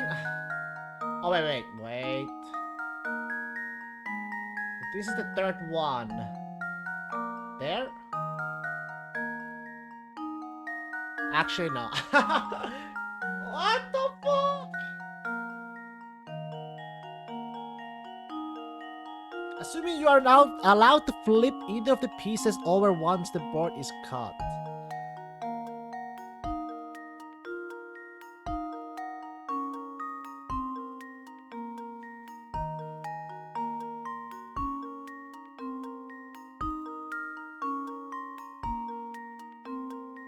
Maybe we'll cut this. No.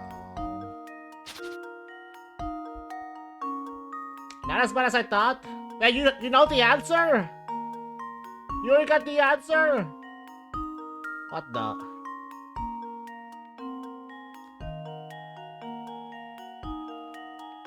Here we have an oddly yeah. You decided to cut into 2 pieces and rejoin these pieces to form a square. Ah, you meant moving the thing from the garage? Why did you move? Why are you moving?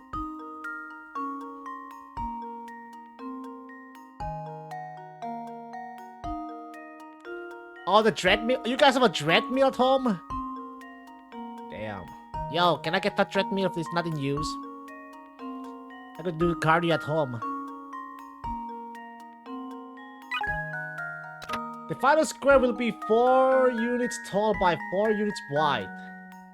4 units tall and 4 units wide?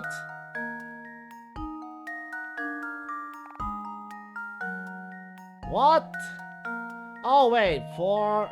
No, 1, 2, 3, 4. Do we cut it for... No, it's gonna be there. 1, 2, 3... Oh, wait. Cut there and cut it. This should do the trick. And there we have it. Fucking hell. It's easier than it looks. No, it was not.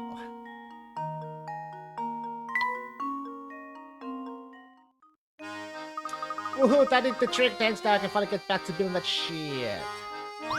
No, but do you guys even use the treadmill? Please, can I have it? Please.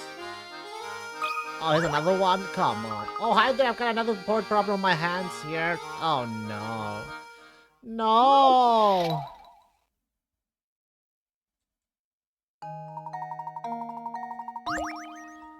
Well, here we have yet another inconveniently shaped board. This one's even more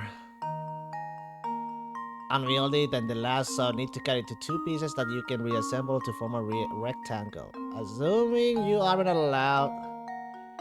Use it often, incline treadmill ultimate. 12% and a 3 miles per hour speed. For half an hour. That's what I used to do. Assuming 12% incline. Assuming you aren't allowed to flip either. Yeah. We should cut it over to 12, 30, 3, 30. Yup. I'm gonna make a rectangle. What the shit? Oh, 4 thing again. Oh, imagination. It's the same shape again. So from here, 1, 2, 3, 4, right there. Oh no! No!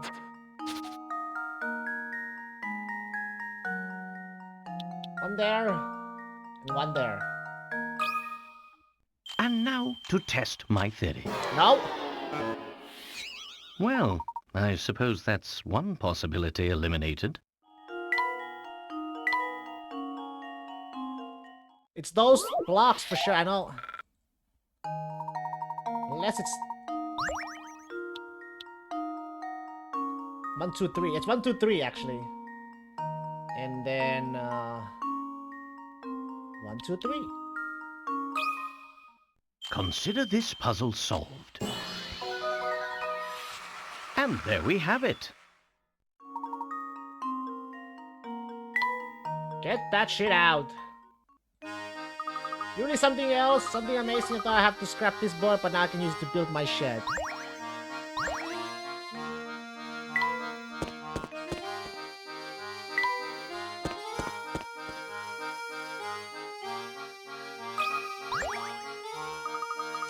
Eeny, meeny, miny, mo. Guess I just can't decide. Oh, hi there. Do you need something or something? We are currently in search of an item known as the Illusion Box. Does that name ring any bells? The Illusion Box. Nope, never heard of it. But I do know a great puzzle about a box. Check it out.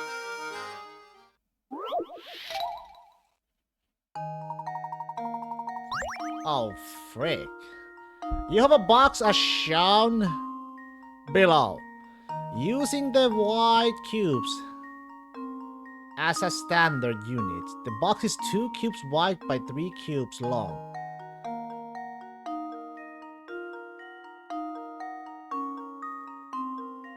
Two cubes tall. 2 white cubes are permanently attached to the floor of the box. Now, of the 4 shapes A through D shown below, 3 of them can be placed together in the box to fill it to the top with no gaps. Find the shape that doesn't fit into the box using the conditions described above and circle the corresponding letter. So 3 pieces? I mean, C can fit down there. Tin, tin, tin. Tin, tin, tin. And then, yeah, this one goes like tin, tin, and then tin, tin, tin. It's the... This should do the trick. A true gentleman leaves no puzzle unsolved.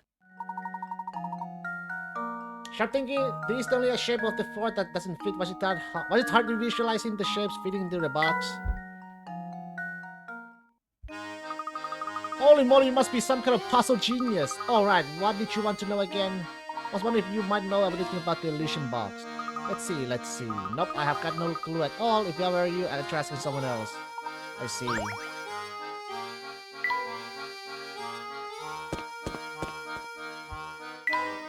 Go here.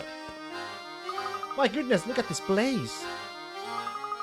You made it back in time to catch the competition. You've been informed correctly, Mr. Russell is judging the entries. So you should be somewhere around here, right? Indeed, I wonder which of the gentlemen walking around here is our man. Uh-oh, it looks like the 2 men over there are getting pretty hot under the collar about something. I wonder what the matter is.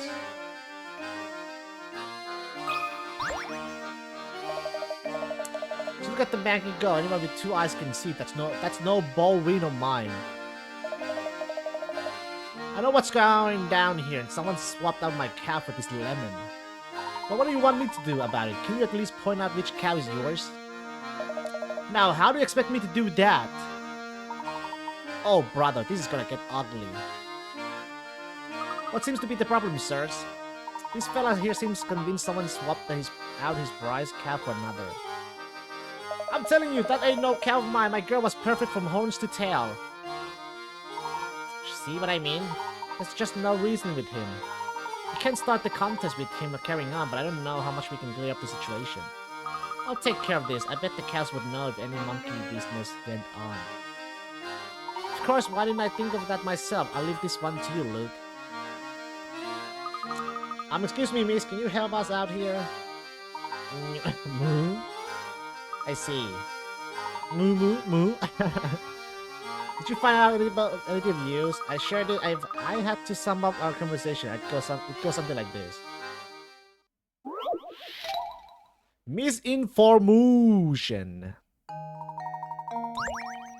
5 cows are grazing at the festival. 2 of them are Trumo's cows, a breed that only tells the truth. Oh no, I hate this. The other 3 are no-way cows, a different variety that always lies. Using the following statements from each cow, mark all the no-way cows. So the no-way cows are the liar ones. Tap a letter to mark the cow below it. So A cow. D is a no way, I promise. B. Oh no, C isn't a Trumo cow. C.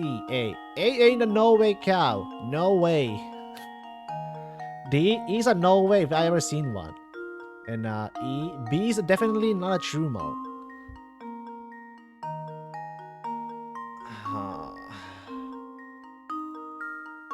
So I gotta find the liars. D is a no way, I promise. E is a no way if I ever seen one. So statement A, D is a no way, I promise, right? So if and then C says A ain't a no way cow, no way. B is definitely not a Trumo. Oh no, C isn't a Trumo cow. E is a no way if I ever seen one. So E is a no way if I ever seen one.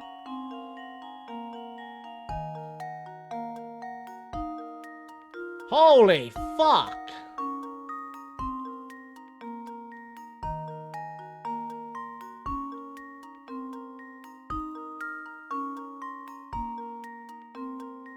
Where do I start?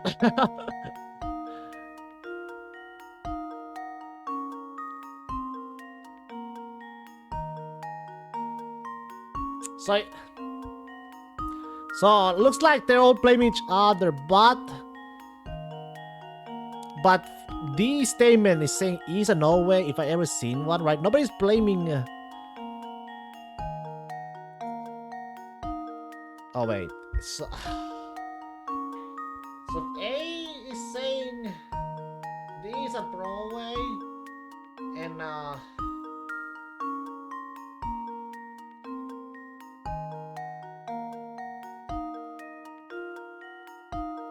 oh no, C isn't a Trumo cow. B is definitely not a Trumo.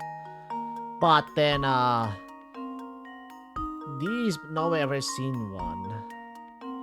I think B is a Trumo. Right? If I think B is a Trumo, right? Okay, so if B is a Trumo and he's saying C isn't a Trumo, so C is a liar. And C is saying A ain't a no way cow, no way.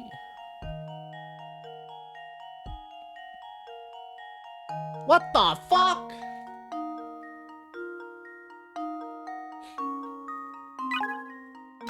Don't overthink this one. Assume a variety of possibilities and try each one. Okay, let's try A. So if A is saying D is a no way, I promise. But what if it's a liar, right? So if it's a liar, so D would be a true. So if the true one is saying E is a no way, ever seen one, so he's saying E is a liar. Right? And he's saying E is saying B is definitely not a true one, so he's lying. So he's a Trumo. And he's saying that C isn't a Trumo, which means he's a lie. Ain't a no way, no way. Let me go.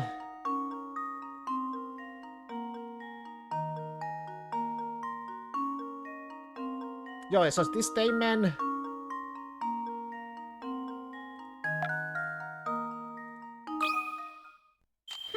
Let's see if this works. Oops, that wasn't right. Oh. No, I didn't mean to press quit.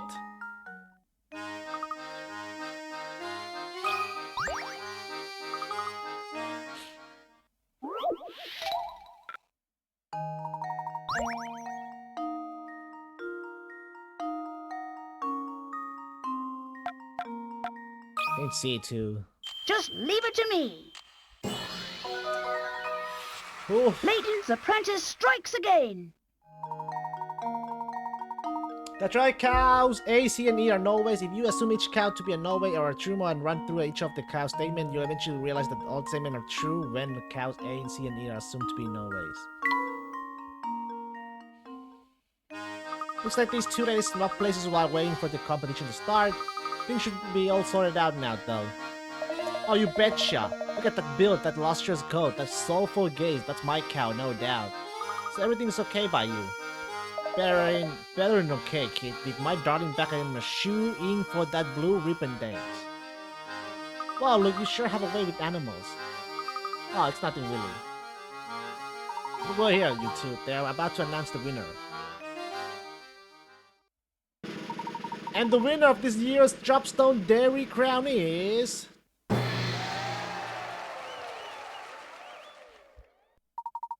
Oscar show-stopping milk maven Mutilda. Mutilda? Hold on now, you mean to tell me my sweet Mari Moo didn't take first place? Too bad you swapped your cow back, Clapper. If you kept quiet, you'd be the winner, eh? I was robbed! The competition must have been rigged! Rigged, I tell you! Good thing he went through all that trouble to get his cow back, then ended up losing because of it. Yes. I suppose it goes to show that things in life don't always go as planned. Right you are, Professor. Say, shouldn't Mr. Aniston be around here now? It's going to take some effort to find him in a crowd that dance. Let's look around a bit.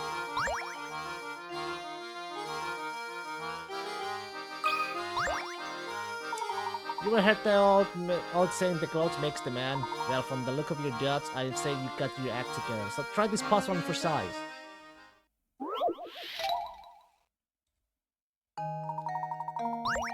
Men A, B, and C started off with pants and shirts of a single color.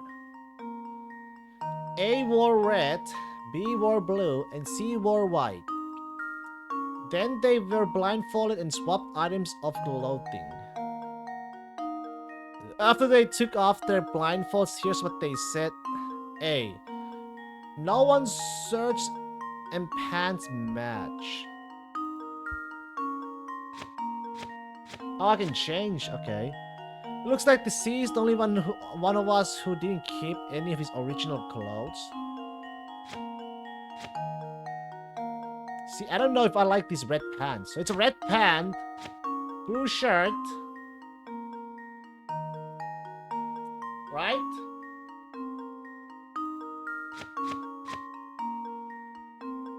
So no one's shirts and pants match.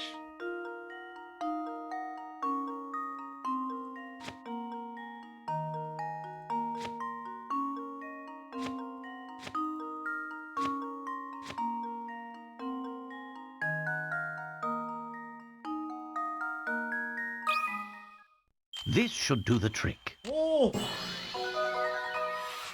A true gentleman leaves no puzzle unsolved. Nicely done, you know that C is the only one not wearing something from his original outfit, meaning he's not wearing anything in white. You also know he has red pants, so his shirt must be blue. Since A and B are each wearing pants or a shirt of their own, you can deduce that A is dressed in a red shirt and B in a blue pants. With all that settled, all you have to do is place your remaining white items in the right place and your puzzle is solved. Something tackier than when your shirt and pants don't match. That's fashion rule number 1. Rule number 2, no one can pull off sequins. With that sweet suit of yours, you're golden. No swanky nightclub will turn you away, I guarantee you.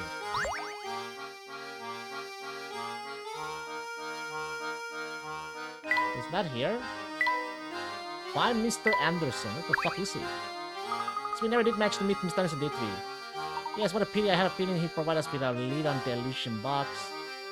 Hey there, fellows. We never met before, have we? I heard you chatting about Mr. Anderson and thought to myself, hey, I can help. Here, I'll point him out. How is this pointing him out?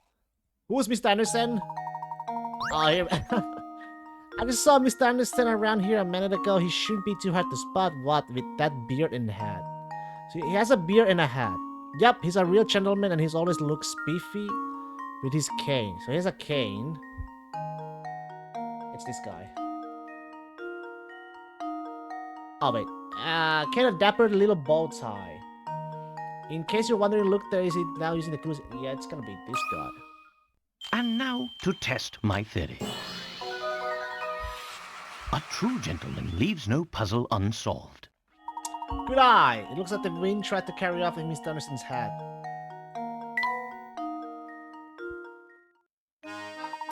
Good day, miss. Good day, sir. Might you be Mr. Anderson? The one and only my friend, and whom do I have the pleasure to speaking with? The name is Herschel Layton. My friends and I have come to this fine town in search of the Elysian box. I thought a man of influence such as yourself might be able to offer us some direction. The Elysian box, you say? Why would you want to go chasing after a thing like that? So you're familiar with it then? Familiar, no, but I do believe my dear mother once searched after the very box you speak of. Interesting. Please, elaborate. Ah, well, my birth mother died when I was very young. The mother I speak of is actually my mother-in-law, Sophia. She founded this village way back when I kinda saw I never met. Sharp too. I married into her family, but she treated me like her own flesh and blood. Seeing how I never knew my own mother, I suppose it would be fair to call Sophia my real mother. Even after my wife passed on, Sophia continued to treat me as one of her own. Mother Sophia looked high and low for that box, but she never did find what she was looking for. So she made efforts of her own to search for it. Damn, this song is nice. Fascinating. Tell me, where might Sophia be now? She left us last year. In her last days, she spent a lot of time holed up in her room, writing. Sadly, I never found out why she was so intent on getting her hands on that box. I see, I'm sorry for your loss. Thank you. Well, my mother may have had knowledge of the subject, but she's gone now. Now you know as much as I do. I regret that I couldn't be more help to you, sir. Not at all, Mr. Anderson. I've learned a great deal from our conversation. You have my thanks. Oh, one thing before you go, Mr. Layton. Please take a look at around you. These picturesque hills, these happy people, Dropstone has been blessed with so much. Sophia turned this place from nothing but into a village full of warmth and camaraderie. What camaraderie? Dropstone mustn't ever be allowed to wither and fade like so many other villages. After all, too many sacrifices were made to make this place what it is. Oh, forgive me, my ramblings. Oh, forgive my ramblings. Once I start talking, sometimes I have trouble stopping. Enjoy your time in Dropstone and be well. Good day. Well, I guess that's another dead-end lead. Oh, I wouldn't say that, Luke. It appears this village is inextricably linked with the Elysian box. I also find Mr. Anderson's choice of words interesting. What do you suppose he meant by sacrifices? Looks like a mystery only leads to more mysteries.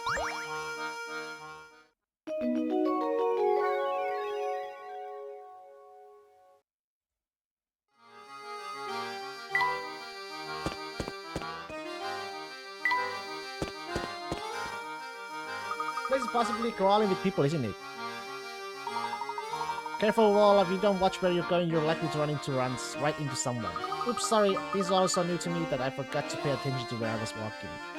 Understandable, after all, it's quite a change of pace from London. Oh, Flora. Oh, just don't forget to stand around gawking for too long or we might accidentally leave you behind.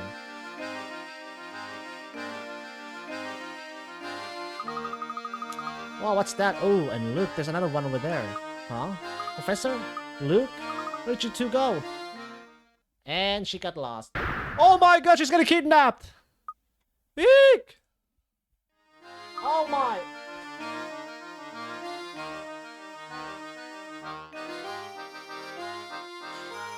Oh no! Oh no, Professor Flora's gone! Oh dear, we must have gotten separated in the crab factory. Let's retrace our steps. It's going to be awfully hard to find her with all these people about. Now, where could that girl have gone off to? Who? Come on, where did you run off to? Sorry, there was so many people that I must have lost you. I turned to look at something and before I knew it, you two were gone.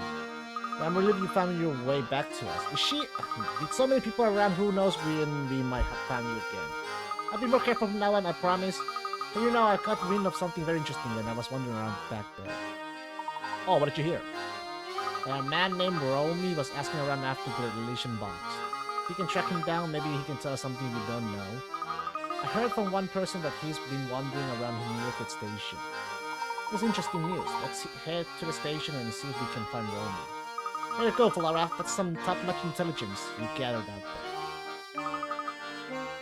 there. Oh, it was nothing.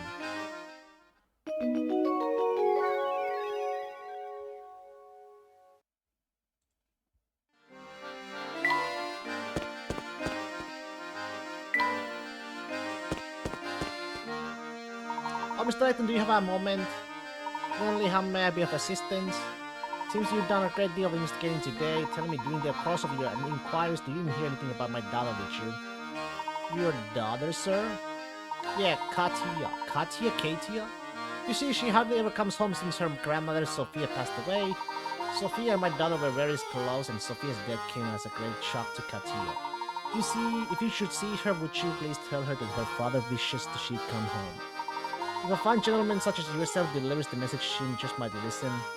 Unfortunately, our train is leaving too soon, so I may not be able to be much help at all. Katia is our only child. She means everything to me, and I'd be forever in your debt if you could help me. Wonder what this Katia lady is all about. I guess it's as good as mine. Judging by her family and breeding, I guess she's both beautiful and refined. Professor, get a hold of yourself.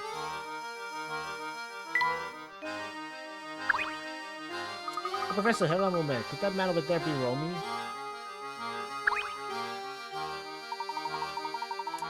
I heard that you've been inquiring around the village about an antique known as the deletion box. Oh yeah, that thing. Folks say that freaky box kills were managed to pry it open. I just found out about it during the course of my travels, but that box isn't what I'm really after. Well then, if I may be so bold as to ask, what are you looking for, sir?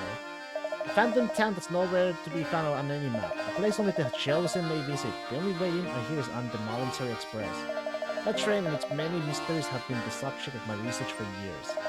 What I can tell that this artifact you're after, this Elysian box, is also tied to that town.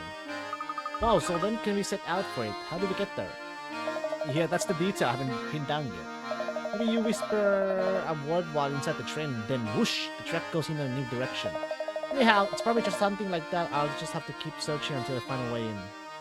Interesting, thank you for your time.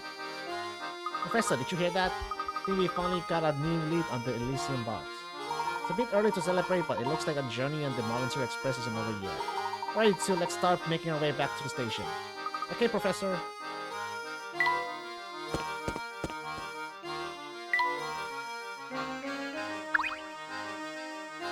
Yo, you got at least 30 puzzles under your belt. Nice going, bro. But if you want a challenge worthy of our real rock stars, give me a holler.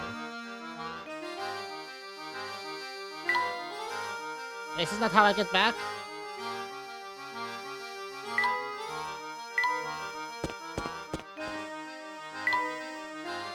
Go here. I did.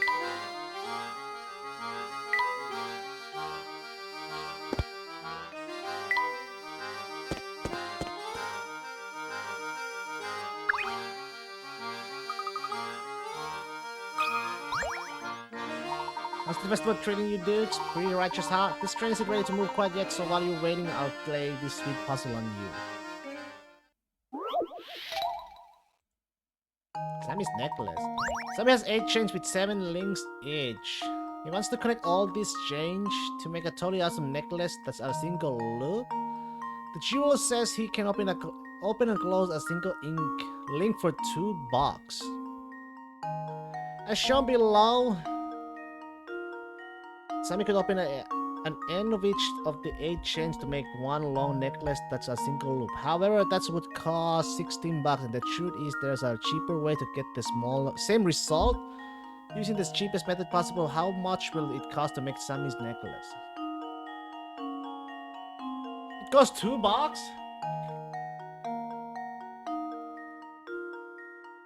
With 7 links. I mean, with 7...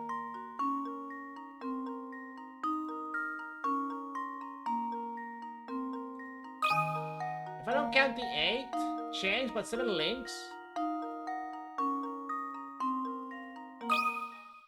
Consider this puzzle solved. Ha! Wonderful. Score! Take one of Sammy's 7 link chains, break each link apart, and use them to connect the remaining small chains together. You can see this method illustrated here. If Sammy uses this method, he can get the necklace of his dreams for only 14.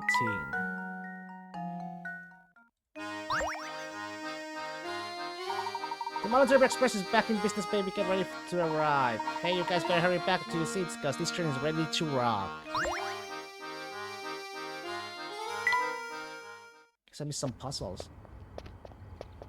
Hmm? Hmm?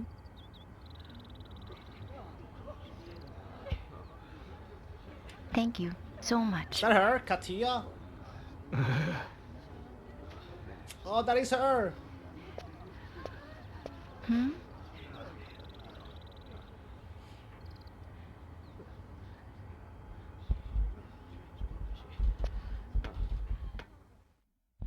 What's going on over there? I believe we may have stumbled upon Mr. Anderson's dear daughter. That's one heck of a send-off. Considering the size of the party, I doubt she's just going on holiday.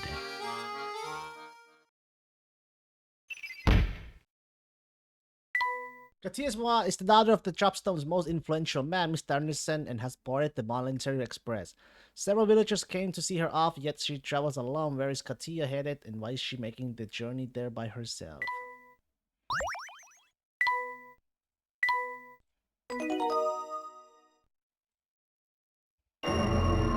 A Diverging Path, Chapter 3. Just can't stop thinking about this phantom town we keep hearing about. Could the rumors be true? If I recall correctly, the next stop on this line is the perfectly normal town of Luxembourg. Well then, how do we get to the phantom town? It's an excellent question, Luke, though I don't have the answer, but if the Monetary Express does indeed head for parts unknown, the crew will know something about it.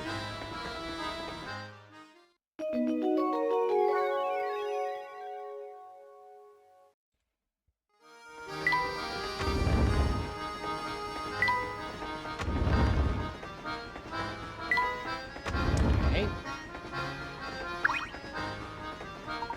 Beg your pardon, sir, but we're not open for business at the moment. Do visit us later. We're closed. Yes, you see, on the way to the Luxembourg, there's a long, unlit tunnel we have to pass through. While in the tunnel, none of the scenic views or restaurant or its patrons will be visible. It is Mr. Beluga's wish that all patrons be able to enjoy the scenery while they dine. Hence our temporary suspension of service. Well, talk about a classy operation. Mr. Beluga has really thought of everything, hasn't he?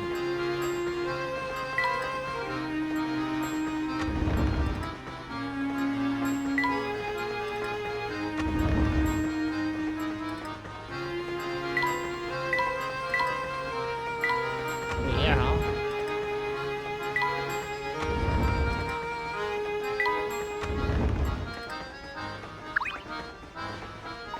How's my little guy doing? I knew it'd be tough without him around, but I didn't realize how long I'd get.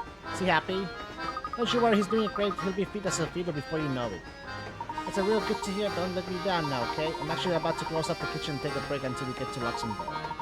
Most of the train shuts down for this leg of the trip, so you might as well go rest in your room.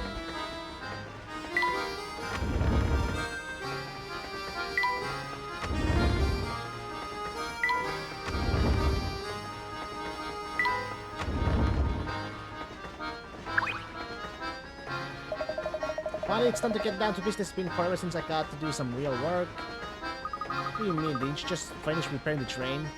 Sort of, but before I can kick back, I gotta... Oops! I mean, nothing, things are good. Aww.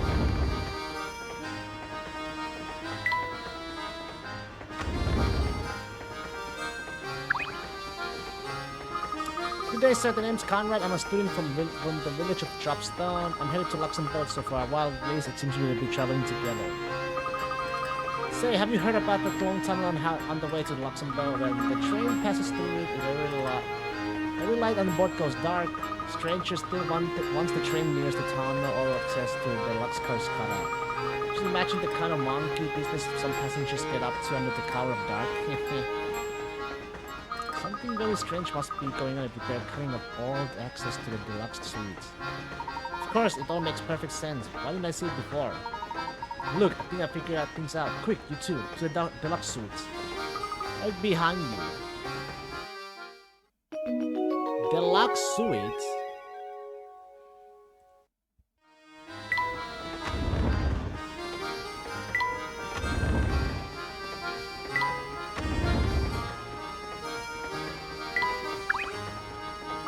Here we are at the deluxe car. Something's written on that sign. The door actually appears to be a puzzle of some sort. No punch that we can solve the puzzle, we can gain access to the car. The door's code?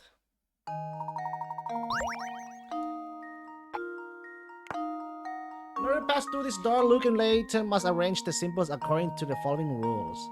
The star must be next to the moon. The X must be second from the top. The circle must be somewhere above the diamond.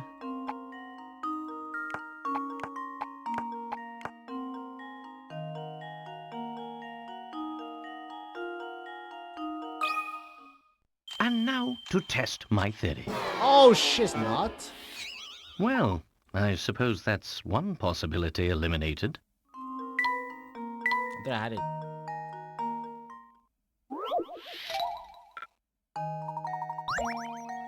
The circle must be somewhere above the diamond. The moon must be located 2 places below the diamond. Below the diamond. So, moon there. The star must be next to the moon. Star there. The X must be second from the top. Yeah, it's right there.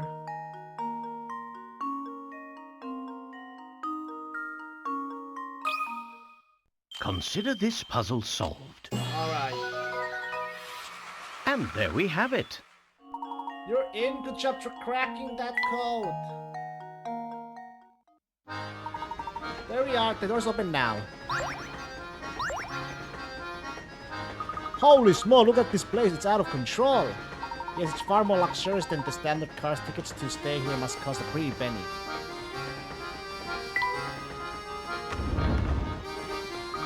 Oh, Professor, this room is just breathtaking. And 1.5 times as big as our room to boot. Plus, just look at how super cushy the sofa is. Plus, this sofa is wee. Come now, don't jump on the sofa. Luke, do you remember the discussion we had about Gentleman Act when... Wow, you're right. It's so cushy. Wee. How's everybody feeling? Sorry to busting on the party, but I'm just here to snazz up the rooms. Let's see, should they go here? Negative, Sammy, that's not now good. Hey, you there, smart looking dude. I mean you, man. Me, good sir? Ungo Beluga. I mean, the boss man told me to pretty up the place with some flowers. Can you figure out where I should put these things to make the room smell nice? Of course, it shouldn't be too much trouble to find a spot for flowers as lovely as these.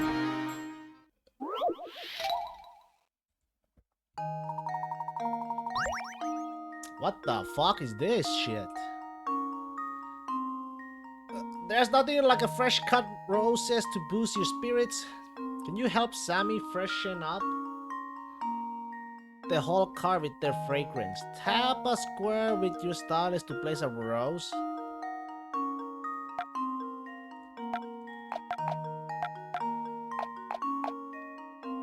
The fragrance of each rose reaches 2 spaces in all directions but can't penetrate walls. If the fragrance of 2 or more roses overlaps, the resulting smell will be overpowering so make sure to keep your rose space out. To remove an exiting rose, just tap it down again.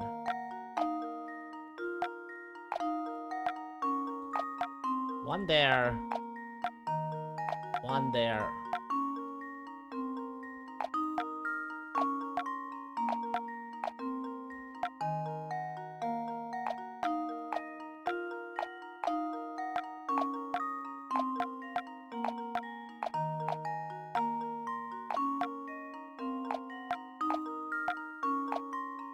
Oh, there we go. There we go.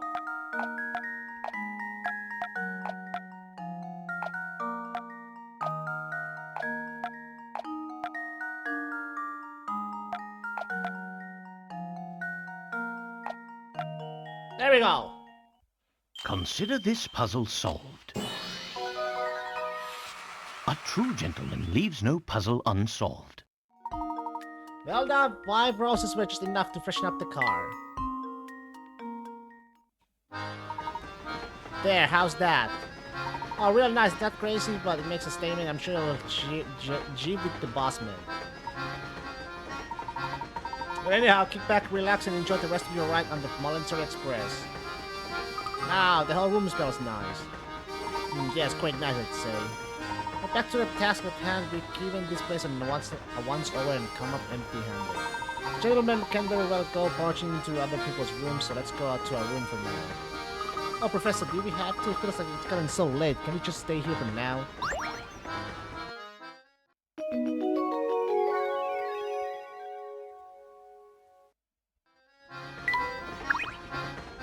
It's the strange thing. All of a sudden, I'm so tired. What's the matter, Flora? Yawn. Gosh, all of a sudden, I'm kind of sleepy too. Alright, me too. This is no time for jokes. Oh dear, I'm suddenly quite tired myself. Welp.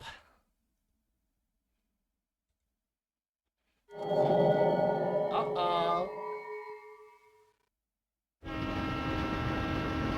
Uh-oh.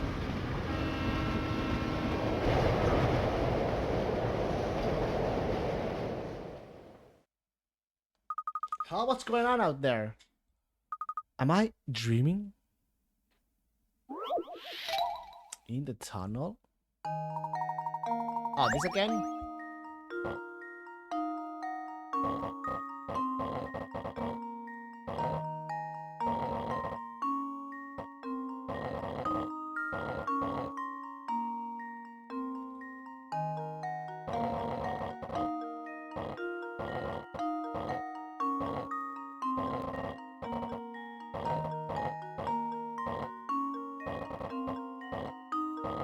Okay.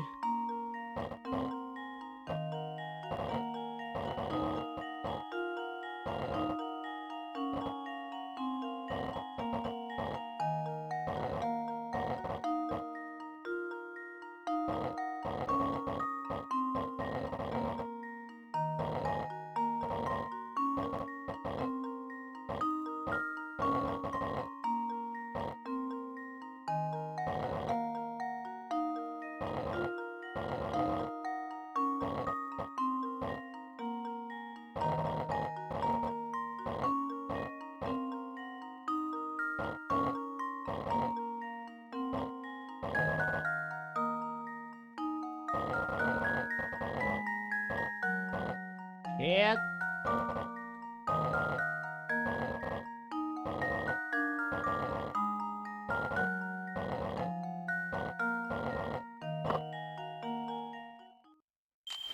Let's see if this works. Layton's apprentice strikes again. Let's try the 2 trains speed off into the darkness and each carrying the number 2 car of the other. Dab! Yawn! Him? Him? My word, I must have fallen asleep on the couch. How careless of me. Do you know what happened in that tunnel, Luke? Sorry, Professor, but I slept through the whole thing too. And I had the strangest dream. In my dream, part of the Voluntary Express switched tracks while we were in the tunnel. You mean to say that one of the train's cars is now running on different rails? Look, what you saw may not have been a dream at all. If one car did split off from the train, it would no longer be bound for Luxembourg. Yes, okay. Maybe that car is how you get to the Phantom Town. I begin to suspect you're right on the money, Luke. Hope the Phantom Town isn't as creepy as it sounds. Don't like bother. I mean, I wouldn't say I like it as it is, you know. But butter flavor? Sometimes? Everybody get ready to rock! The next stop is Frozen! Come on, passengers, let me hear you scream! Frozen, eh?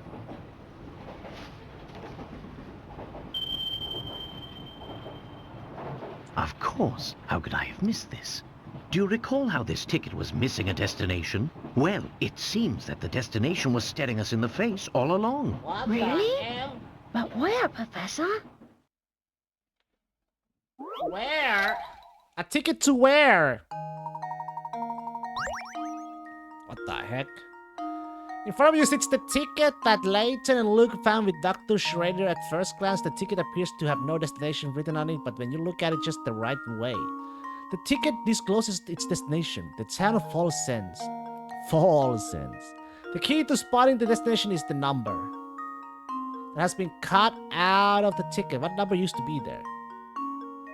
Use the ticket in the instruction booklet to puzzle this one out.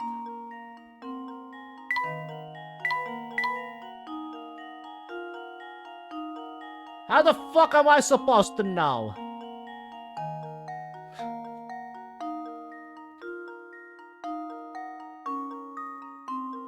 This the right way?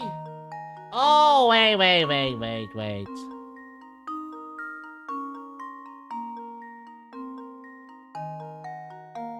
No, it doesn't match though. Match it, right?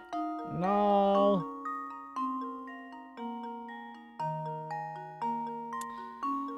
They...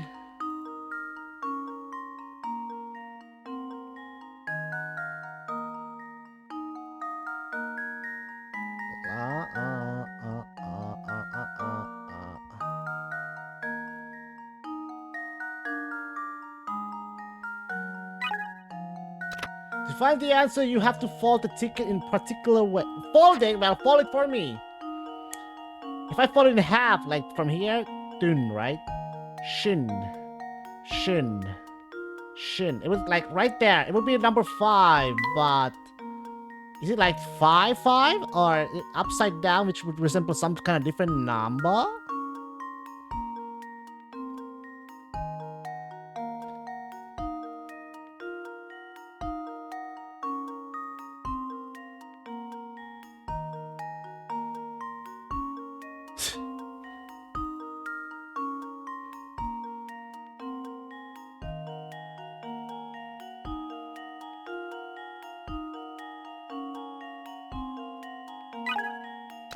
First, fold the entire ticket in half, lengthwise. Next, fold the ticket lengthwise along the middle of each row of numbers. Fold it just so the top of half of the top row of numbers will connect to the bottom half of the bottom row of numbers, revealing the string of letters. How the hell? How the hell? How the hell?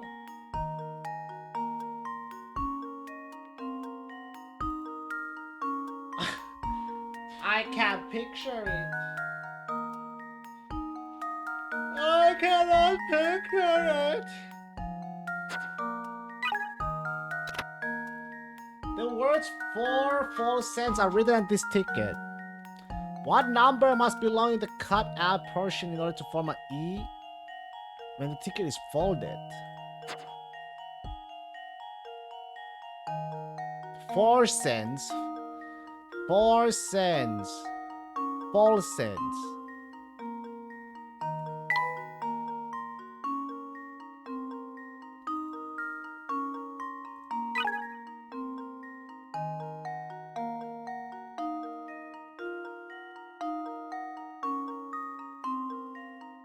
Form an E when the ticket is folded.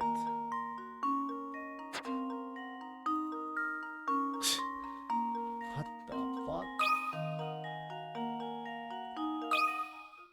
Consider this puzzle solved. Nope. Oh, my. This one is quite formidable. Yo, does somebody have a ticket?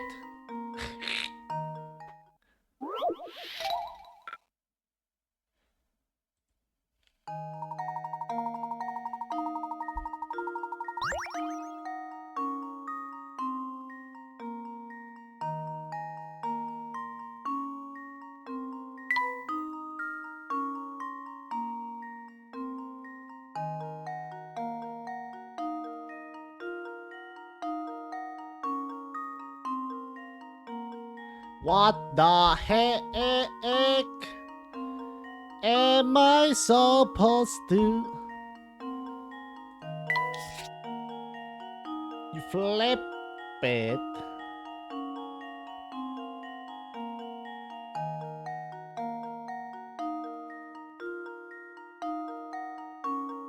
So this was like, this would probably, it's either, so, if I could flip this, you know, but I can't flip this to, you know, show the number. I have a guess, but I don't know if it's the right guess. Consider this puzzle solved. Okay. Get me the fuck out. A true gentleman leaves no puzzle unsolved. Except this missing number is 2. If you fold the ticket as shown in the lineup, there's 2 sets of numbers. They form letters that spell out the phrase for Folsens. It looks like the ticket's destination was there all along.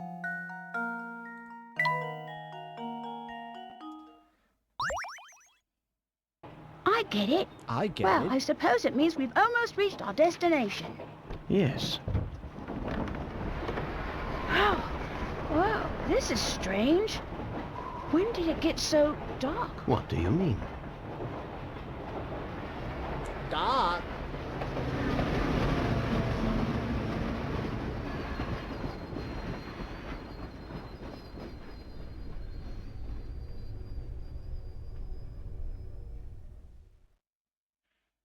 I do believe we are right at the next stop.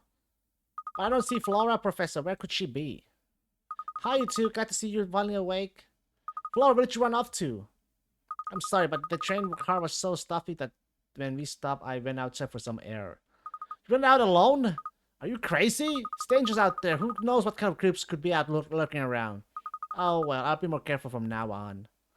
What's your tone, Luke? A gentleman always remembers to treat a lady with kindness and respect. Now, since we're all back together, why don't we get off this train and see where we are?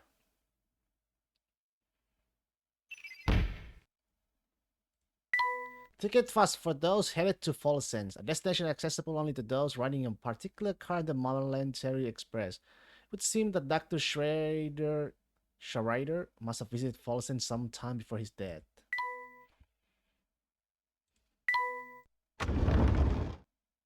Oh my. This place gives me goosebumps. Yes, I'd second that. I'm sticking close to you two.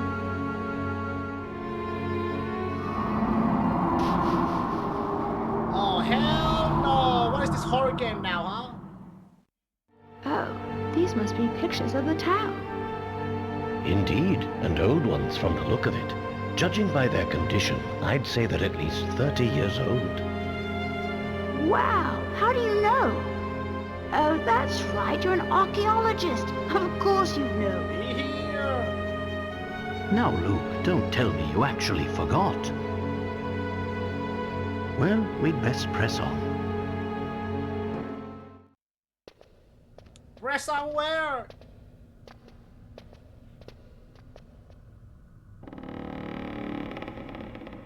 Get me out, Sake! Hmm? What on earth? Professor, what was that? Let's go. Ah. Oh my. Oh my! Wow! Oh, what's that? Oh.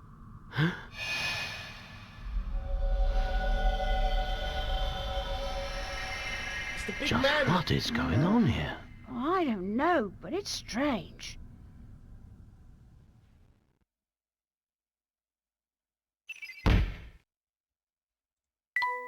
Minutes after Professor Layton, Luke, and Flora's arrival in Folsens, the rundown train station transformed into a gleaming, ornately decorated building right before their eyes.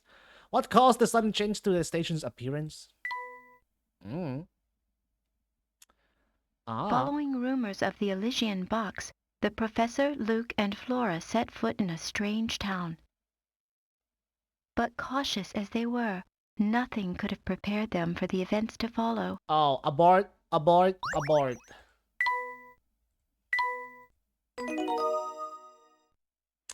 Abort. The Phantom Town of Folsens? This is the Phantom Town we heard about, huh? Yeah, it's like something from a horror novel. Found the place, unsettling too, but we mustn't let that keep us from our investigation.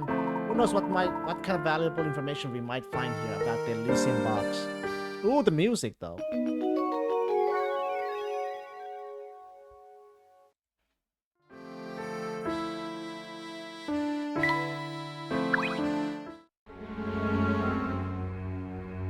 First, the train's still stopping the station, but there's no other soul inside. And it seems we have no choice but to remain in town. All the more reason to proceed with our investigation of the area. Yes, so okay, let's keep looking.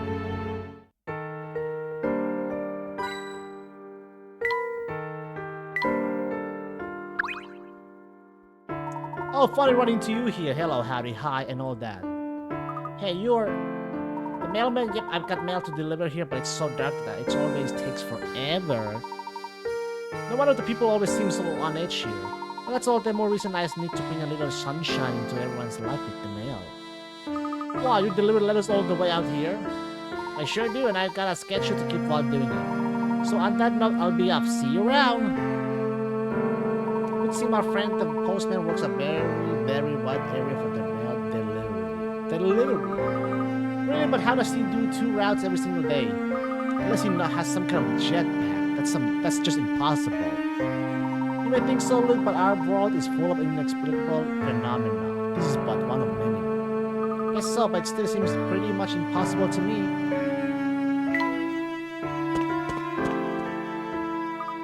Oof. Are you alright there, Flora? You don't look well. I'm not sure, I just started feeling sick all of a sudden. You're as pale as a sheet. I didn't find a place for you to rest right away. I don't see any hotels around. If there were, you'd think there'd be a sign or something. Despite the lack of advertising, I'd say one of those buildings over there is a hotel.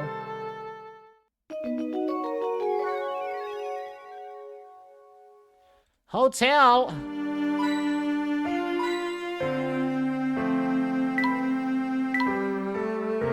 Eeny, meeny, miny, mo.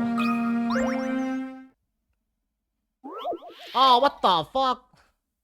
What do you give me? In front of the town train station are 4 buildings standing in a row. One of these 4 is supposedly the local hotel. Local hotel, okay? Though it lacks a sign, even so, if you studied the area carefully, you should be able to tell which of the buildings is a hotel. How the fuck can you figure out which of these 4 buildings is the hotel? Based on what? I mean, there's a clock. Clock has a hotel, right? There's a smoke coming out from the chimney. I don't know about what the fuck. Mike can see. Just leave it to me. Layton's apprentice strikes again. Huh? How does this make sense? That's right, the windows and door of building C spell out the word hotel. No, it does. Oh, it does. Yeah,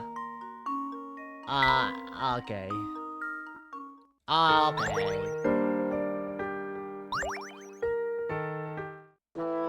How are you doing, Flora? Any better? A little bit. I think with a little rest, I will be back to my old self.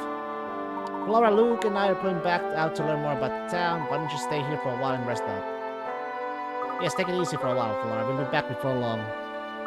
Thanks, Luke. Be careful out there, too. You too, Professor. Do you think Flora's going to be alright? I wouldn't fret too much, Luke. She may just be exhausted from our long journey. I think our best course of action now is to gather what information we can and hurry back to the hotel. After all, a gentleman never keeps a lady waiting.